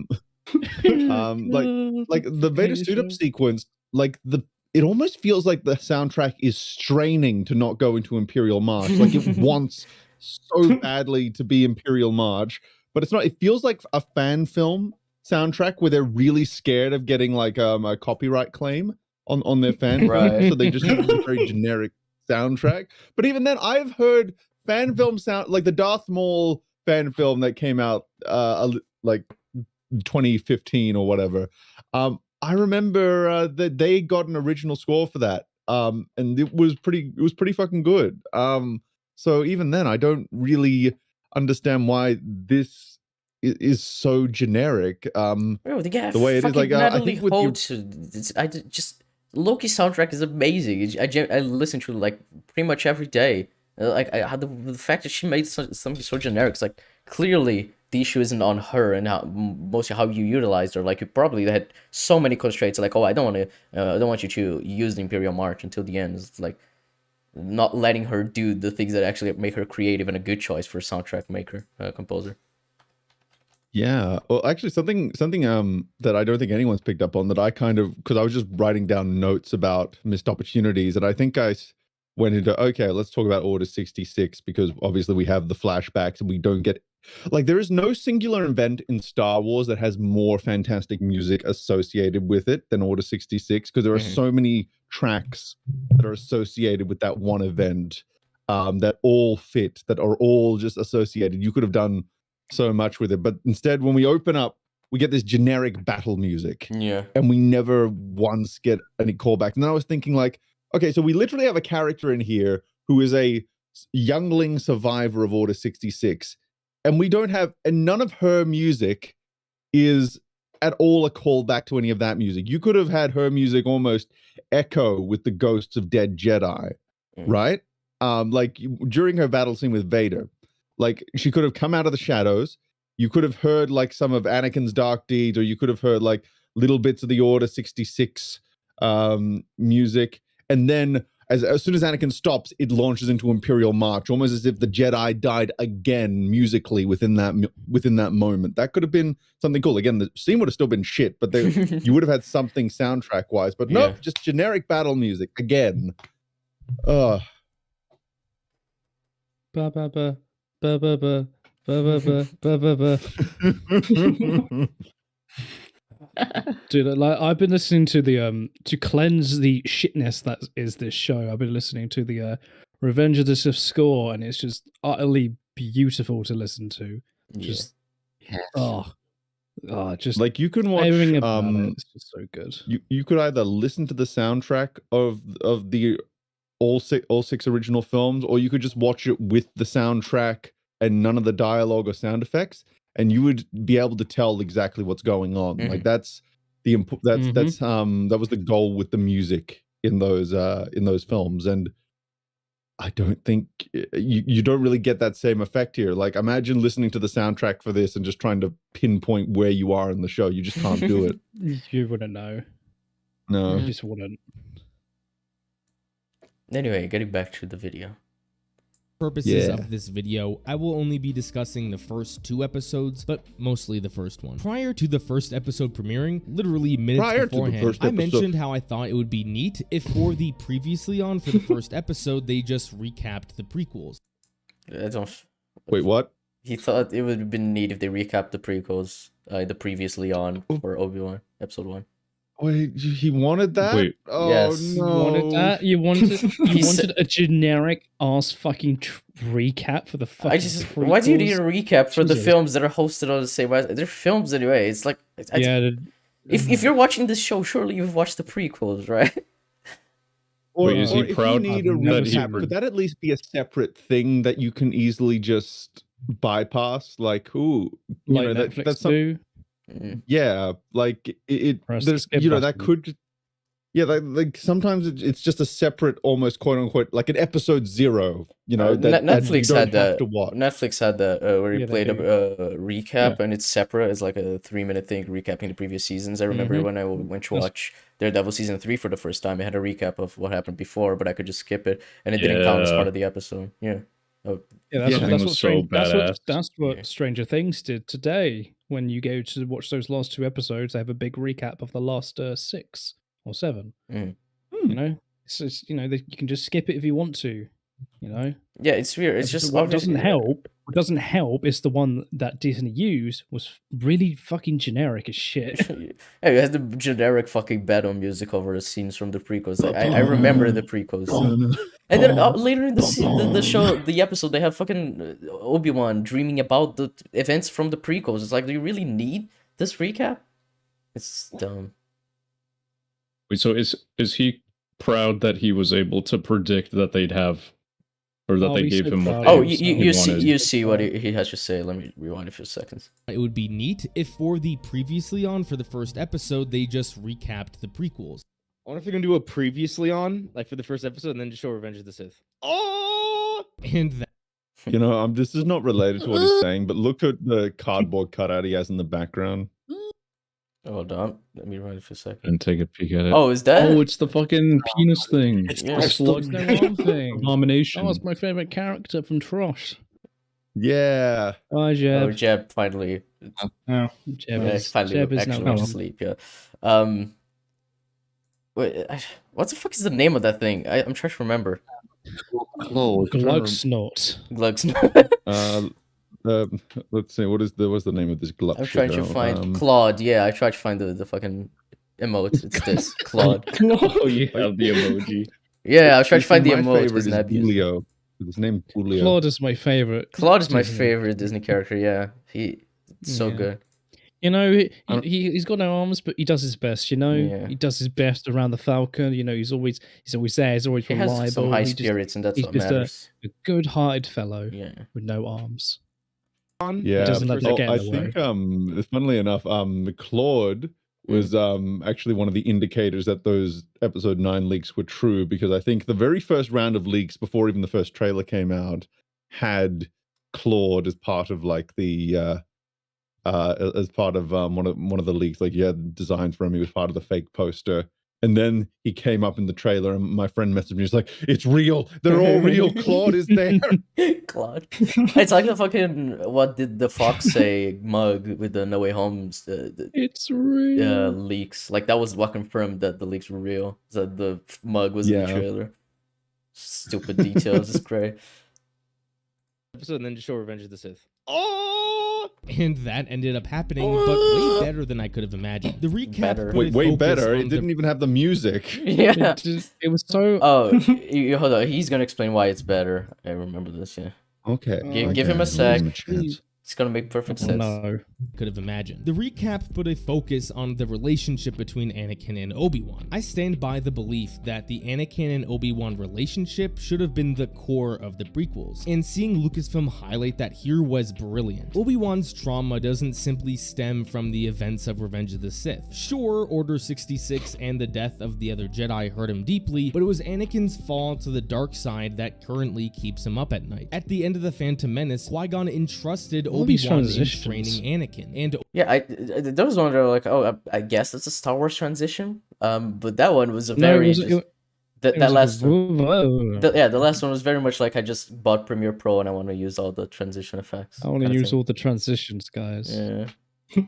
Also, wait, that was a watermark. I thought he put a watermark on the entire video. I guess he just got a clip from something else. He just probably got it from like YouTube or something. I don't know. Yeah, I don't know. Usually when I edit and something has a watermark, I try to get away when it's like clips from films or whatever.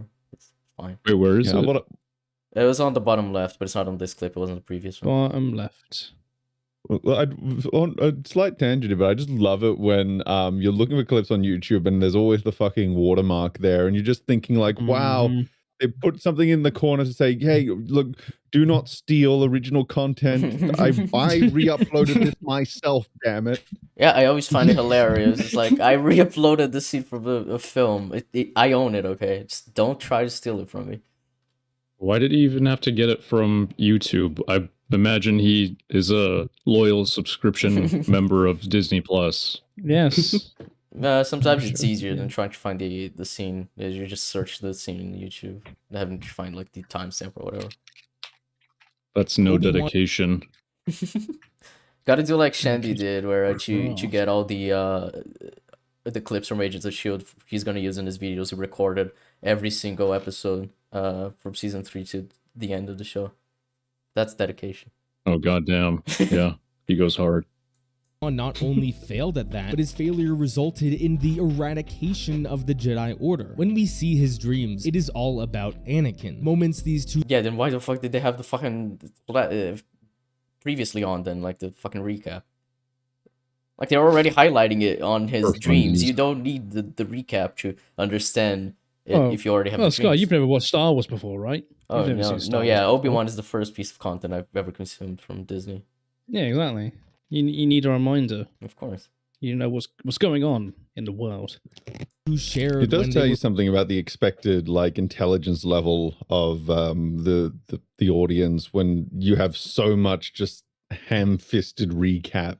Like not even just in the intro, but also like they have 2 layers of recap, and then every piece of dialogue is just so surface level and basic bitch. It really does feel like this is literally made for 4-year-olds, except with people getting horribly burned. So discount that, yeah. Were brothers. Obi-Wan really loved this man, and that haunts him 10 years after the fact. When looking up common symptoms of people with serious PTSD, I found the following symptoms: being easily startled or frightened, always being on guard for danger, self-destructive. Please send to your text, please. Oh, yeah. If you use Premiere Pro, you can. If you press Ctrl and you're dragging text, you can center it. It's a very useful tool. Yeah.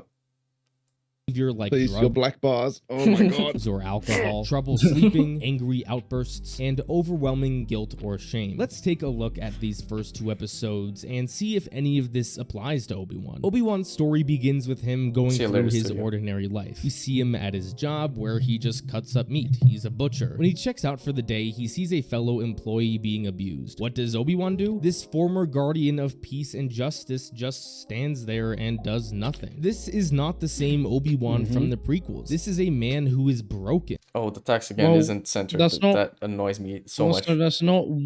I never took that as why the reason he didn't intervene there was because he's a broken man. Yeah, I imagine because he has to hide the fact. Yeah, he doesn't what you call attention to himself. It's a really easy scene to understand. He can't do anything because he can't be caught and be like known. Yeah. The same complaint as Robot had. Wants him to be a undercover badass. Yeah, which is also Robot had also had a problem with this scene. Well, he had a problem with the scene by saying that he would have defended. The problem with the scene is that the shift on it is just like generic bad man. Yeah, it's the dude's just like, oh, you work for me, fuck off, and it's like, ah, man, I work for you, I am oppressed. It's like, okay. Something you want to say to me, Kenobi.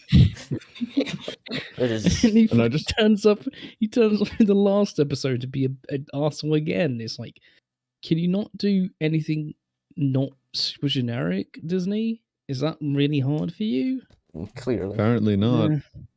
Yeah. Like, I think I remember my complaint with that scene, and it kind of just ties into the larger point of Obi-Wan should definitely still have his Force, because they never give an adequate explanation for why he's not using it.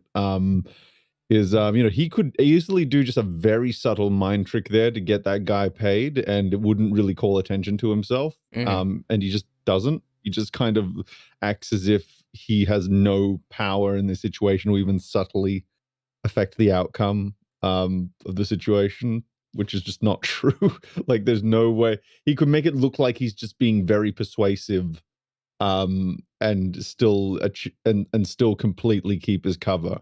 But he doesn't. He just lets the guy bully his workers. Yeah, the fact that he never uses his Force at all until he saves Leia is really what dumb. would have been like, what scene I really would have liked following that? It's a conversation between that man and Obi-Wan about like that guy's struggles, what he's kind of going through, and how Obi-Wan is like, he feels bad that he can't help That would have been guy. such a simple scene when they're on the fucking transport back. Have them sit next to each other, they talk, and then Obi-Wan gives him his piece of meat. It's like, that shows a lot about Obi-Wan.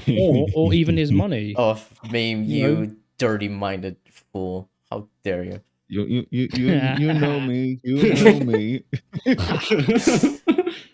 Like, seriously, like, that scene could be neat. Just something to give this guy who clearly has a lot of trouble with money and like helping like with finances with his family.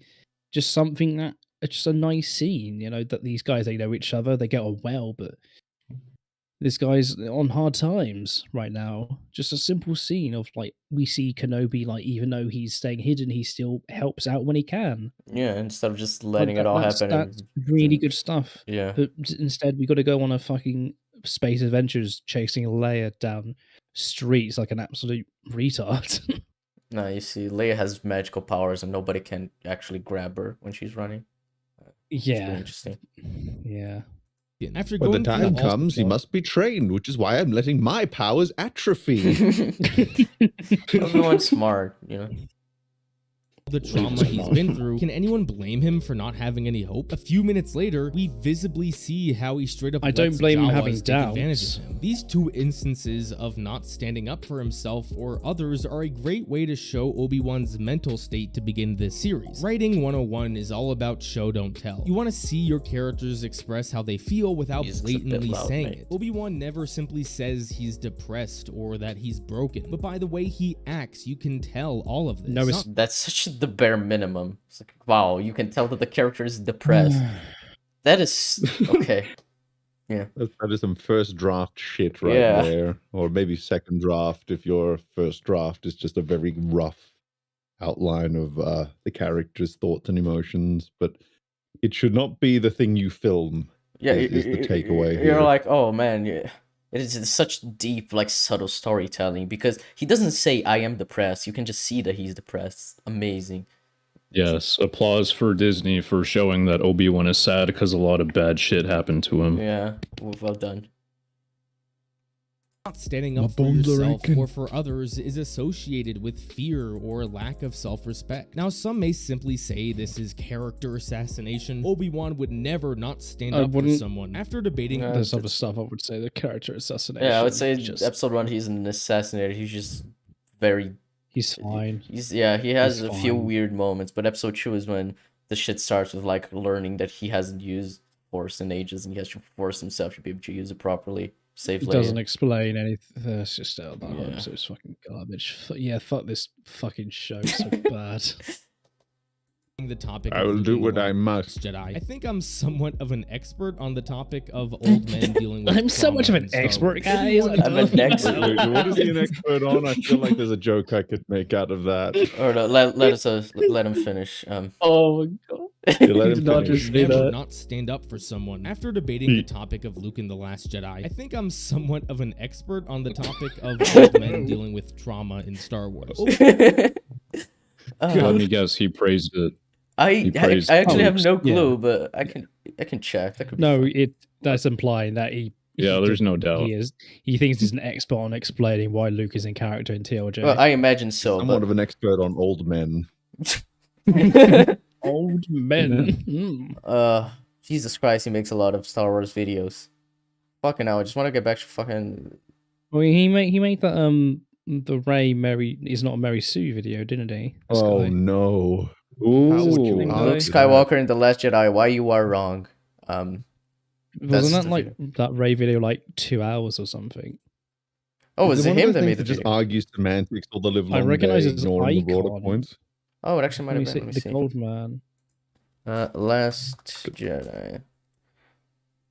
Yeah, I've kind of stopped using Yeah, the term it's Mary just- Sue because every time it derails the conversation. Yeah, but yeah, Oh also- yeah, there's a few Yes, this terms is that the you thing, can just avoid in discussion. It makes it go way smoother. Yeah. Also, yeah, Like- he is the same guy who made that 2-hour video on Rey. Oh, nice. I had no clue. Oh no. That's fun.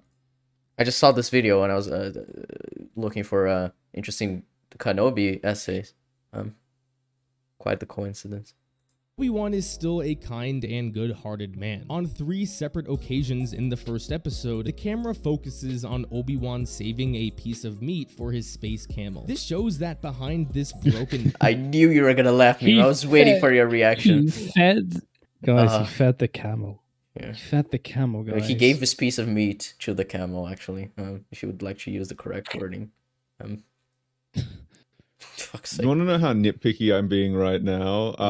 We had a close up of Obi-Wan's face earlier, and all I could think was like, man, they're trying to make him look like really disheveled and everything, but his mustache is immaculately groomed. piece of meat for his space camel. This shows that behind this broken man, he still has a good heart. He's still Obi-Wan Kenobi, and he's Or he needs to feed the thing that he rides around. He fed the It's camel, like, oh, guys. he's still a fed the good person camel. because he puts gas, on his car. I don't think you understand really what that means. He needs to get from place to place. Yeah, it's just He's still in this is character, guys. He fed the animal. He's still in character. not a transport. still watches over Luke and attempts to bring him a gift. He may be broken, but he hasn't forgotten the only purpose he has left. Until he leaves at the end of the episode. Until we forget. Oh my god, until he please doesn't know center how your to spell. text. Meme, why did you mention it? Because now I'm noticing it every time. It's slightly below the fucking center. I don't get it. It's probably a stylized choice. Oh, of course. You know what I think has happened here? I it's- think he might have tried to center it, but he didn't size his text box in a way that it would center properly, and he didn't notice while he was editing. Oh, that's a good point. I've done that a few times. Then I redo it because I, want things to be. Because you watch your properly- video back later. Yeah. Unlike him. You know what I think? I think he wanted to show the character's eyes whenever he does this. So he put it a Then- little bit lower. Then put the fucking text way down so it's not cutting half of his face anyway. Or put it on the right. just the eyes. I would know. put it in like the black bars. Yeah. Like that's a good place to put it if you don't want to put it directly in the picture. Yeah.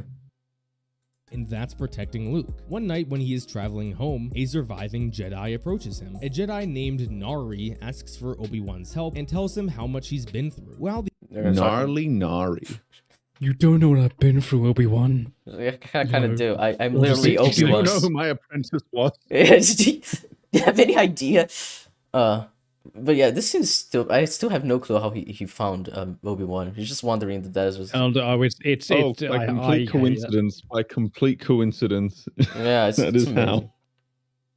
the episode completely about the glosses face? over how Nari managed to find Obi-Wan. Oh, even he Radically, realized this that. is still a very important moment for Obi-Wan. In the typical hero's journey fashion, Obi-Wan refuses the call. His advice to show's the great, young guys. Jedi is to take his lightsaber and bury it in the middle of the desert, symbolically burying the identity of a Jedi with it. Something we see he did Symbolism himself is later on in strong. the episode.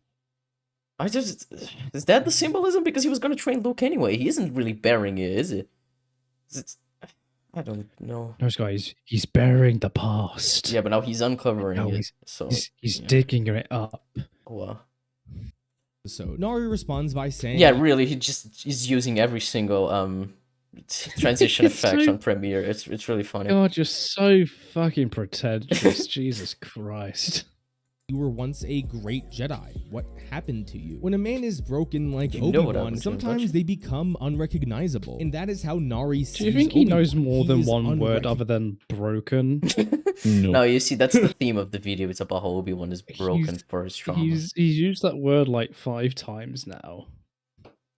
You know, I'm obsessive about synonyms when I write because I hate it when I just hear the same word over and over and over again. Like if I'm using the same word twice in a sentence, I usually feel like I'm doing something wrong. Oh, yeah, I always broken. When I'm reading back all the times that he is broken. When I'm reading back my first draft, I always like, oh, I use this word like twice in like 2 sentences. I'm gonna get a synonym. I always just Google it if I have to. It's just. And then there are no synonyms for some words, and it's like, no! Yeah, it breaks my heart. Recognizable. A good portion of the episode focuses on Leia and what her story is going to be about. But as any great story should do, the development of all characters should serve the development of the protagonist. How the fuck does Reva's development serve Obi-Wan? Reva! I guess because they both choose to not kill Skywalker. Yeah, they choose the non-violent path. They choose life. But isn't this only about the first 2 episodes? It is. So I don't fucking know. So in the first 2 episodes, all we have is, oh, I'm evil lady who likes to mutilate civilians and does scream obnoxiously. I love that delivery. So silly. I love that guy. He's so bad. Yeah. He's such a bad actor. I love it. I like to think that he was a youngling too, and that that hat is just a leftover from his youngling days, and he just couldn't go without it. He painted it black to go along with being his Inquisitor. Spoke to him yourself. It's amazing. Reva getting captured isn't simply just a plot point to get Obi-Wan off Tatooine. Its main purpose is to instill hope into Obi-Wan again. What? He was. I'm going to instill hope in Obi-Wan by kidnapping one of the 2 most important people in the universe. Madvocate broke just then. What? Okay, can we just let's keep? Okay. Anyone else can say anything, but I want to keep going to see where he's going with this. All right. Okay. Bail and Bria Organa call Obi-Wan to ask for his help. Obi-Wan enters deflection mode. He brings up excuse after excuse for why he shouldn't be the one to go rescue Leia. It's not excuse. He's right. He shouldn't be the one to look for Leia. Bail Organa is a fucking moron. He is. Hey, So if Bail is a direct line to Obi-Wan, why didn't he call him ahead of time saying the Death Star plans were on the way? Yeah.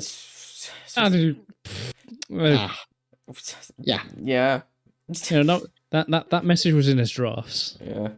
He was about to send it. It was in his drafts right before the big green laser in the sky was aimed at Alderaan. See, he's a bit shy. He's a bit, anxious, so he's trying to word it properly. And so he kept recording it, but he never could get it right. Yeah. And right as he was about to send it, it's like, I think I should record it again. It's just kept doing it until Alderaan was destroyed. I think I may have used broken. I think a few times in that message. I think I should re-record it. Yeah. I'm going to remove Jeb from the group because he's going to keep coming back into the fucking call. Because I just saw him going online. I'm like, yeah, it's going to happen again. So, yeah, goodbye, Jeb. You sleep well, buddy. None of these excuses are necessarily bad reasons, but they're all good reasons. He shouldn't be the one to look for Leia. There's not a single good reason for him to be the one to look for Leia. Hire a fucking bounty hunter, you fucking Jimmy Smits fucking looking fuck. No. The bounty hunter would not know how important Leia is. It's okay, paying him to know how important it is. You give a bounty hunter 1 million credits, they will find Leia to the ends of the universe. Okay, Bale didn't think of that. Yeah. Okay, people can make mistakes, Column. Jeez. Yeah. He's human. No, everyone must be acting completely logical. That's what they say, right? That's what we keep saying, right? Yeah. Like, because like asking Obi-Wan for help, that should be like a Hail Mary. Like, I have exhausted all my other options and nothing has worked to get her back. You were the only person left for me to try at this point. This is our last resort. Yeah. He's their only hope.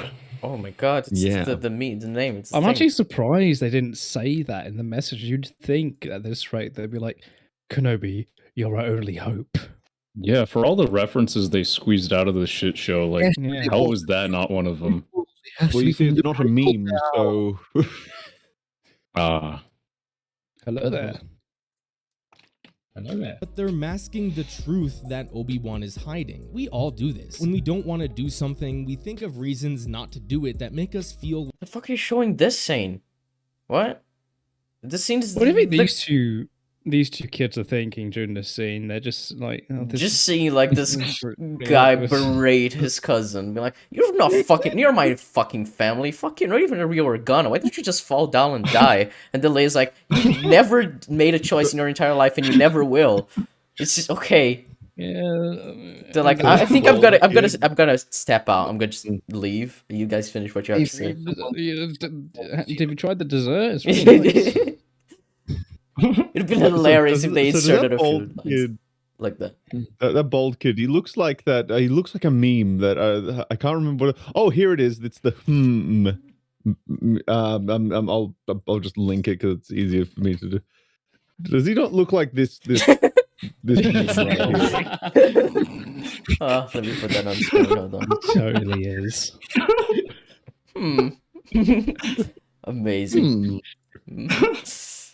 The girl's just sort of like, of I'm just looking at my asked nails. to leave Tatooine. He can't do that because he needs to protect Luke. But just like Obi-Wan, Yeah. we all know that we are masking our real reason. When What? No. What? No, you fuck. No, you see, he actually did. Shut he actually the fuck up. should leave Tatooine to go after Leia, but he's saying he shouldn't because of his trauma and not because it is retarded for him to he do needs so. to get over it. He needs to get over his trauma. Wait, so I guess what he's Selfish arguing old man. for is that Obi-Wan is just retarded then. In this headcanon interpretation he had of the scene, that Obi-Wan's like, no, I do want you to leave. I should leave. I know He's I selfish. should, but I won't. He's a selfish prick. This is so stupid.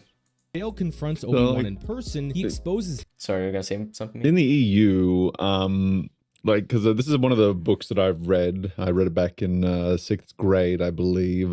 There was I read a book where Obi-Wan did leave Tatooine once, and one of the things I distinctly remember from it was that there was this huge debate between him and Qui-Gon between like for whether or not he should leave, because the reason he's leaving is not to fucking save Leia. It's more he's heard that and this is for one thing, this is much sooner after Revenge of the Sith than this show. I think Luke is only like maybe a toddler at this point. And secondly, he's heard that one of Anakin's he's heard rumblings or news that, or maybe he saw an image that could indicate that one of Anakin's old friends, like one of his old Jedi friends, is on this planet somewhere, and he's debating the idea of like, do I put all my eggs in one basket with Luke? Do I hedge my bets by maybe taking on another apprentice? And it's this whole debate about whether or not he should leave the planet, whether or not he should try and find this other Jedi there. And there's no discussion in this show about the consequences and implications, and there's no internal struggle there beyond like, I can't do it. Yes, you can. Okay. Yeah, it's just but he should leave. He's just creating excuses. Does Obi-Wan say hello there in the show? He does to Luke in the final episode. He does, and it's really awkward. It's the first time he's ever speaks to Luke. He says hello there, and then they cut away because no, we can't Hello have there. conversations.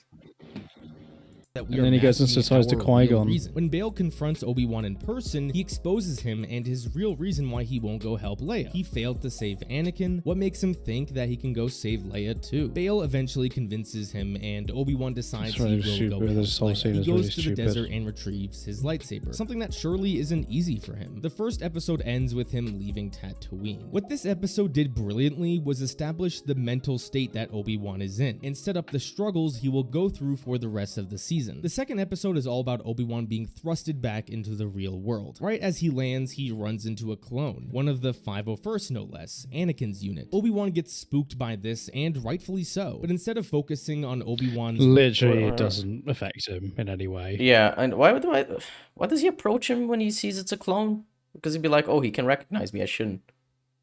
Especially being, like, from Anakin's personal fucking legion, I guess. Yeah, but, you know, the 501st were also called Vader's Fist, just so we're clear. Yeah. Response to like this that, moment. that clone might have killed a few children, maybe. Just saying. Yeah. Highlights the depressing reality of the clones. They were used to eradicate the Jedi, and then they were simply tossed aside afterwards. This opening... That was a weird scene to show for that. I haven't seen Rebels or Clone Wars or whatever that is from. That was from the final story of the Clone Wars. That was Order 66 scene. But like, right. But sure. But if it is the Order 66 scene, why not show the one from Revenge of the Sith? Yeah, I would just show Revenge of the Sith. Yeah, but my problem is like the way that scene is like framed and cut. You can't even tell what's going on. You just know Ahsoka is fighting someone. You can't even tell. It doesn't help that the editing is also trash here. It's like 90% of legwork for the clones, but like even then, use like another clone scene. Jesus. Well, literally you could go 10 seconds earlier when Rex receives Order 66 and he's just struggling to let out a warning to Ahsoka before his programming kicks in and he starts shooting her. Like that would have been a much better clip to use than just shot of clone shooting Ahsoka. That's only meaningful if you have the larger context. Meanwhile, that scene would clearly show a struggle that he's trying to illustrate right here. So I don't get it. Yeah, that would actually work way better.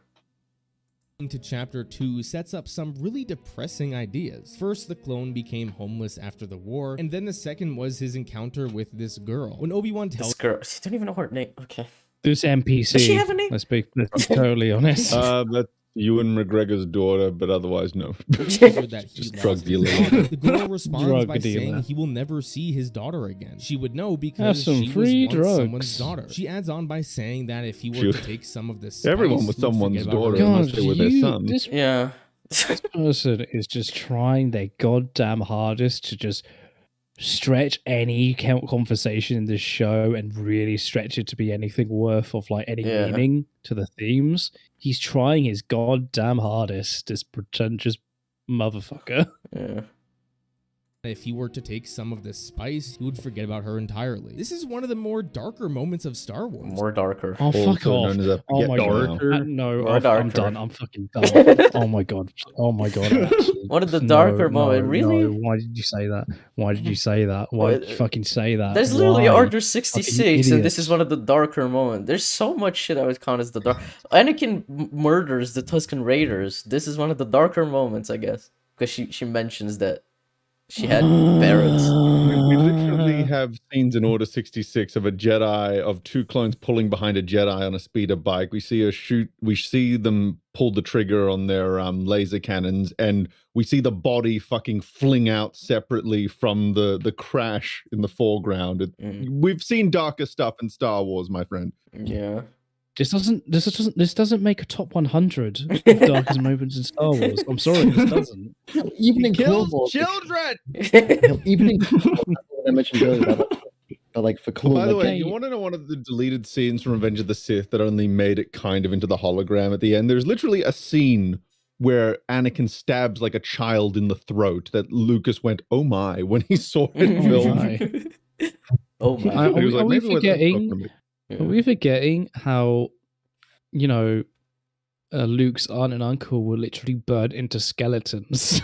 Yeah. and like in the very Anakin was burned alive with one limb left. and even like I said earlier, like the scene in Clone Wars, like in I think it's in like the Citadel arc. There's like a scene like event where like a clone, like you hear his like body cave in as a door crushes him, and like the sound of him just yelping out, and then his voice just stops. Anakin beheading Dooku. Anyone? Yeah, that also is very. Yeah, dark. when you see the head fall from the We've corpse. named like 7 already. Yeah, that are more dark than this. But you see, those are some of the more dark moments. This is one of the more darker moments. You see, it's a step above that. Arcus the lighting. Luke being tortured by the Emperor while his father is forced to watch. No, that's pretty chill. Yeah, but no, guys, this person was a daughter once. I had a mother once. I grew up surrounded by daughters. I want to show this guy KOTOR 2 now, and it's just like, hey, I heard you thought that this scene in Obi-Wan was one of the darkest things in Star Wars. Let me show you this thing, which is like got refugee camps and shows a broken republic after one of these major conflicts. Let me show you exactly what darkness looks like, my friend. It's not dark if they deserved it. Jesus Christ. We have fun here. The implication here is that either this girl had a family and was able to forget about them entirely. Either this girl had a family. Wow, well done. Everyone has a family. Oh, this girl might have had a family. You know. Was she Celine Delgado? Because of the spice, or her parents got on drugs and forgot about her. These moments here are present to test Obi-Wan. I think you were right about the ice thing, dude, because now it's centered. So, yeah. Yes, it's Is he going to He really thought he had something, didn't he? Yeah. I just don't shit like, oh, you want to show these characters' eyes when you put the fucking text on screen. Then why the fuck are you putting this random, like, color match on, like, lower opacity as well over it? Also, it's kind of like, oh, you're gonna hide their eyes. Maybe we just don't have text on screen. I don't know. That's also a good point. Not really that necessary. There's an option. Yeah. Or limit your text to the very least to the very most important things that you need, rather than every third sentence. We need the feeling of the video. Yes.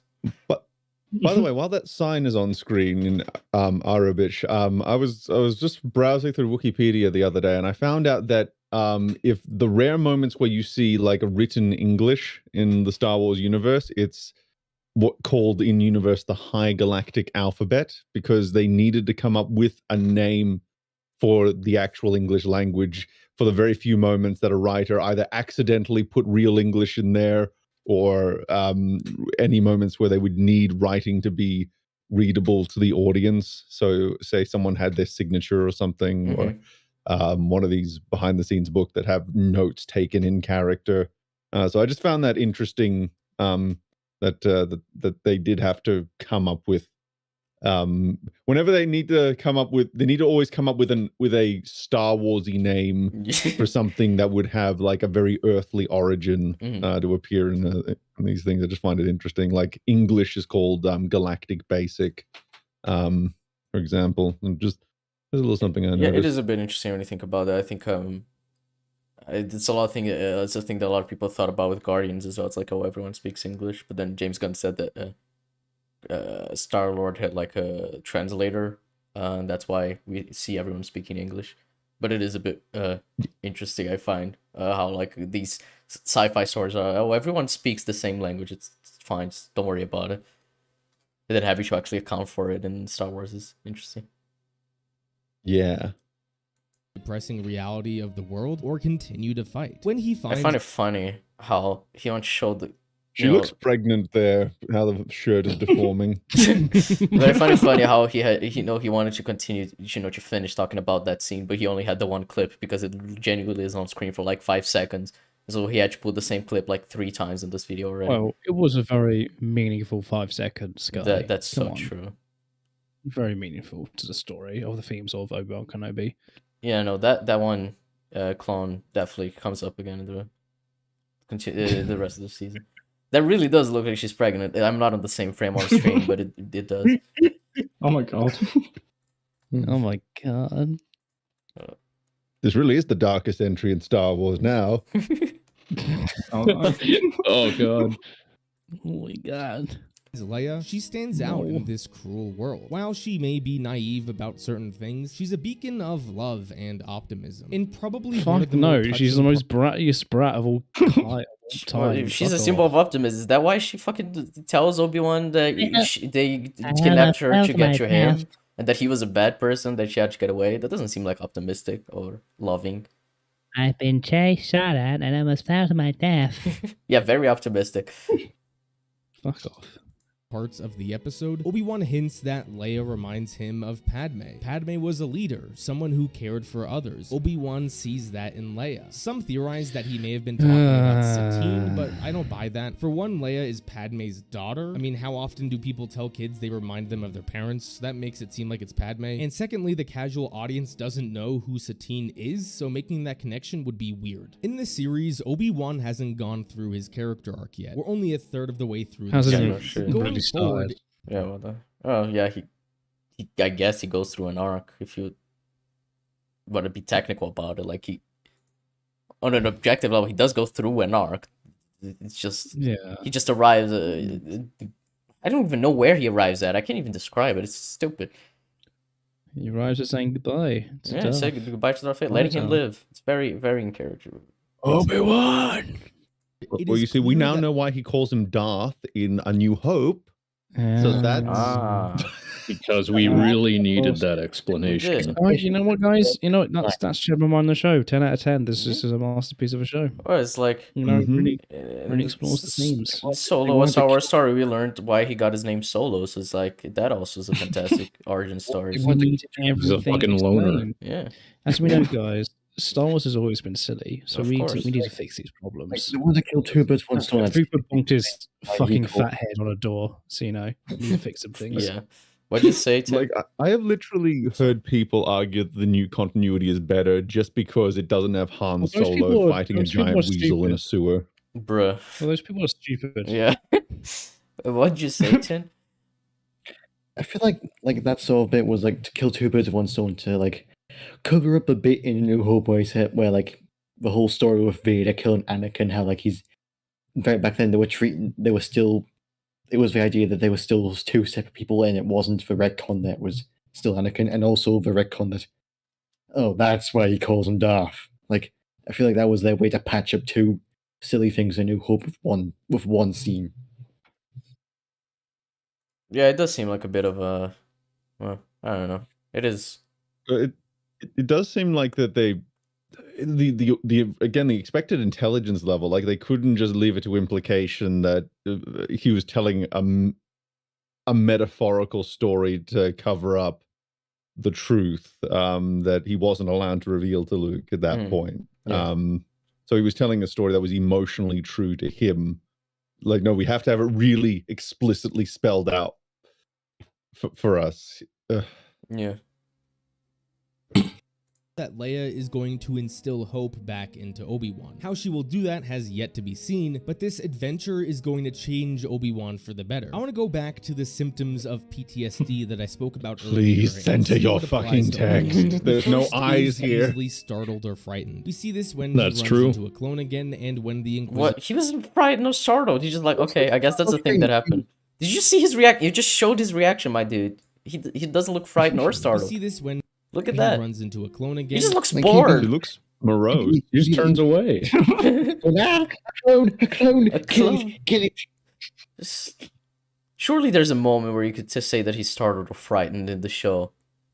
That is this one. Well, episode 3 hadn't aired yet, so. Oh no! Wait, yeah, when Leia fucking falls, that's when you could use it in this episode. Come on, guy. Yeah. But it's also like, obviously he would be scared even if he hadn't gone through trauma, and that it's kind of a. I guess he wants just something that. Be scared in that instance. Yeah, I think he wants just like relate it to the trauma he experienced and the symptoms of PTSD that he's showing. And when the Inquisitors show up on Tatooine, so I would say this applies. That's also a moment that he would be scared regardless of having gone through trauma. They're hunting him. No, he needs to be traumatized. Of course. Obi-Wan is certainly always on guard for danger. He has a droid outside his cage. Is he? Is he really? Yeah, but he kind of abandoned his force power, so I don't know if I'd say he was always on guard for danger, but if you say so.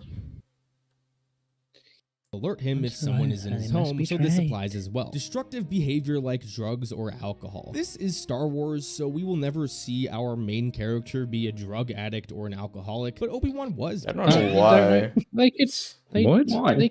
You totally can have a main character in Star Wars who is like drug addicted. Yeah, I don't You really totally know. can do that story. Yeah, I don't know why they So couldn't do that. So I'm pretty sure in the old continuity we had a story set in the distant future about a distant descendant of Luke called Cade Skywalker, and I'm pretty sure he was a spice addict at first, or at least at some point in that story. So that's objectively wrong. You are wrong, sir. And then you can if Disney really want to do fucking Bloblin, Star Wars story, who's a drug addict. A 6-part series about how he's dealing with the troubles of being a drug addict. It's a 6-part series. Episode 1, he deals with it. And the other 5 episodes is him finding Grogu Chew and then having to care for him. Also, this is kind of contradictory because Han Solo was a spice runner, and that's basically a fucking drug dealer. Yeah.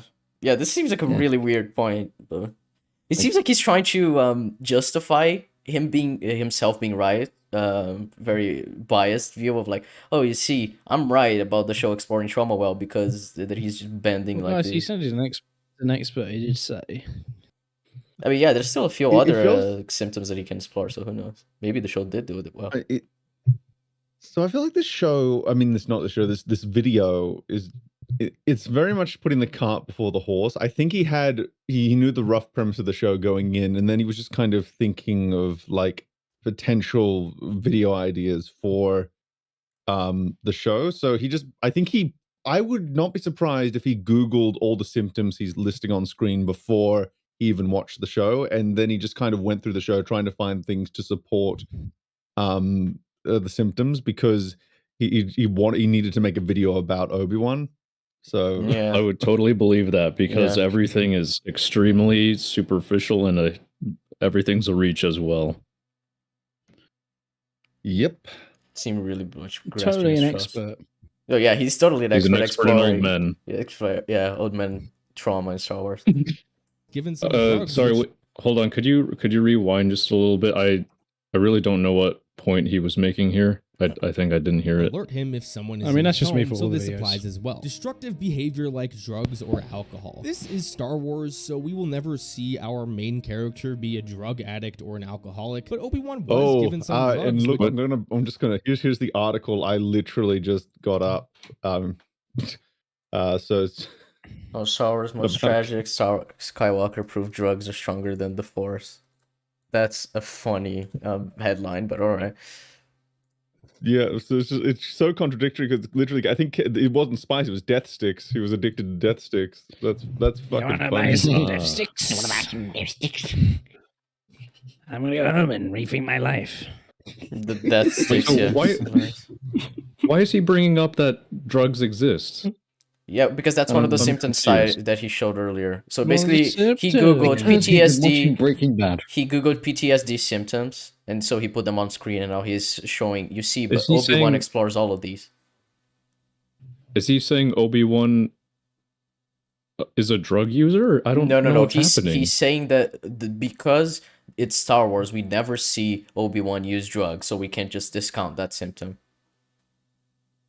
Oh, he's discounting the symptom. Yeah, he's basically going through the symptoms of Okay. PTSD to prove that the show explores trauma in a masterful way. Okay. And then he just discounted one of the 3 that he's already shown.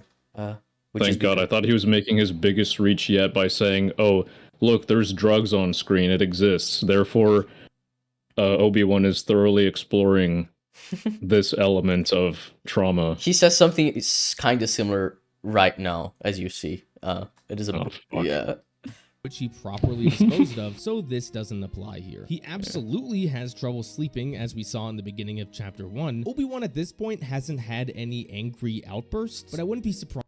He had it in episode 2, gotten right? pretty frustrated, Episode 3, when he was like, No people. one is coming, Leia. Yeah, no one is coming. No one is coming, Leia. Maybe it was But a he got lie. angry for absolutely no reason after getting there and looking around for 3 seconds.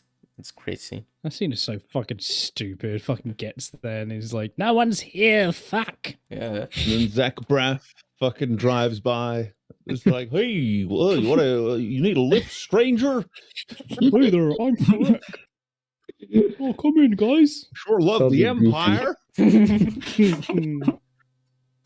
Surprised if at some point later in the series he will have one. The last is overwhelming guilt or shame. This is what the whole series is about, so that's definitely true. So besides the drugs and alcohol one, all these do apply to Obi-Wan, with the angry outbursts one likely to happen in a later Likely to happen. So you can't say that it... Oh, this is so dumb. Yellow. If you're gonna do this, put it in yellow. Yeah, it's like, oh, it likely will happen. So therefore, what Obi-Wan has already done as a TV show is a masterclass in trauma, even though it hasn't done this thing that would qualify as it being a masterclass in trauma.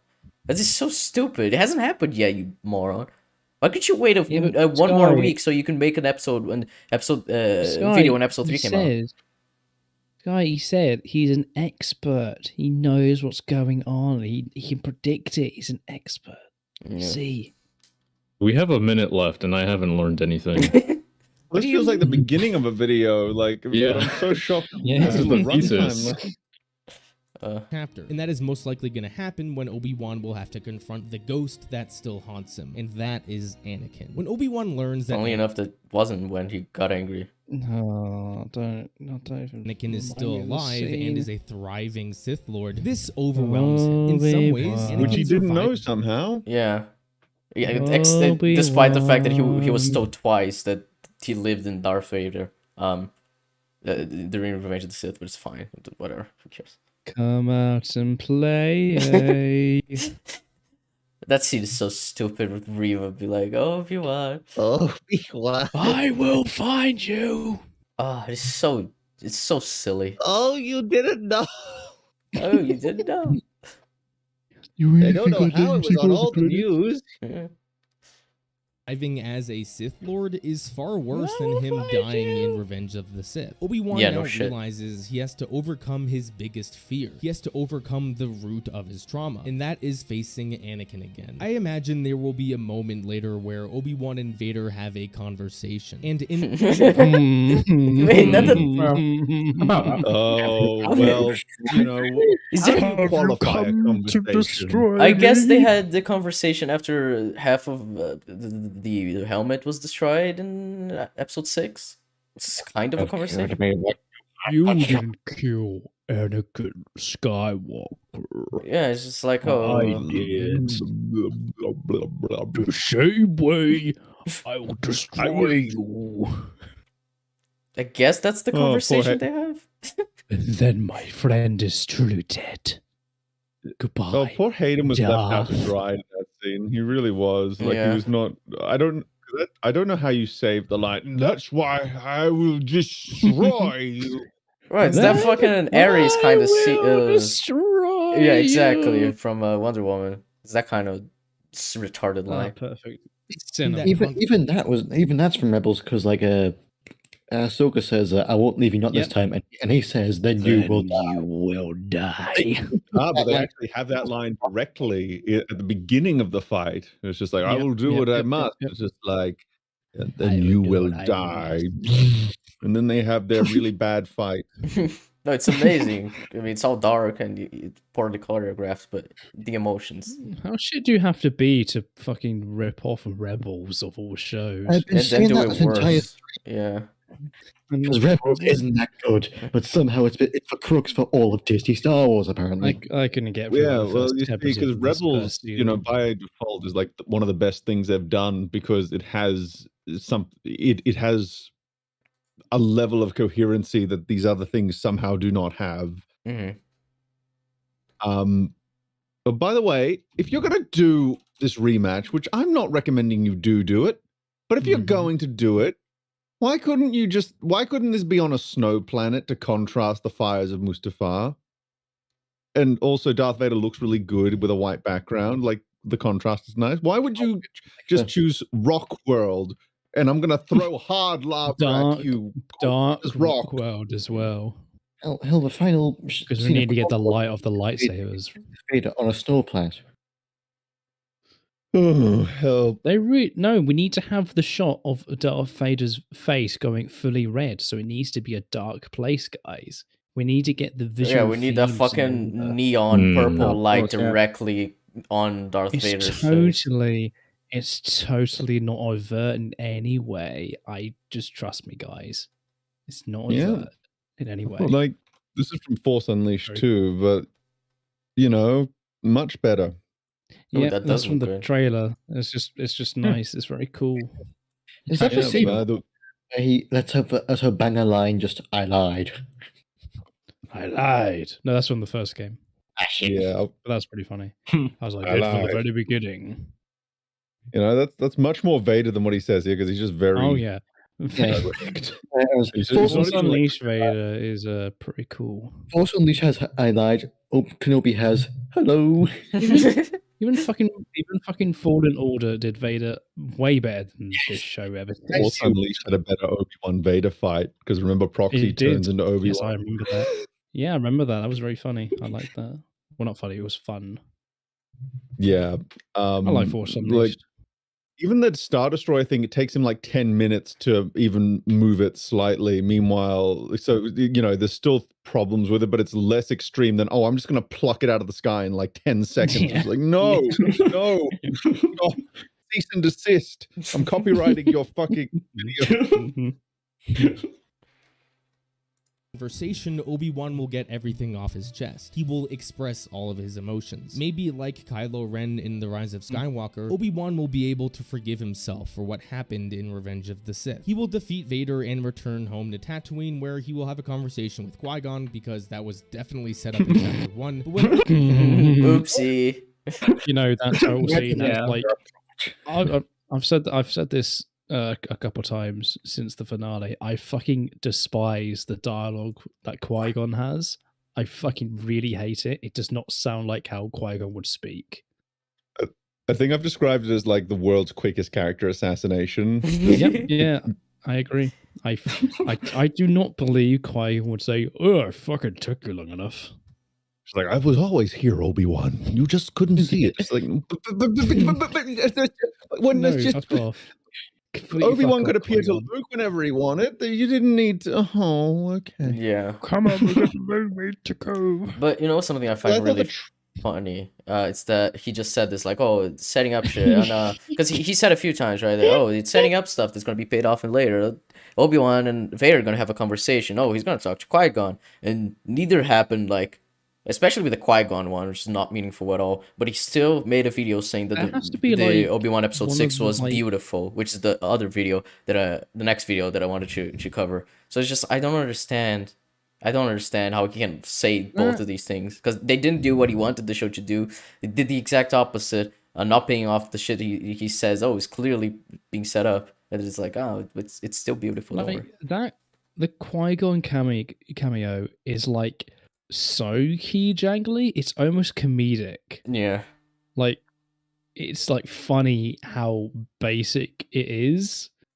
It's like they forgot to put him in the show, and then they realized, wait, we reference. They came in for a reshoot. They came in, they came in for reshoots, and they're like, just stick him in a green screen room and just say some like stuff like, I was always here, Obi-Wan, ooga booga. I was always under the impression that Obi-Wan would be able to talk to him shortly after Revenge of the Sith because of the dialogue.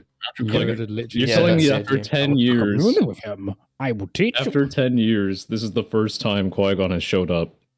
Fucking asshole. See, in the old universe, it took him 4 months to reach out to Qui-Gon reached out to him at the exact same time he found out about Vader, which was about 4 months later. And he gave him like a very, he just told him like, don't worry about Vader coming to Tatooine. He's going to avoid this place like the plague. Like, because he was very worried that he'd put Luke with his family on Tatooine near the grave of his mother. She's like, oh, fuck, this is going to be the first place he looks. And Qui-Gon's like, no, calm down, babe, calm down. No. He's not even going to try and come back to this place. Trust me. He is not psychologically prepared to face that homestead again. You're fine. Instead, we got a long way to go. Just like, oh, fuck you. Yeah. Obi-Wan returns home. He will be a changed man. He won't be the same depressed man we saw. Yeah, he'll be an Chapter 1. assassinated He will be a man of human hope, being. someone who has a newfound purpose, someone who has overcome his trauma, and The as purpose Mick of Mayfeld letting explained an it, entire someone who will planet be die. able to sleep at night. Amazing. How can he, after Thank he you left everyone Vader? so much for watching. Let's look at these video titles. You're welcome. Why See, it's great Obi-Wan with a might few be great with a problems. few problems. 44 minutes. That's Darth why I Vader's didn't get that one first. You. Oh my god. Jesus Christ. Jesus, Oh, no. Lord. No. Yeah. Darth Vader is absolutely terrifying. So, yeah, I did not get that Episode 40. 6 was beautiful. No. Yeah, I did not get that I couldn't 40-minute video see for us to cover. I did get that episode 6 one. So, yeah. This isn't much better. It's just, I guess it's shorter, so. Well, we can definitely cover it. Is the takeaway here? While the 40-minute one might be pushing. Yeah, it. that's yeah. Because we've already gone for what, almost 5 hours. Jab's already died, so. Yeah. All right. Obi-Wan. But yeah, that video wasn't very it's also great. from- I'll take. We're doing this one? Yeah. Oh boy.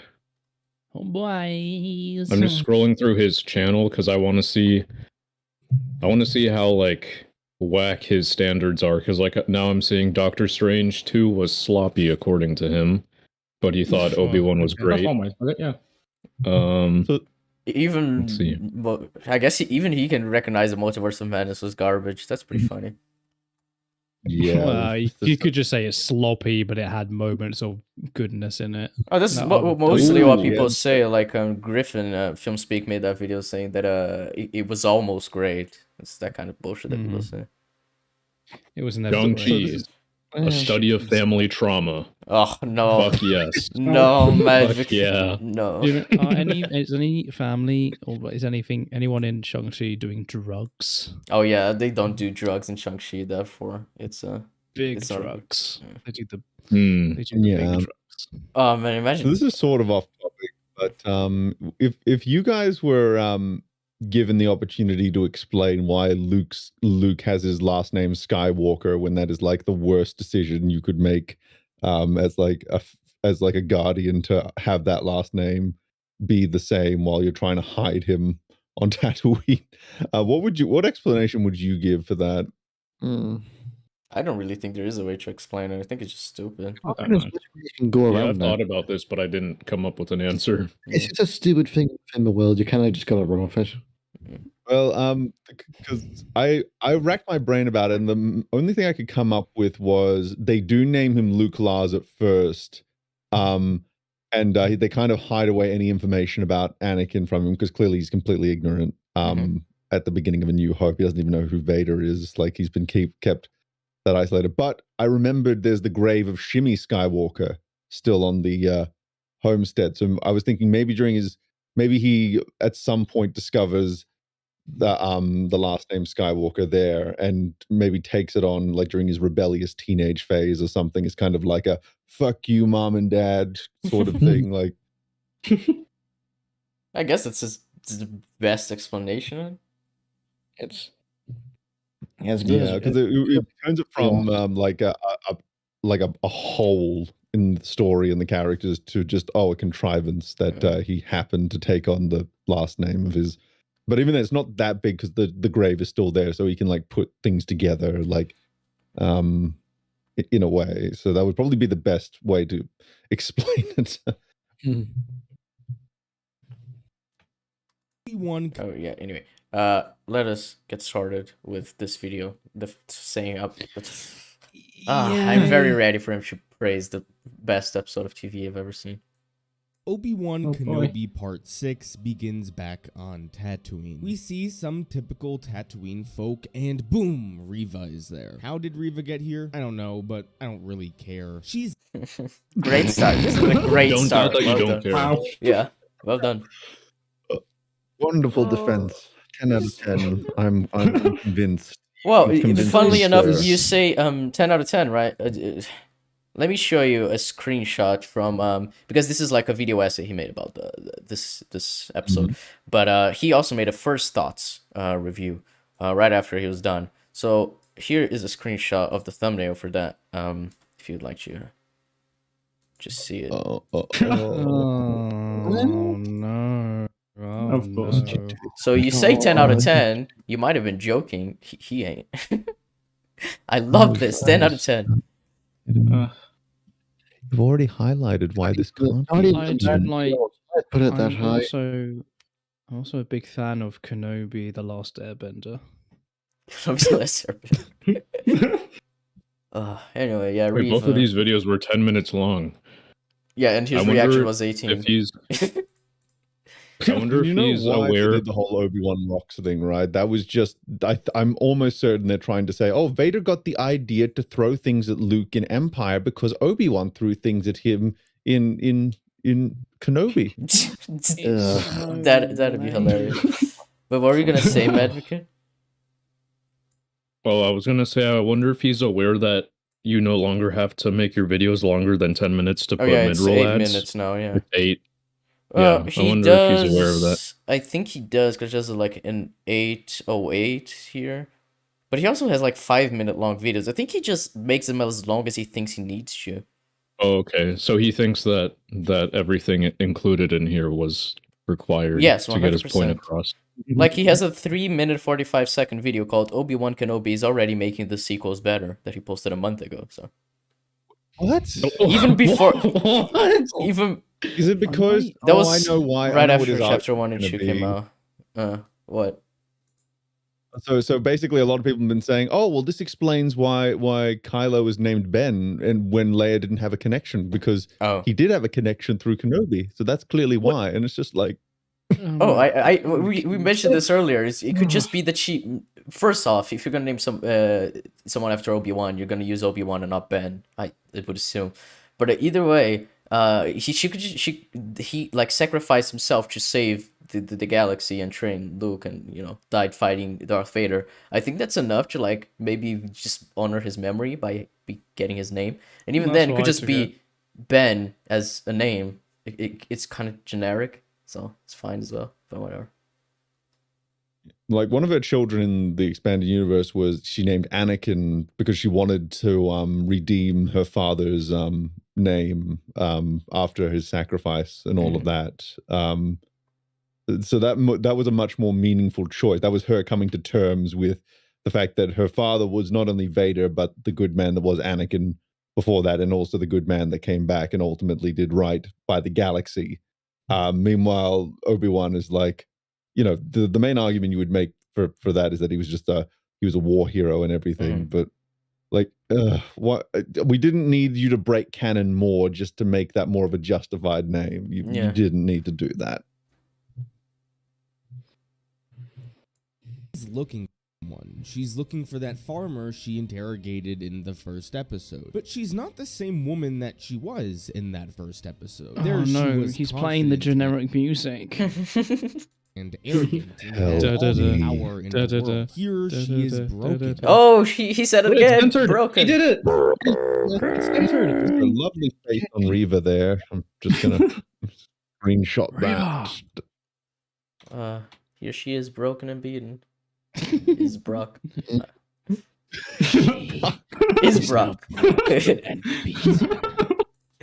E is Brock. He's Brock. You are now broken. Pretty good of Venom is interesting. Beaten and somehow alive after being stabbed in the chest because that's something everyone can survive nowadays. She's even he can realize that's stupid. Yeah, it's amazing.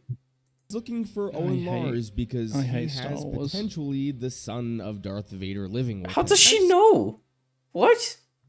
She doesn't. She can't know. It's not possible. If she knows, then Darth Vader knows, and I don't think you understand that. Like, dude. Like, can't like the message doesn't give anything away. It just says that there's a child on Tatooine that Obi-Wan and Bail hid there. How could she ever put the dots together that it's somehow Anakin's child? You gotta remember, in order to assume it's Anakin's child, she has to assume that Anakin had this entire secret relationship going, and that there are so many dots to connect that are not that should not be connectable through Bail's message. Is what I'm trying to say. Damn it. I personally disagree. I think it makes sense. Listen, Reva the plot just doesn't read matter. He doesn't care about it. Yeah, he at doesn't least, care. so. It's fine. Yeah. No, Reva just read the script. Yeah, she read She the just script. read the She knew. script. Yeah, that's makes more sense.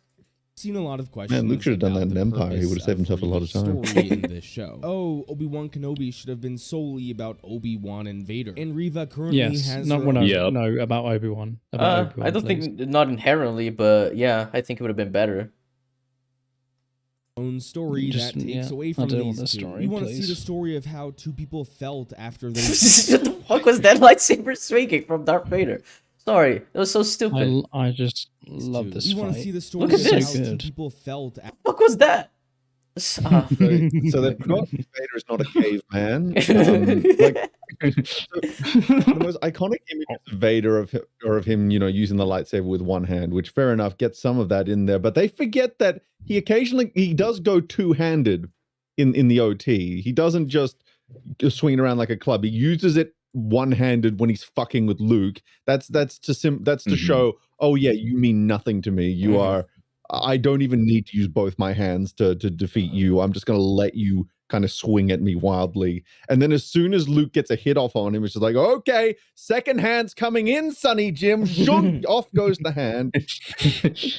Vader, use hand. Vader, go swoosh. After they ruined each other's lives 10 years earlier. Not the story of a young Please center. You fucked it up. Oh, it is because of the eyes, because they're in the middle of the text. Oh my Christ, I hate this. I hate this so much. Please, we're so close to greatness. And I somewhat agree with this. But even if you don't like Reva's story, it is complementary Because it's to bad. the overall themes of the show. No, it's and not. No, it's not. specifically Shut up. Obi-Wan's Shut journey. up. Shut up. Themes. Shut up. He said it. The themes. The themes, that's what I meant. Reva's terrible. The they thems. How is it complementary? Well, let's go back to our brothers turned enemies, Obi-Wan and Vader. Obi-Wan and company are on the run, while Vader and the superior empire chase them down. Why doesn't Vader send TIE fighters to chase down the transport? 'Cause he's Well, retarded. Vader Stupid wants idiot. revenge more so than victory. Then why does he go He has- himself and leave What? the? Why does he leave the destroyer and go himself alone? Well, you see, he does leave the Star Destroyer, but then the Star Destroyer parks in orbit, just like everyone twiddling their thumbs. Yeah, instead of Just waiting following for the Vader. fucking rebellion. All right, guys, Vader's left. I'm gonna go for a coffee break. Does anyone want anything? Brandon, guys want anything from the shops? Vader, you go after your enemy, and I will take care of the proto-rebellion. It's so dumb. It's like, oh, why does he send starfighters? Because he wants revenge. And why doesn't he go and leave the Star Destroyer to follow the rebellion? How the fuck did the Empire stay in power for 19 years? The fucking bumbling buffoons. No, you see, after the events of Kenobi, they became competent again. For the next 9 For those years. few years. Yeah, until Those next Jedi. years. Yeah. Oh yeah. They found their mojo in the end, Yeah. and then they lost it again.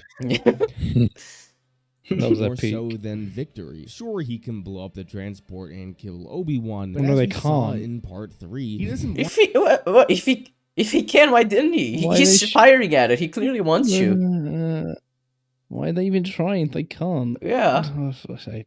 want to kill Obi-Wan. He wants him He to doesn't suffer. wanna He kill wants to him. see the look in Obi-Wan's eyes when he inevitably That's not kills him. Vader, though. That's not Vader. I Vader is kill him. That's his Suffer.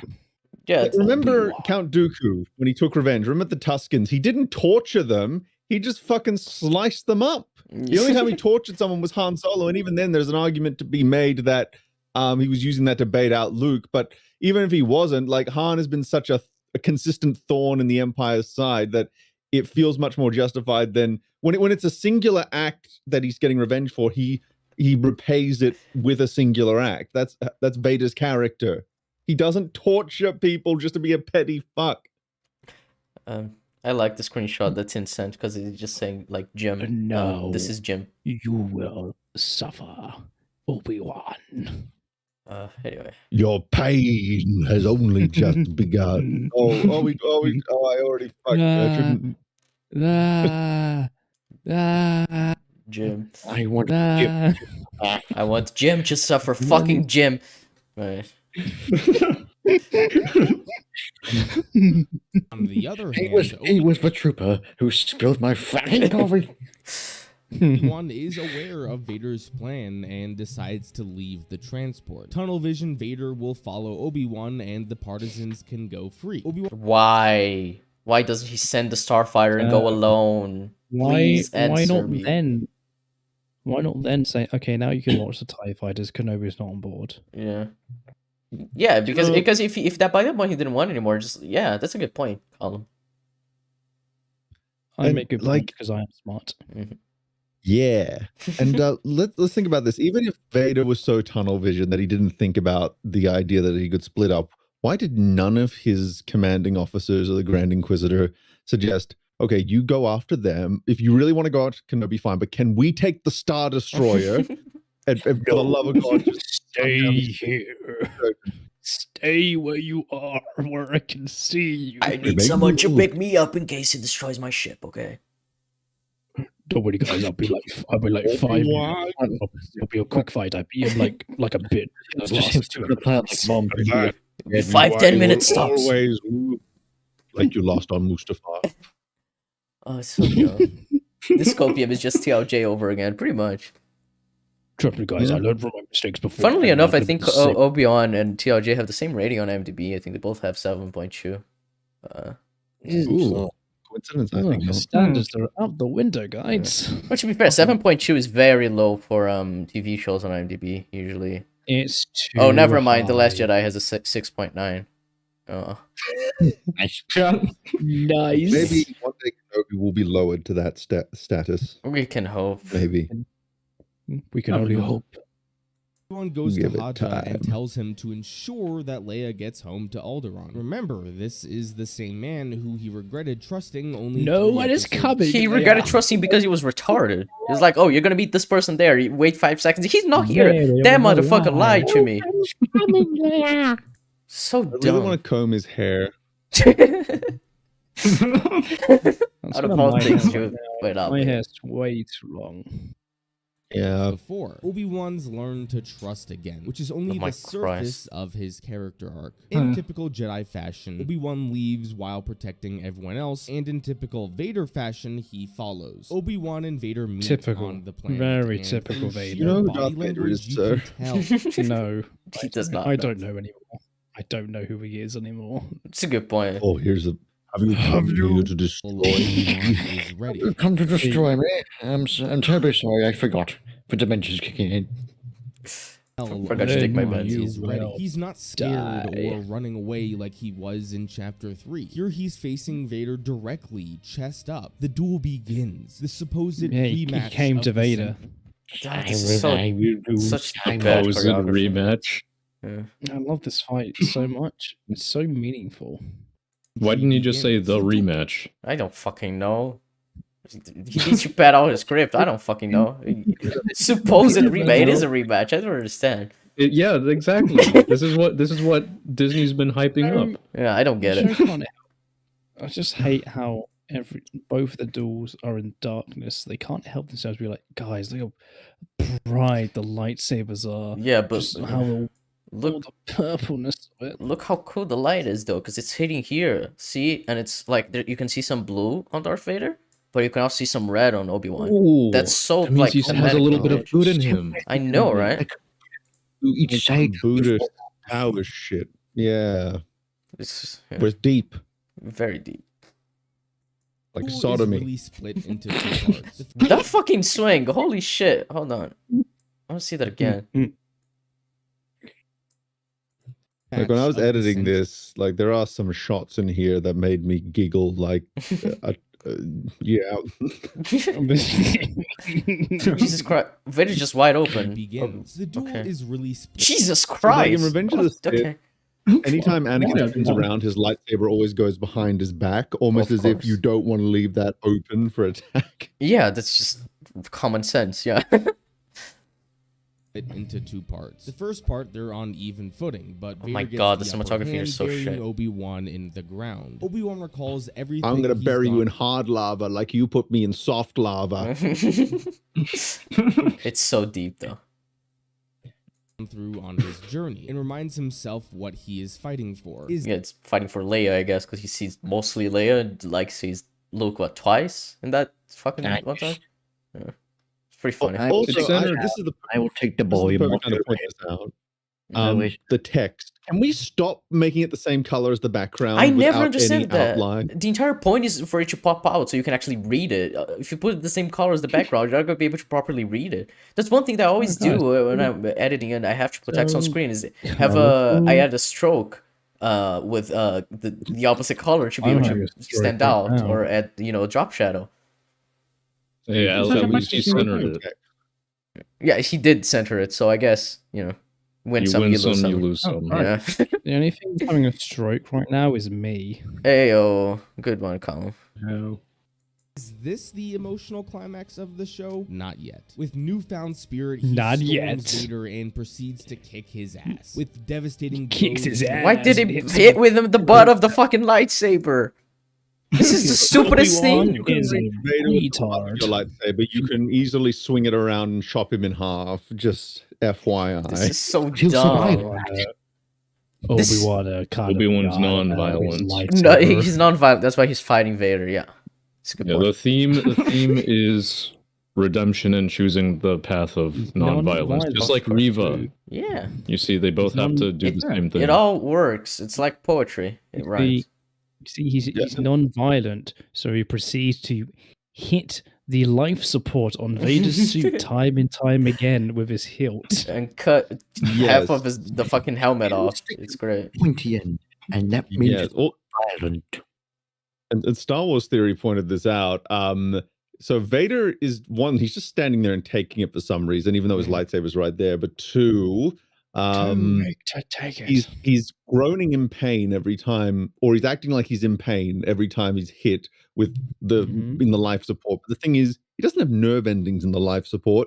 It should just make it harder for him to breathe. But even then, that shouldn't kick in right away. So that this should not be debilitating enough for him to stand perfectly still here. Yeah, that's a good point. Listen, he hit him right in the sternum. That's true. He hit him on his own stomach, and he didn't have two stomachs like Grand Inquisitor, so that's why. It's not like during this fight he kind of like went for his head at any point. No, it's not like that happened. Hitting blows to his chest plate. Wait, how didn't he cut him there? He swung his lightsaber. Hitting blows to his what? Well, you see, he intentionally went over his head. Wait, you're kidding me? He swung his lightsaber like in front of him. What the fuck? Found spirit. You could have killed him right there and proceeds to kick his ass with devastating Look at that. blows to his. He just swings it around. What's that? He wanted to reposition it to his right. That's so dumb. He needed to switch his stance so he can then hit them in his stomach with the hilt again. Of course, it's very smart choreography. His chest plate and they had built it up that he was. They built it up at the beginning of the fight that he is explicitly trying to kill Vader. He said, if he dies or I do, that sort of thing. If they had made it clear that he wanted to take one last swing at redeeming Vader, which a lot of people said this is what they were going to do to justify that one line in Return of the Jedi where Vader says Obi-Wan once thought as you do, when very clearly in Revenge of the Sith he was not trying to redeem him by the end. Then that would at least explain why he's going for these non-lethal moves here. But no, this is not what's happening. He's very clearly trying to kill Vader. They make it very clear that he's trying to kill him. So the fact that he's only trying to go for these disabling moves, there is no earthly way to justify it unless you are just engaging in pure headcanon. Yeah.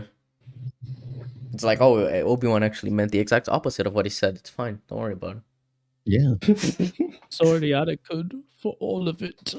One on his helmet. For the first since Darth Vader didn't do anything. Time in live action, the barrier between Darth Vader and the man underneath is broken. One aspect of Star Wars that I've always But he took off his helmet in Return of the Jedi. I was gonna say, I guess it isn't broken in Return of the Jedi. It is just removed. Shush, we don't talk about that. Yeah. No, but you see, he took the Also- right side, Ahsoka took the left side. Luke was the only one who took both sides. You could see the entire face. It's very Because deep. it's deep. It's very It's deep. so deep. It's like the ocean. It is very I deep. also have a note about Vader's scar in Rebels versus here. Vader's mask damage. Let me just get it up very quickly here. Because this one seems like it's a big gap. It's a big gap. It's like his entire like base is just gone. Like it isn't like a big It scar. also It's just doesn't it like- seem like his eyes wouldn't be on his like visors? No, it doesn't. Yeah, I was gonna say his eyes don't line up. Yeah, in Rebels it makes sense. You can barely If you look at it see. based on it does line up. So that's that one. So it does actually line up if he wants its head on. It's just more the angle. He's got his head turned down, so it looks like it doesn't. Also, it looks cheap as shit. Yeah, so I think I wrote down here, in Rebels, the mask opening around the eye was seemingly made to resemble Anakin's scar, as that was Anakin briefly re-emerging, only for Vader to take hold once more. In Kenobi, the damage is just haphazard. They knew they needed to recreate that imagery, but they didn't seem to understand the nuances surrounding the execution. Not that it needs to be one-to-one per se, but it does demonstrate a difference in thought put into each scene. That is interesting to think about.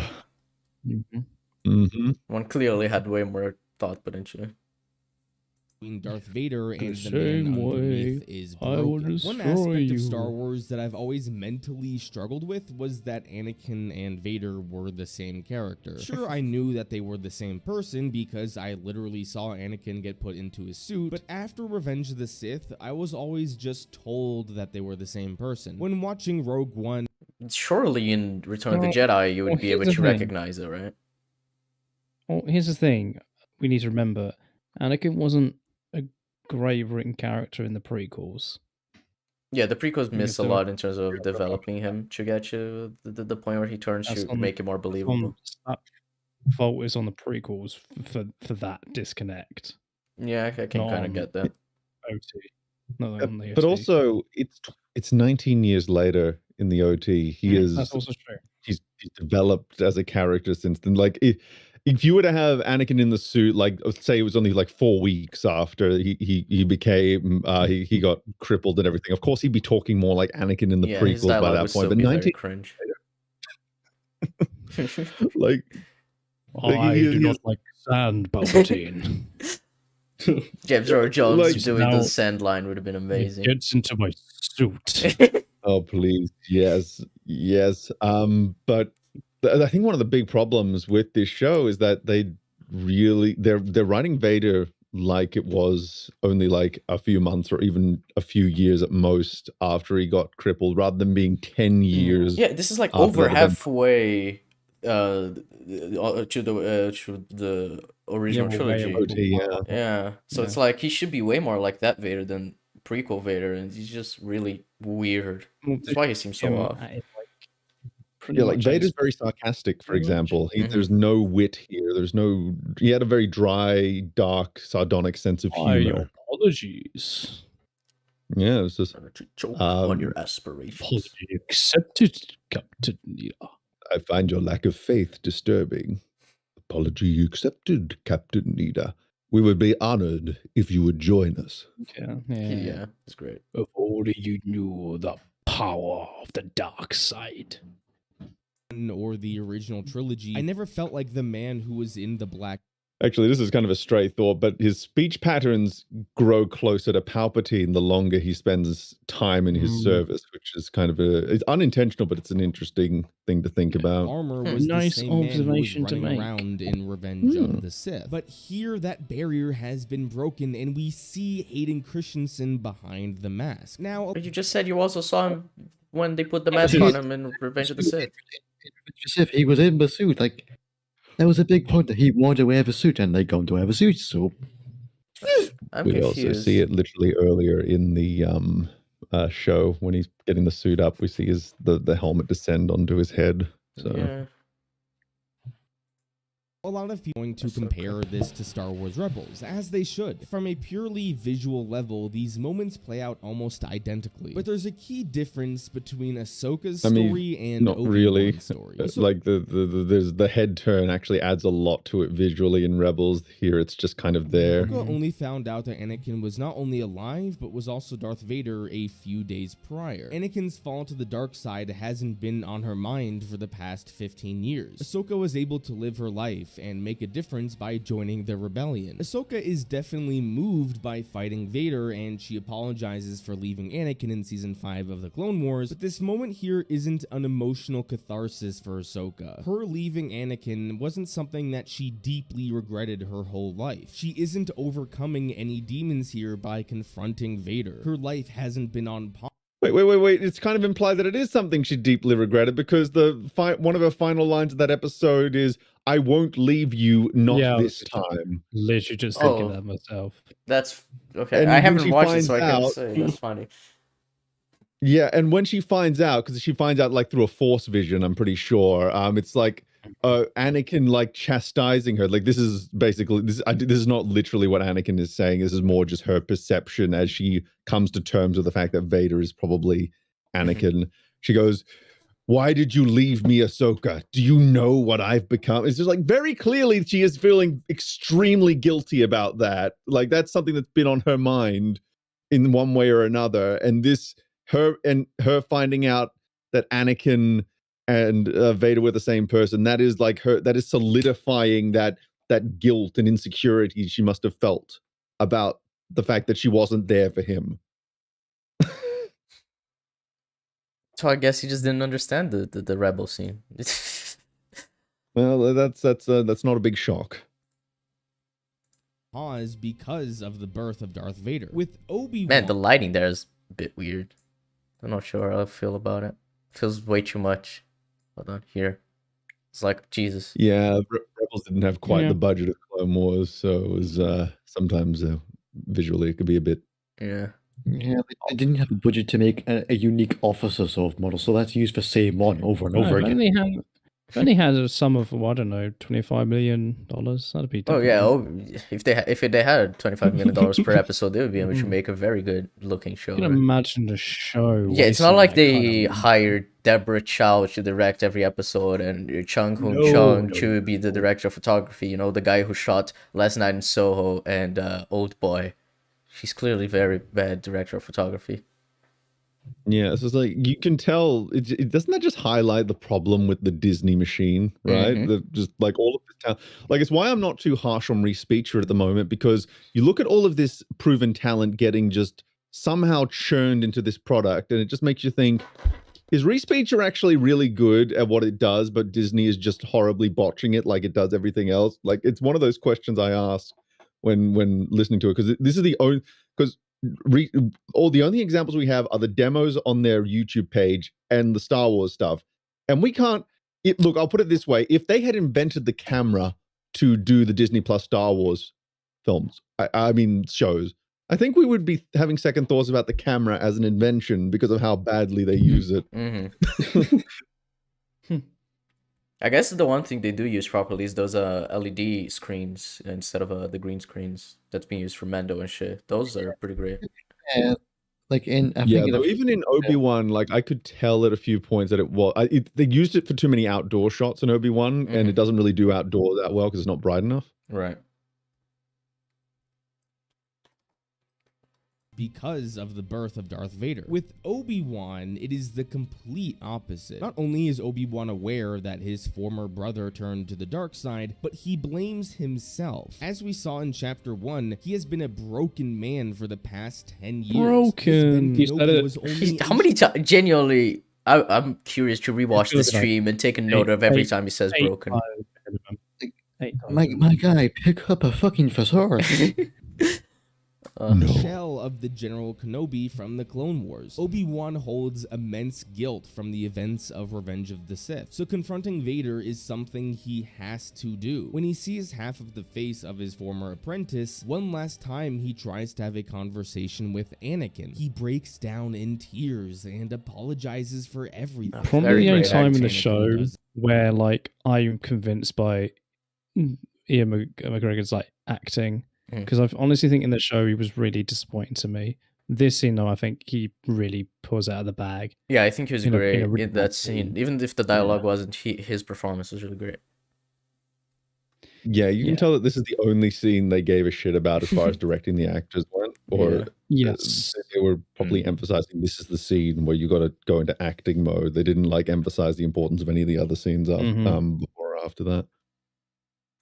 And accept the apology. I think people don't understand the therapeutic importance that a simple apology can have. There are countless stories of people with immense guilt. Not that we don't the only way understand, they can just move real on shit. is by confronting those they've hurt and apologizing. Scenarios that really damage people mentally are where a person passes away and that leaves another person with things unsaid that will never be said. How would you feel if you got into a fight with your parents? Why are you showing the boulders? Stop!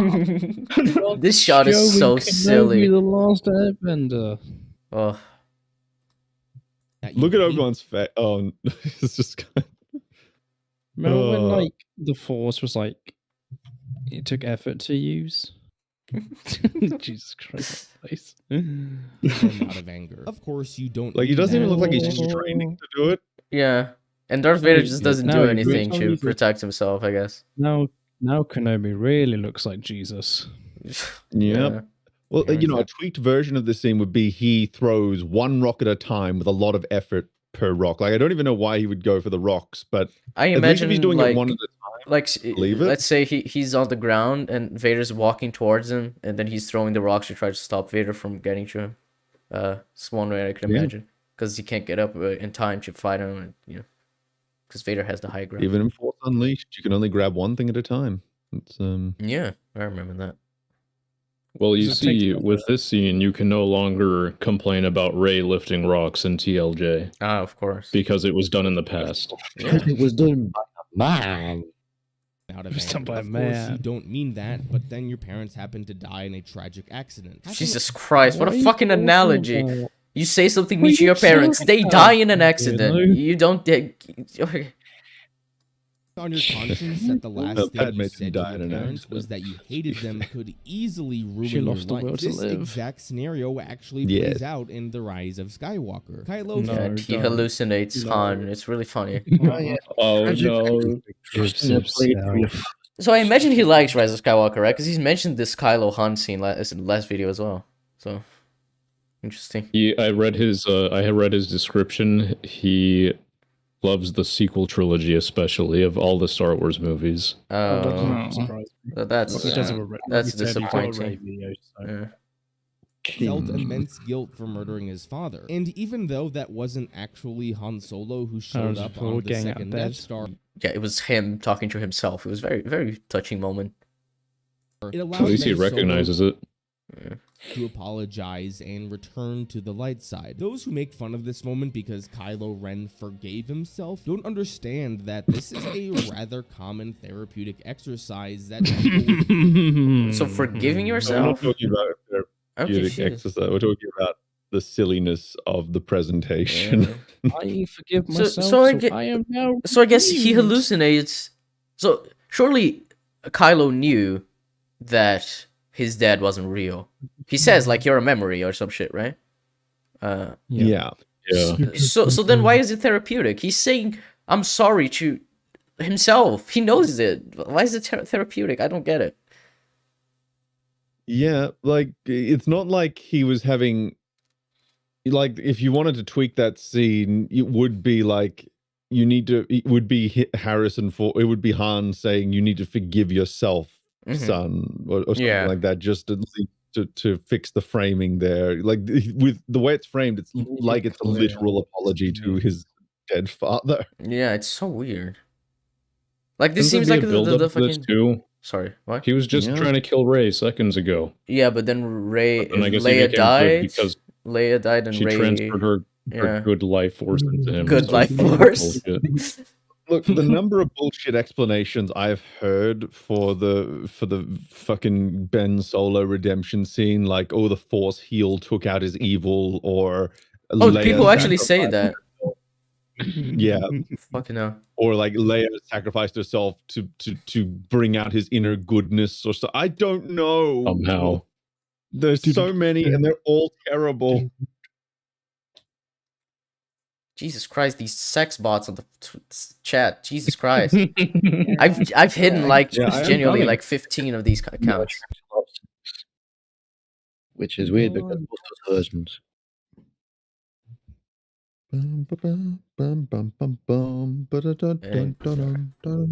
Grief and guilt to go through. For the better part of a decade, Obi-Wan felt immense guilt for failing Anakin, and he was never able to apologize. But now he realizes Anakin is alive, and he has a chance to do so. He apologizes, and is now finally ready to move on with his life. He says goodbye, Darth, coming to terms doesn't with kill him. Anakin being more machine now than man. So if he knows that, why doesn't he kill him? Yeah, if he's just machine. This is from an official Disney Star Wars comic, by the way. Let's see. Robot, you twat. All right. Let's see. Is it showing on screen? It is mostly. If you love me, Obi-Wan, you would have killed me. You wanted this and a kid. This a bit better. Jesus Christ. Wait, is this for real? Yeah, this is like a Force vision that Vader had or something. What the fuck? Okay. All right. It's fine. Star Wars bad writings synonyms now. Twisted and evil. One could argue that this is the thematic and emotional climax of the fuck show. Was that? Wait, did the lightsaber change hands in that shot? I think it did. Thematic and emotional Left. climax. Oh, I guess he. No, he was swinging. Yeah, like he had it by his right side of his head. To argue and he swung. This is the just thematic really silly and as well. emotional climax of the show. Yeah. The Obi-Wan So Kenobi stupid. series as a whole is about how people deal with grief and trauma. Obi-Wan hid himself No. away for 10 Watch him and years. Zen. That's how you deal with grief. Hey, you call him. I would say Kenobi deals with grief and trauma just as well as Blythe does. When you say that. Don't Fuck you fucking dare. That's why, guy. That's why I hate you. Becoming a shell of the man he once was. He was haunted by his guilt and was scared for the longest The time to haunting of do Obi-Wan. anything about it. Darth Vader was someone who dealt with his trauma through pure rage. When he found out that his former master was alive, he would stop at nothing until he not only found he him, always but thought he was brutally alive. He always looked tortured for him. He Kenobi. killed innocent. But he stopped in that very scene. Yeah. I will make you suffer, Obi-Wan. And if he wanted to actually just full on torture him, why did he have the trooper shoot at him in that scene? Why did he allow that? Right, so Vader, he'll kill random kids for no reason, but he'll make Kenobi burn. Cool. Innocence along the way just at a chance of luring out Obi-Wan. Now, what about Reva? Because her story is also about dealing with trauma. Her life was pretty much destroyed in a single night and has spent the past 10 Well, years. it should have been literally destroyed, but Yeah. you know. Yeah, pretty much is an understatement. Yeah. So was she literally stabbed as a kid, or was that just like a fucking hallucination she was having? Why wouldn't she be And Anakin Well, I think towards her. Well, there's not really any indication that it is metaphorical is the issue. Like I think there's room for headcanon, but there's no real reference within the show to show that was the intention. No, guys, you just played dead. Oh, of course. It's just because I find it's like surely she wasn't stabbed twice through the stomach and survived. Surely. But it's Disney I Star think the Wars. implication was through the shoulder, but even then. What the fuck would Darth Vader stab her through the shoulder? About dealing with trauma. Her life was pretty much destroyed in a single night and has spent the past. Yeah, no, it wasn't the shoulder. Oh no, it is the stomach. Never mind. Never Yeah. mind. I was hallucinating a slightly less retarded thing. I don't even know if it's Slightly. less. It's differently retarded, I guess. Well, it's the difference between just going in between the organs and going into an organ. Like they're Yeah. both probably fatal with a lightsaber, but one is slightly more believable as survivable than the other. 10 years planning her revenge. Bro, look at that. The light was through her. He even left it for a few seconds. Her insides would be burning. She's dead. A lot of people say her gut is story was melting right predictable, now. and while It I is would agree predictable. that her ending It was is, yeah. predictable, her journey was not that of a standard revenge story. It's because it made no You're right. sense. That revenge story is really good. It was really dumb, and Reva's cringe. And the Yeah, it made action's no bad. sense because like it isn't predictable because none of it follows a through line. It's all random bullshit. Everything about Reva is bad. Yeah. Everything. Usually, these revenge stories go along the lines of a person will kill countless people and do anything in their path to murder a specific person. But Which she did. But she does. The entire point is that literally she does. became she joined the Inquisitors. She got closer to Vader. So yeah, she did do that. She did. But it's just about random people's hands and Yeah. burned them and tortured a child. Yeah, she was gonna kill Benny Safdie. She just didn't because the Grand Inquisitor stopped her. when they finally have the chance to do so, they refrain because they realize that revenge was wrong. Remember how Uncle Owen and Aunt Beru just straight up fought a Sith and didn't die? Yeah. You know what? The only person in the show I actually liked was Uncle Owen. He was a Chad. I mean, he could have stood up to Aunt Beru more, being like, "Are you fucking retarded? Do you really want to stay here?" But I do get what you mean. He seems like one of the most consistent. The moment when, the moment he stood up to Reva, I'm like, you know what? What a fucking Chad. Oh yeah, he had that one good line, right? Oh, you defend him as if he was your own. And he's like, he is my own. That is a neat moment. Fucking. And then doesn't she say some bullshit like, "Now I'll get justice" or whatever? Justice. Yeah. I'm vengeance. In Reva's case, she has her chance at revenge and takes it, but she she takes it at the worst moment. Why did she do it when he was distracted with the fucking ship? Why did she wait? Because Reva's a stupid idiot. Yeah. He failed. So Reva, what you do is that you take advantage of the fact that your lightsaber has an on-off switch, and you approach Vader without the loud glowy sound, and then you turn on the lightsaber while he's not looking into his back. Reva, it would help if you didn't scream. That's also a good point. not Just only do less survives screaming, Reva's cringe assassination. What the fuck is that point of that spin? You know, it's a good Vader trick. not only survives. Look at that. Why did she spin? Yeah, she's gonna gain more momentum, I guess, because A harder hit, I guess. Yeah, as if lightsabers need momentum, as opposed to just being burning things that just burn through everything. But all right. Yeah, like the only time a lightsaber would need momentum is if another lightsaber is in the way and you want to try and knock it out of their hand or something. With Vader there, you don't really need it. Yeah.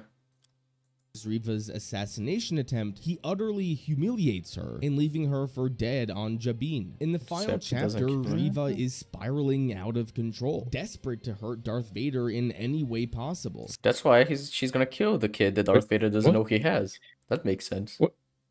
Hey, Vader, you have a child. I murdered him. Why should I have a son? Oh, fuck, that's a lot of child support. What'd you say? Just forgot what happened. What do you mean? Wait, he thinks Reva doing this is her getting back at Vader, and Yeah, not... that's what he said in the thought it was beginning of for this Kenobi. video. That's what he said in the beginning of this video, is to hurt Darth Vader by killing his kid. Oh, by the way, Darth, I killed your kid. Ha ha. Yeah, he's like, wait, I had a kid? This is fun. Yeah, what? Let's go through all the go through. I love this show. Some have Please- pointed out the fair Please let it play. criticism that Vader doesn't even know about Luke. So how could Yeah. he be hurt by Luke dying? How does she know that Luke is Vader's son? You also have to. You haven't explained that, my dude. You should. Is he going to? I hope so. I don't know. I stopped watching this videos at the 6-minute mark because I was like, that this is surely ECUM material. So this is all brand new for me. All right. Reva Let's hear doesn't it. know that Vader is oblivious to the existence of his offspring. But I think the more likely answer is that Reva is simply too emotional and irrational to come to that Oh, conclusion. there it is. Sure. She hears that a kid exists and she's like, well, I may as well kill him. I don't know. Why not? Remember, You know, this like, is a woman. I like how he doesn't even try to justify it as like, oh, he's trying to take revenge on Obi-Wan for some reason, because at least that would still be nonsensical, but at least all the information is there to at least have it be an Obi-Wan related thing rather than somehow making this a Vader related thing, you know? Because there's no way with that. That's what I thought it was implying. Yeah. Well, I don't know how. I don't know what. Well, apparently, according to him, it apparently isn't. Well, at least his interpretation somehow. Woman who spent 10 years planning her revenge, and all 10 years of that planning failed in every way possible. So, Yeah, that's because she's retarded. It's like, you've spent that amount of time and you're just gonna be reckless and do it like that. Surely you have more composure than that. Yeah. I don't blame her for making stupid or irrational decisions. I do. Oh my god. Because that's what human beings do. When... Oh no, stop. You're hurting me. What you see, do Madvocate, this is the type of video you should make about the Flash. Instead of saying it's inconsistent, you just say Barry makes mistakes because it's human. He can be irrational. Yeah, he forgets he has super speed. Yeah, he forgets that he has flash time. He is human. He is not logical. He makes mistakes. He forgets that when criminals turn the corner, that they're still behind the corner. That's because he's human. He's human. He's also humans have be a memories. forensic scientist, but he's also an idiot. It's fine. He's human. Because he's a human. He is human, but he's also a complete and total twat. When they're desperate and emotional. So the climax of her story is that when her blade is raised above an unconscious Luke Skywalker, she realizes that she's become the very person she has hoped to destroy over the past 10 You're years. not so different, you and I. Oh, this kid I decided to kill for absolutely no reason. I won't anymore. I have moving new waters to destroy. I am very conflicted about whether or not I should kill a child that I have no reason to kill. Yeah. It's like, I heard that this child exists. I went to his home. I attacked his parents. I tried to kill him, but I stopped. So I'm a good person, aren't I? I didn't have the best role models. She's a good person. She deserves it. She returns an unharmed Luke to his aunt and uncle and breaks down crying. This moment, while important to concluding Reva's story, is also important to the conclusion of Obi-Wan's story. Obi-Wan, I'd shoot her. Just get a fucking blaster and shoot her in the face if I was in Barry. Fuck you. On a whim, when the wind's in the right direction, you happen to be kind. Oh, yeah. Having come to terms with his past, also went on a journey of finding himself again. Throughout the story, he becomes the Jedi he once was. And in this moment with Reva, he decides to show her mercy and comfort her in her darkest time. Obi-Wan concludes the show. She's the last person who deserves comfort in this show. Just try to murder the one child he's meant to protect. Like, surely, Obi-Wan, you're just not gonna let her go, are you? To be fair, she should die in theory, right? Because revenge was what was keeping her going, and then she stops her search for revenge. As soon as she lets go revenge, she's got a great big hole in her chest. Just saying. She's gonna see. She's already in Tatooine. She's gonna go buy a robot stomach from whoever sold it to Boba Fett. I have heard from the grapevine that revenge does wonders for the will to live. Don't you think? Yeah, that's the point in it. Because if that is how you justify Grand Inquisitor surviving, then surely she would just drop down dead once she's done searching for revenge. Maybe she just force healed herself. Oh, of course, that's a good point. I thought he was dropping like a back tank or something, and not like doing the whole rage alive thing. Just drop him in a back tank. Having reconnected with his Jedi ways, optimistic and hopeful about the future. Hello there. Is this show necessary? Some have mentioned that this show is about taking where Obi-Wan was at the end of Revenge of the Sith, regressing him into a depressed man, and having him go on an arc where he ends up the same person he was at the end of Revenge of the Sith. Yes, you can argue. No, that's what? Not. No, that's not. He wasn't like that at the original Revenge. What? No. He was clearly very distraught at the end of the Revenge of the Sith. That's a very bad description of the show. He wasn't very happy-go-lucky, to be honest. Yeah, when he said he'd look after the child, he wasn't really like being witty or It anything. wasn't like, oh boy, how should I look after the child of my best friend who's just murdered a lot of people? It's more pragmatic by that point than anything. This story was unnecessary, but what I feel just... I mean, I think every movie past the first Star Wars is unnecessary in a way, if you wanted to think about it like on a, I guess, more literal level, but this story, it wouldn't have felt unnecessary if his arc had made like any sense. They just stuff it it's with not about fucking necessity. Yeah. It's about whether it's good. Yeah, pretty much. You can tell infinite numbers of stories, an infinite number of time periods. It's all about how well you do it. Yeah, looking at Kenobi here right now is how I feel. Justified its existence is that there's a logical gap in Obi-Wan's story. Everything he loved and built was destroyed in Revenge of the Sith. His brother, he thought, turned to the dark side because of the way he trained him. Okay, he's doing some weird with the audio. It seems to me like he's just doing crossfades, and it's always like you can tell. You can put a little space. Anakin didn't turn to the dark side because of how Obi-Wan trained, and that was Palpatine. Yeah, let's forget that. It was a bunch of different factors. His brother, he thought, turned to the dark side because of the see, you can tell the fucking crossfades. Just put a few seconds of just separate the two tracks. It's fine. You don't need to do that. Thought turned to the dark side because of the way he trained him. I refuse to believe that Obi-Wan is simply content with life after Revenge of the Sith. I refuse to believe that there isn't a single human being that would avoid a state of depression after the events of Revenge of the Sith. Prior to this series, we never got... that was never, I think, the point of contention. We wanted that to be the crux of the show, but it just wasn't. Yeah. And stretching this out to be some deeper bullshit because you just gawk at this absolute heap of pile of crap. It would be really fun if he didn't mention Qui-Gon at all in this video, considering he said that it was something the show was being set up.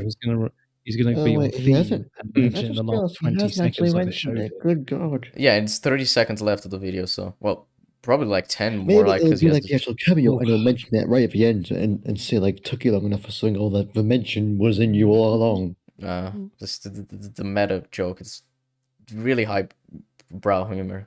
That story of how Obi-Wan felt about his failures and how he coped with his new life. Would have been good to get that show. Yeah, I would have liked that. There was a Kenobi book, but that's not canon anymore. This overall story they told was about grief and trauma. Didn't want good stuff in their canon. And while lackluster at times and frankly stupid at other times, I found it to be... Oh, he even acknowledges that it's the fucking trench coat scene is stupid. Well done. Good for him. It is, because Stormtrooper would go bonk on head and go haha stupid. And because he doesn't care about plot. Yeah. Beautiful. So that is why Obi-Wan Kenobi Part 6 was beautiful. Thank you everyone so much for watching. He just shows. Don't forget to mention he just showed I will see you guys. Yeah, he just showed him. He didn't even mention it. Talk about Qui-Gon, really. He's like, he exists. It's so funny because he said like that was going to be like an important thing that was set up in the earlier episodes, but I guess not. Oh well. Season 2, please God. Oh, he doesn't want a season 2. That's interesting. Oh, really? Oh, shit. Like the recommended video. Yeah. I got oh, here. That's interesting. I did too. Yeah. Huh. Well, too bad. Disney gonna fucking do it. I don't even know because like as far as I know, this show has been much worse. Has done much worse than most of their other shows in terms of like viewership and ratings. Well, I've heard the opposite, that it's done gangbusters as far as viewership has gone, but I don't know what numbers either source is citing. So I don't know which one's more believable. Anyway, I gotta be right. I gotta just quickly feed the cats, but I'll be back if we're still going. Well, I was going to finish the stream here. If you left. Oh, okay. Yeah. Oh, that works then. Yeah. So then I will allow you to feed your cats right after. But yeah, it's Obi-Wan Kenobi. Just summarize is shit. So yeah. Jeez, this is one of our longest streams. We've done for like 6 hours. And you've been here since the beginning, Madvocate. Just thank you for going through this journey with us. Firstly, with Robot Head failing to criticize the show, and then someone failing to praise the show.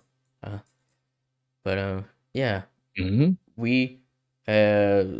I really don't like the show. I really don't care about Star Wars anymore. I didn't watch Book of Boba Fett. So just I'm just really tapped out of this universe. So, not really that invested. Yep. The compassion. Yeah, I think you told me, Madvocate, right, that you'd only care about Obi-Wan like more so than the other shows, because like your investment in it. Yeah, I was like, this is a character from my childhood, so I give a little bit of a shit about the show. I'm curious.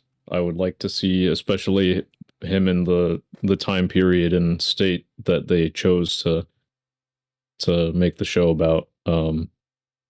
This is it. Thank you for slamming that final nail in the coffin, Disney. Yeah. I'm done. Yeah. But thank you, They cannot Madvocate, help it. Column, and Meme for being on. It has been fun talking to you guys. Not a problem. Yeah. So I love talking about pain. Speaking of pain, next episode of The Flash will release next Thursday. Be excited, because it is the beginning of the Bat arc. So, yeah. Hell yeah. Yeah. The payoff for the Bat is in a few weeks away, but it should be interesting for you guys who are interested in seeing that. But thanks everyone for watching. We'll catch y'all next time. Bye. Bye. Bye. Goodbye, Darth. Hello.